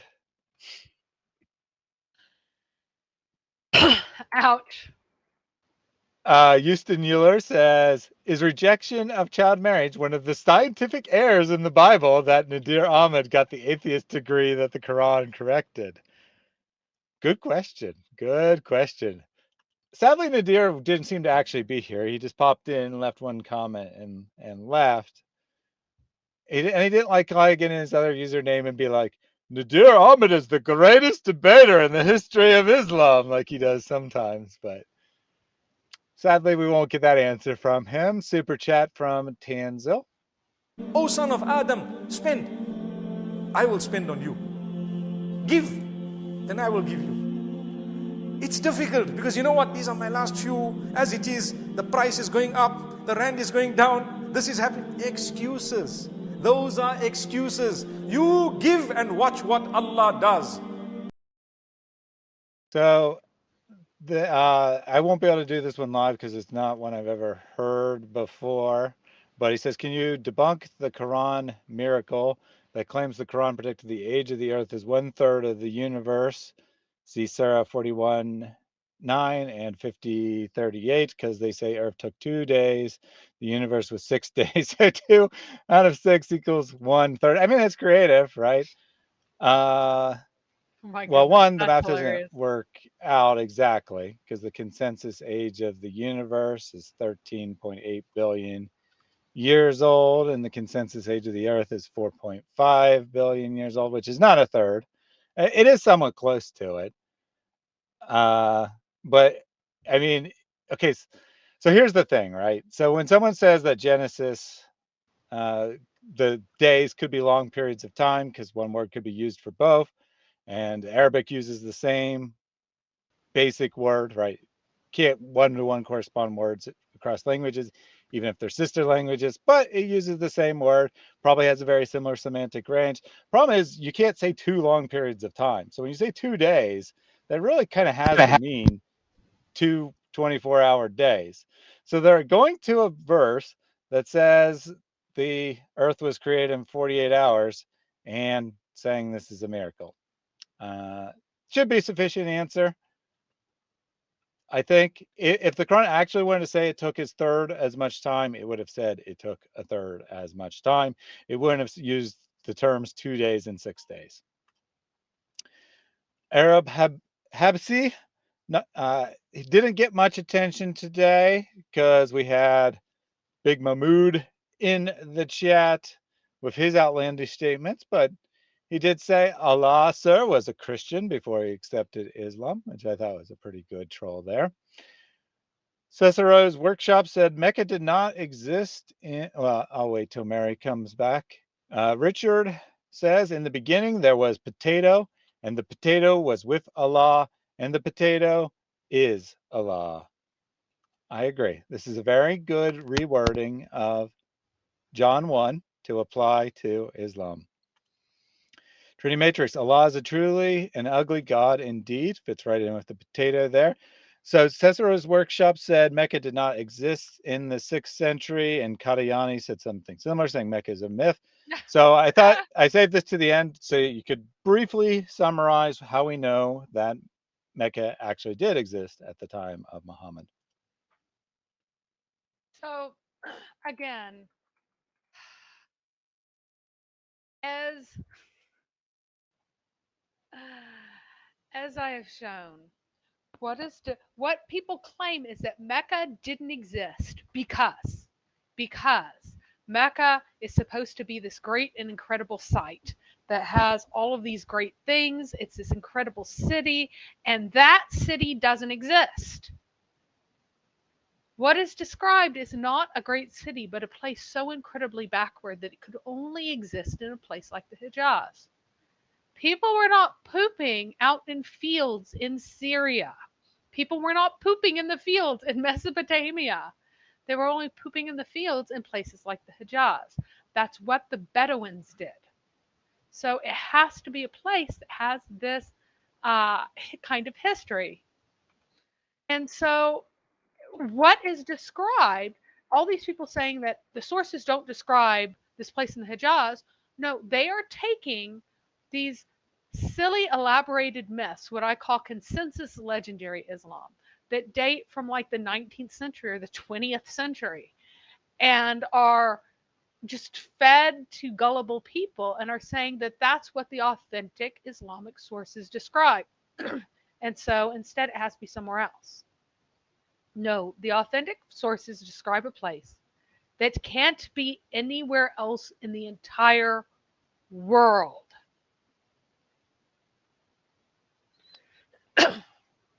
And then Christopher just said this, so he probably said this before you started talking, or before he heard you start talking. I mean, I got here late, but what do you think of Dr. J. Smith's claim that Mecca wasn't mentioned in writing until 742 AD, wasn't on a map till 900 AD? Assuming those claims are correct, well, let me start. even Yeah, okay, it's false. It is just plain false. It is not true. In terms of there being no reference to, so you're playing with word games when you get to this. You're talking about everything that survives, first of all. So, of the things that survive, and then you're insisting on the word Mecca, because you get stuff from the 7th century, from reasonably early in the 7th century, that assigns Muhammad to Medina. So you get a place for Muhammad that is Medina, that's where he ruled in, and that he came, and that they came out of there at that time. So whenever you go, oh, they don't have the word Mecca, who cares whether or not that particular word survives? Mecca was absolutely irrelevant to anybody they were ruling. the idea that because the word Medina, Muhammad's assigned to Medina, but it doesn't say Mecca, so he didn't exist, and he was from,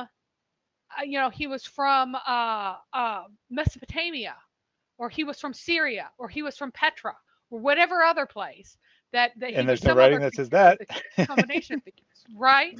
Yes, and as Houston said, there's a difference between not in writing and not in writing that we have. Why would you expect to see Mecca? No, early in the time period, there actually weren't very many years of Hajj. And that's interesting too. There were many years that went by where nobody did a Hajj and nobody considered it important enough. And part of the reason was because it was so darn hard to get there, because it was a backwater. Unless you are a local person living near the backwater, it's hard to get to. And so people didn't go very much.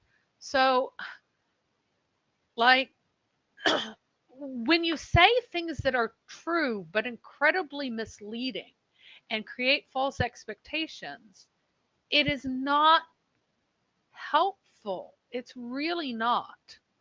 So, I mean,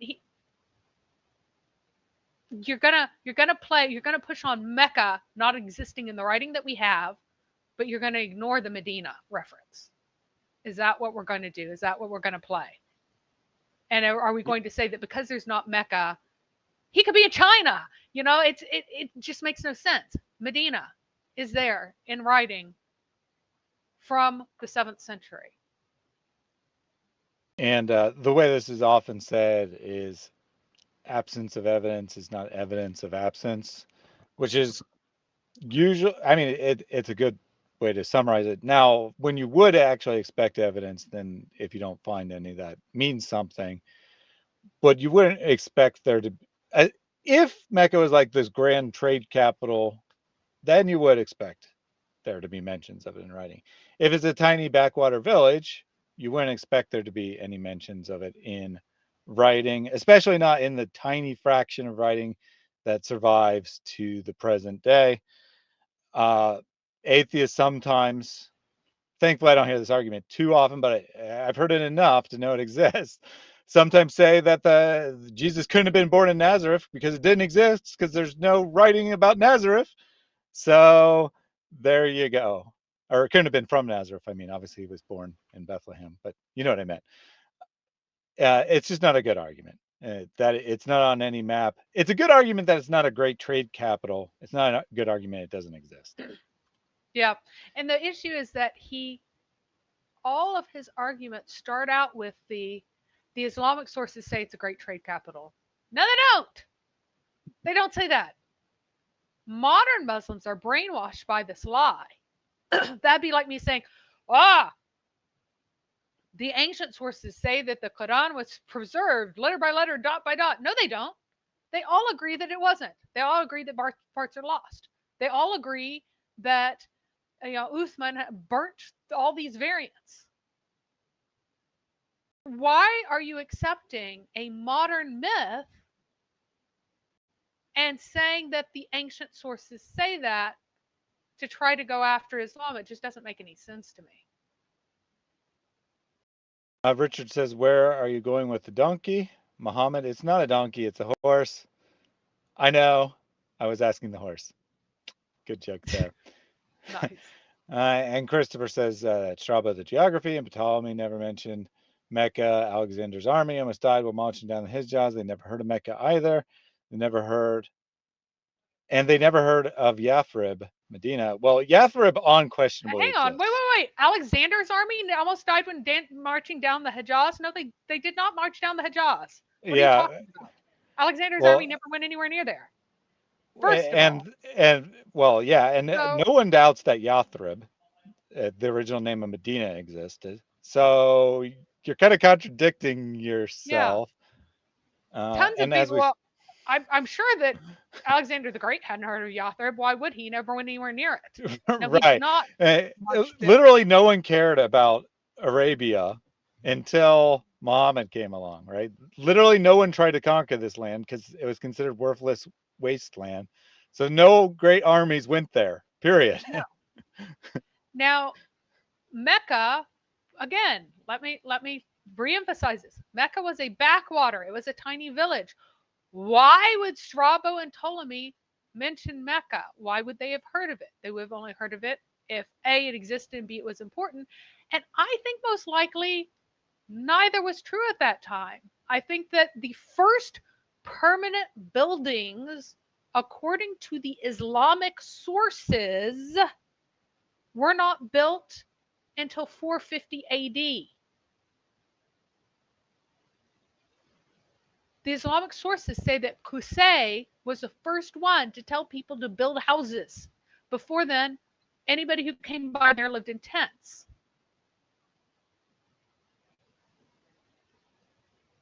And no, Alexander didn't go to Arabia. I mean, No, okay, so they went like to the Arabian Peninsula, peninsula, but like the very northern portion, but they didn't go through the Arabian desert. not Absolutely, definitely did not. here. Let's go look at Alexander the Great's route. While you're looking that up, I'll take a couple of these others quickly here. Una says we need to tell Muslim cowboy he's appropriating American culture. He needs to run as the Muslim camel boy ASAP.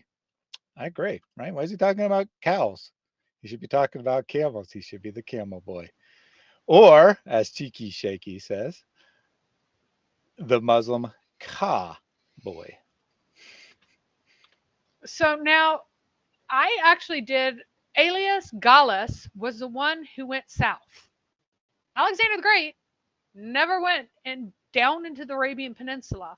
Whenever it talks about Arabia, there it's talking about near Tadmor. Tadmor is in ancient Arabia, Arabia proper, the Araba. So that's the Arabia they're talking about. Now, the person who marched to the south and nearly got destroyed was Aelius Gallus, and yes, it is absolutely true that he also did not mention Mecca. Why? Because it wasn't on the route. It wasn't on a travel route to Medina, or excuse me, to Yathrib, or to Yemen. So he wouldn't have even gone through it, first of all, and second of all, no one lived there permanently until 450 AD. Jesus has a relevant question. Where was the law in the 7th century? In Muhammad's head. Yeah. Super chat from Jack Ray. Sir, how can we contribute financially for your organization? They get in touch with me. And very easy, people know where I am. And once they get in touch with me to contribute without causing problem, to contribute in big amounts. And many people call me for lunch and for dinner and for meal, and for every meal they give big amounts, alhamdulillah. So those who really want to contribute, they come and meet me. Zakir Naik, or Faker Naik, really wants you to come meet him, Jack. He's told you many times. When are you going to finally meet him? Thank you for Houston that. made a great point. That argument is like saying New York City couldn't exist in the year 1776 AD because it didn't exist in 1000 AD. And that is very much like the kind of arguments that we keep getting. Because remember, I am saying that according to the Islamic sources, a building other than the Kabba itself, sitting out in the middle of nowhere, the first time any house was built was the 5th century. This is a tiny backwater, which according to the Islamic sources had no permanent structures other than the lonely Kaaba itself until around 450 AD. Like, why would it be on a map from the 1st century AD? Why would it be on a map from the 2nd century AD? Like, it wouldn't exist for hundreds of years. So, yeah, it does debunk. The thing is, if you're desperately trying to save some other place as Mecca, that other place may have existed at that time, may have existed at the time of Abraham. And so now you're like creating this plausible alternate reality in which Petra, that could have been a settlement in the time of Abraham, is Mecca. Why would you do that? Accept the Islamic sources that very clearly describe where it is and prove that Islam is totally made up. Don't give authority to late Islamic fantasies and also the very, very early Islamic fantasies to move it to a location that Abraham might have actually walked to at some point. So weird. Nader said the Indian police are eagerly inviting him, Zakir Naik, for dinner, and indeed they are. Tommy Guy is here. Check out Dan Gibson. He does a good history based on satellite views and his knowledge of Islam and ancient mosques. Well, I'm glad that you actually correctly phrased this, that it's based on satellite views, which is not a great way to measure tiny little things and building structures. Mary talked in depth, multiple episodes about the Petrin theory. So if you're interested in our response to Dan Gibson, check that out. Perhaps we'll Yep. get him Look up on the for a, Qibla. Specifically, look up the Qibla on that one. That Dan Gibson is making claims that are just they're just not true, and they can't be true. They're assuming powers of calculation. They're assuming that people possess mathematics that hadn't even been invented yet to be able to get the results that he claims that they have, and no one else has those results. He's the only one that has the measurements that he's using. No one else agrees with them.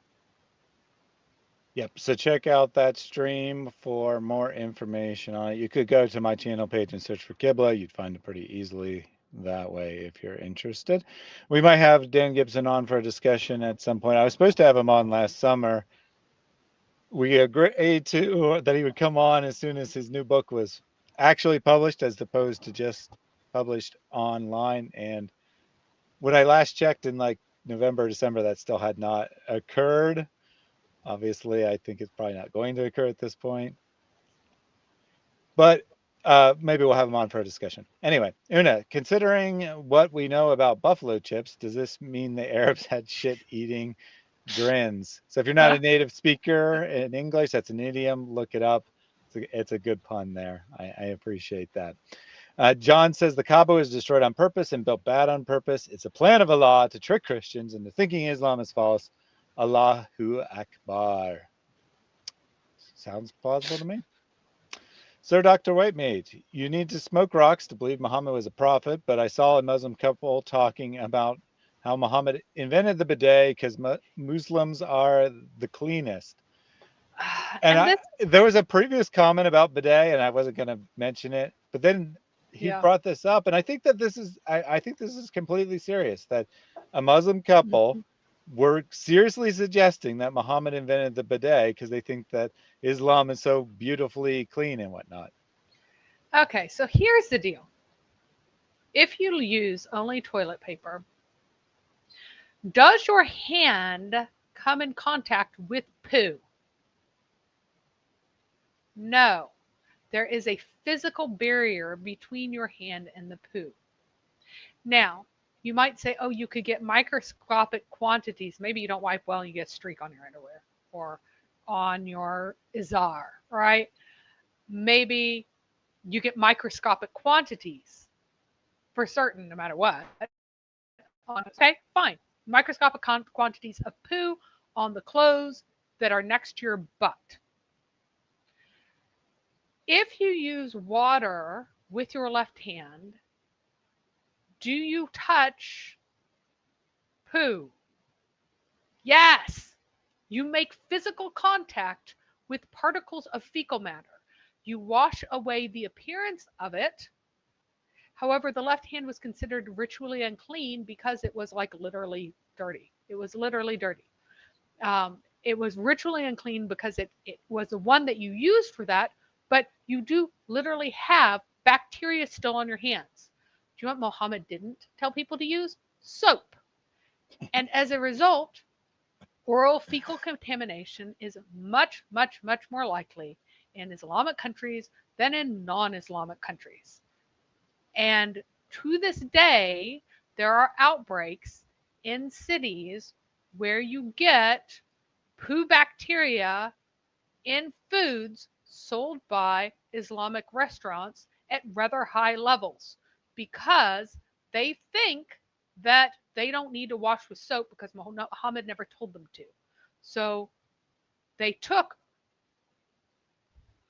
bacteria's going to end up somewhere.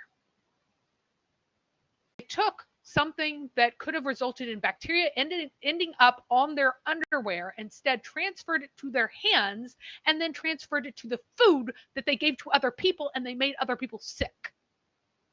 So while it gives the greater appearance of cleanliness, because you can't see anything, the result is cross-contamination at much higher levels and a much greater chance of sickness. That's why you still, in the 21st century, had outbreaks of cholera in Mecca during the Hajj, because people are wiping their butts like Muhammad told them to and not using soap. And yes, they did have soap, but Muhammad did not tell them to use soap. And I don't think they had soap in that area anyway. They did not have that zone, that area. Not interested says this is the best topic. This is the best advertisement for Islam that's ever existed in the world. You need to convert to the religion of poo. Una says to Marianne, you mean you question the cleanliness of the Prophet? He did not wipe his semen on walls only to have you question his hygiene. He got all that semen off his hands by wiping it on his wall. He was clearly extremely clean. And indeed, that is true. Kadayani says that Zakir Naik is wanted in India and Bangladesh for allegedly orchestrating bomb blasts. I do want to correct this slightly. He's not accused of orchestrating terrorism. He's accused of financially supporting it, as well as committing massive counts of fraud, taking charitable donations and using them to buy something like 42 properties in India for his family members and such. So just want to clarify, he isn't accused of planning a terrorist attack. He's accused of funding one. There is a difference. Did you want me to pull this up, Mary? Yeah, I just want to show that I'm not making this up. Khyber Pass kebab shop find over human feces contamination. A rare strain of E. coli, only the second outbreak of its kind in Europe, was found at the Khyber Pass in Nottingham on June 2014. They pled guilty to breaching food hygiene regulations. What are their names? Mohammed Abdul Basit and Amjad Bhatti. More than 140 people were affected. They were given a 4-month suspended jail sentence. So, inadequate hand washing facilities and drainage. It is only found in human gut. People affected by the outbreak must have eaten food contaminated with human feces. So, there you go. Went onto the lettuce prepared by the food workers. So Rachel asked if you said oral fecal contamination. You did. Yep. If you don't know it, that means exactly work it out. It's not that complicated. And then there was a comment about this is why Allah doesn't have a left hand, because Allah doesn't need to go poo. I think that might be accurate there. And as you can see, my light burned out a little while ago, telling us that it's time to get off, but I got a couple more. Shake 3 times. Muhammad had his own special squat spot that swallowed his evacuated bowels, where others permitted to use his magic all dumping ground. I don't think it was a specific spot that was magical. I think it was that Muhammad's poop was magical, yes. That the angels or Allah or whatever commanded the ground to open up and swallow it. Rubal says, can you dispel the myth that Muhammad capturing the temple in Jerusalem when it didn't even exist when he was alive? I'm not sure what you mean by capturing the temple. The standard Islamic narrative is that Muhammad died before they got to Jerusalem. So there's no myth to dispel there. Are you thinking of the night journey, perhaps? I think that they were. The thing is, that story changed so radically during Muhammad's lifetime that there are a whole bunch of different versions of it that ended up circulating. I think a lot of them come from Muhammad because he kept changing his story. And if you notice, I believe it's Surah 17. The first bit doesn't rhyme with anything. Why doesn't it rhyme with anything? Because all the rest got deep sixed. It got memory hold whenever Muhammad's story changed and didn't match.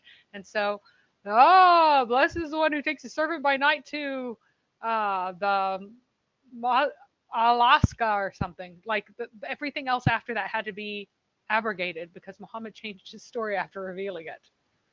And so Al Aqsa Mosque was originally a pagan site that was just far away from, it was like on the road toward Yathrib, toward Medina. And it was a pagan site. Yeah, and the Temple of Jerusalem obviously didn't exist during the second night journey. Now, Muslims wouldn't generally claim that it was the same as the second temple, which was, of course, destroyed in 70 AD. They would claim that he visited the mosque, but that also didn't exist at the time of Muhammad. It was built later for sure. So, Sir Dr. Whitemeat used the Apple function to do a super chat. Is deodorant halal? Most Muslims I've met don't use it and stink. It gets hot in summer over here in California. Mary, is deodorant halal? It is halal, but it is not part of the Sunnah of Muhammad. Now, remember that Muhammad was the cleanest, most wonderful, hygienic man to ever exist. And so, if deodorant made one not stink, surely it would have been part of his sunnah. So it must be a fake news that it makes you not stink. Definitely. John Wilson says, speaking of toilets, won't be long until the entire religion of Islam is flushed away from your lips to God's ears. Amen. Snoopy says, can you imagine the size of poo if Adam was 90 feet tall? I mean, I could, but I don't want to do the math. Yeah, you can do the math yourself. That's what Al Safa and Al Marwa actually are. They're fossilized Adam poo. There you go, guys. There you go. Yep, you can estimate the size of a normal poo, and then you can take 90 feet divided by, say, 6 feet and multiply it out and get an idea. But I'll decline to do that. Jack Ray says that Adam would be dropping bombs. Fortunately, there was no other people around at the time, though, so it's just the animals that had to Oh, look out.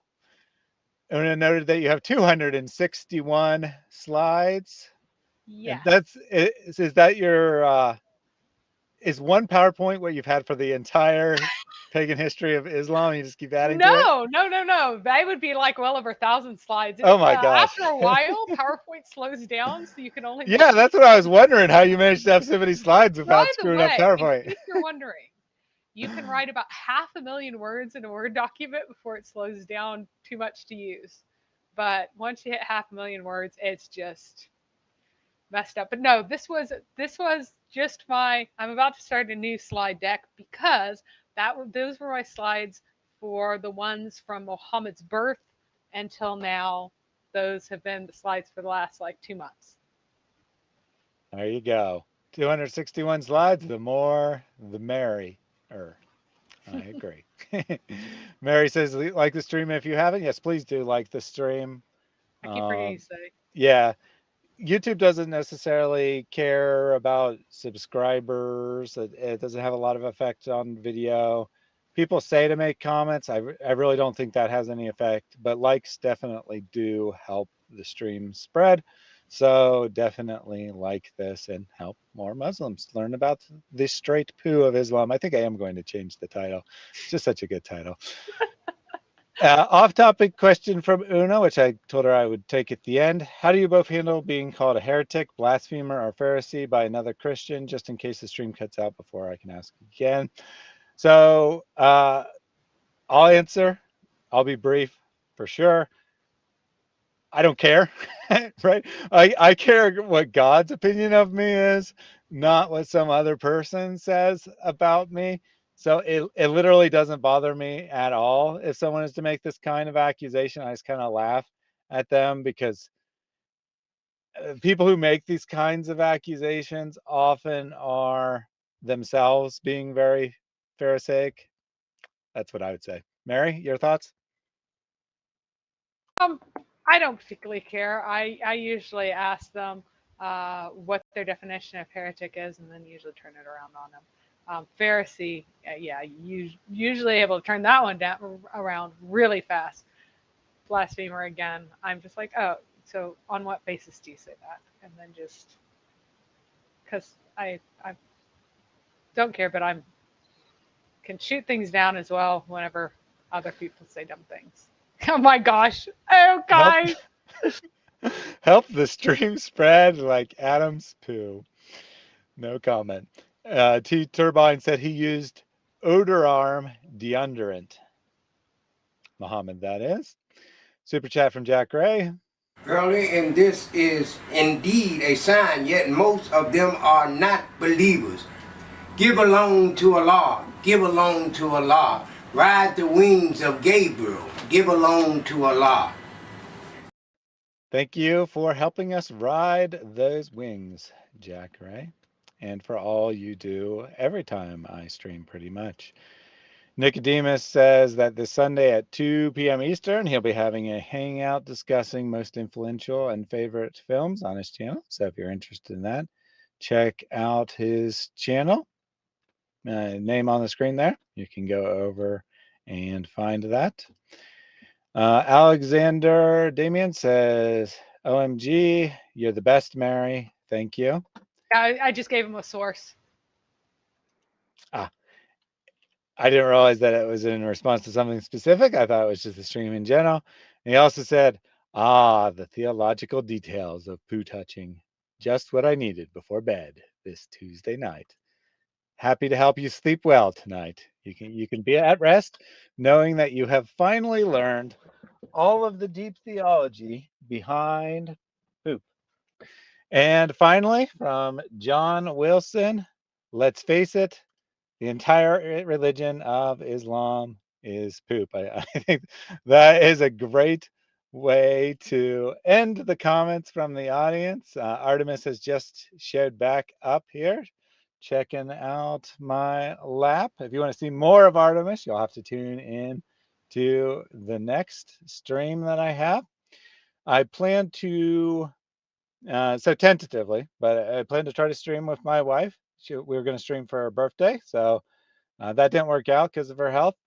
It's always tentative with her health. She has chronic health issues. Some days she can't get out of bed. But we thought that we would reschedule it for Valentine's week. So we thought about doing it on Valentine's Day, but I said, nah, people probably want to actually celebrate Valentine's Day with their own loved ones.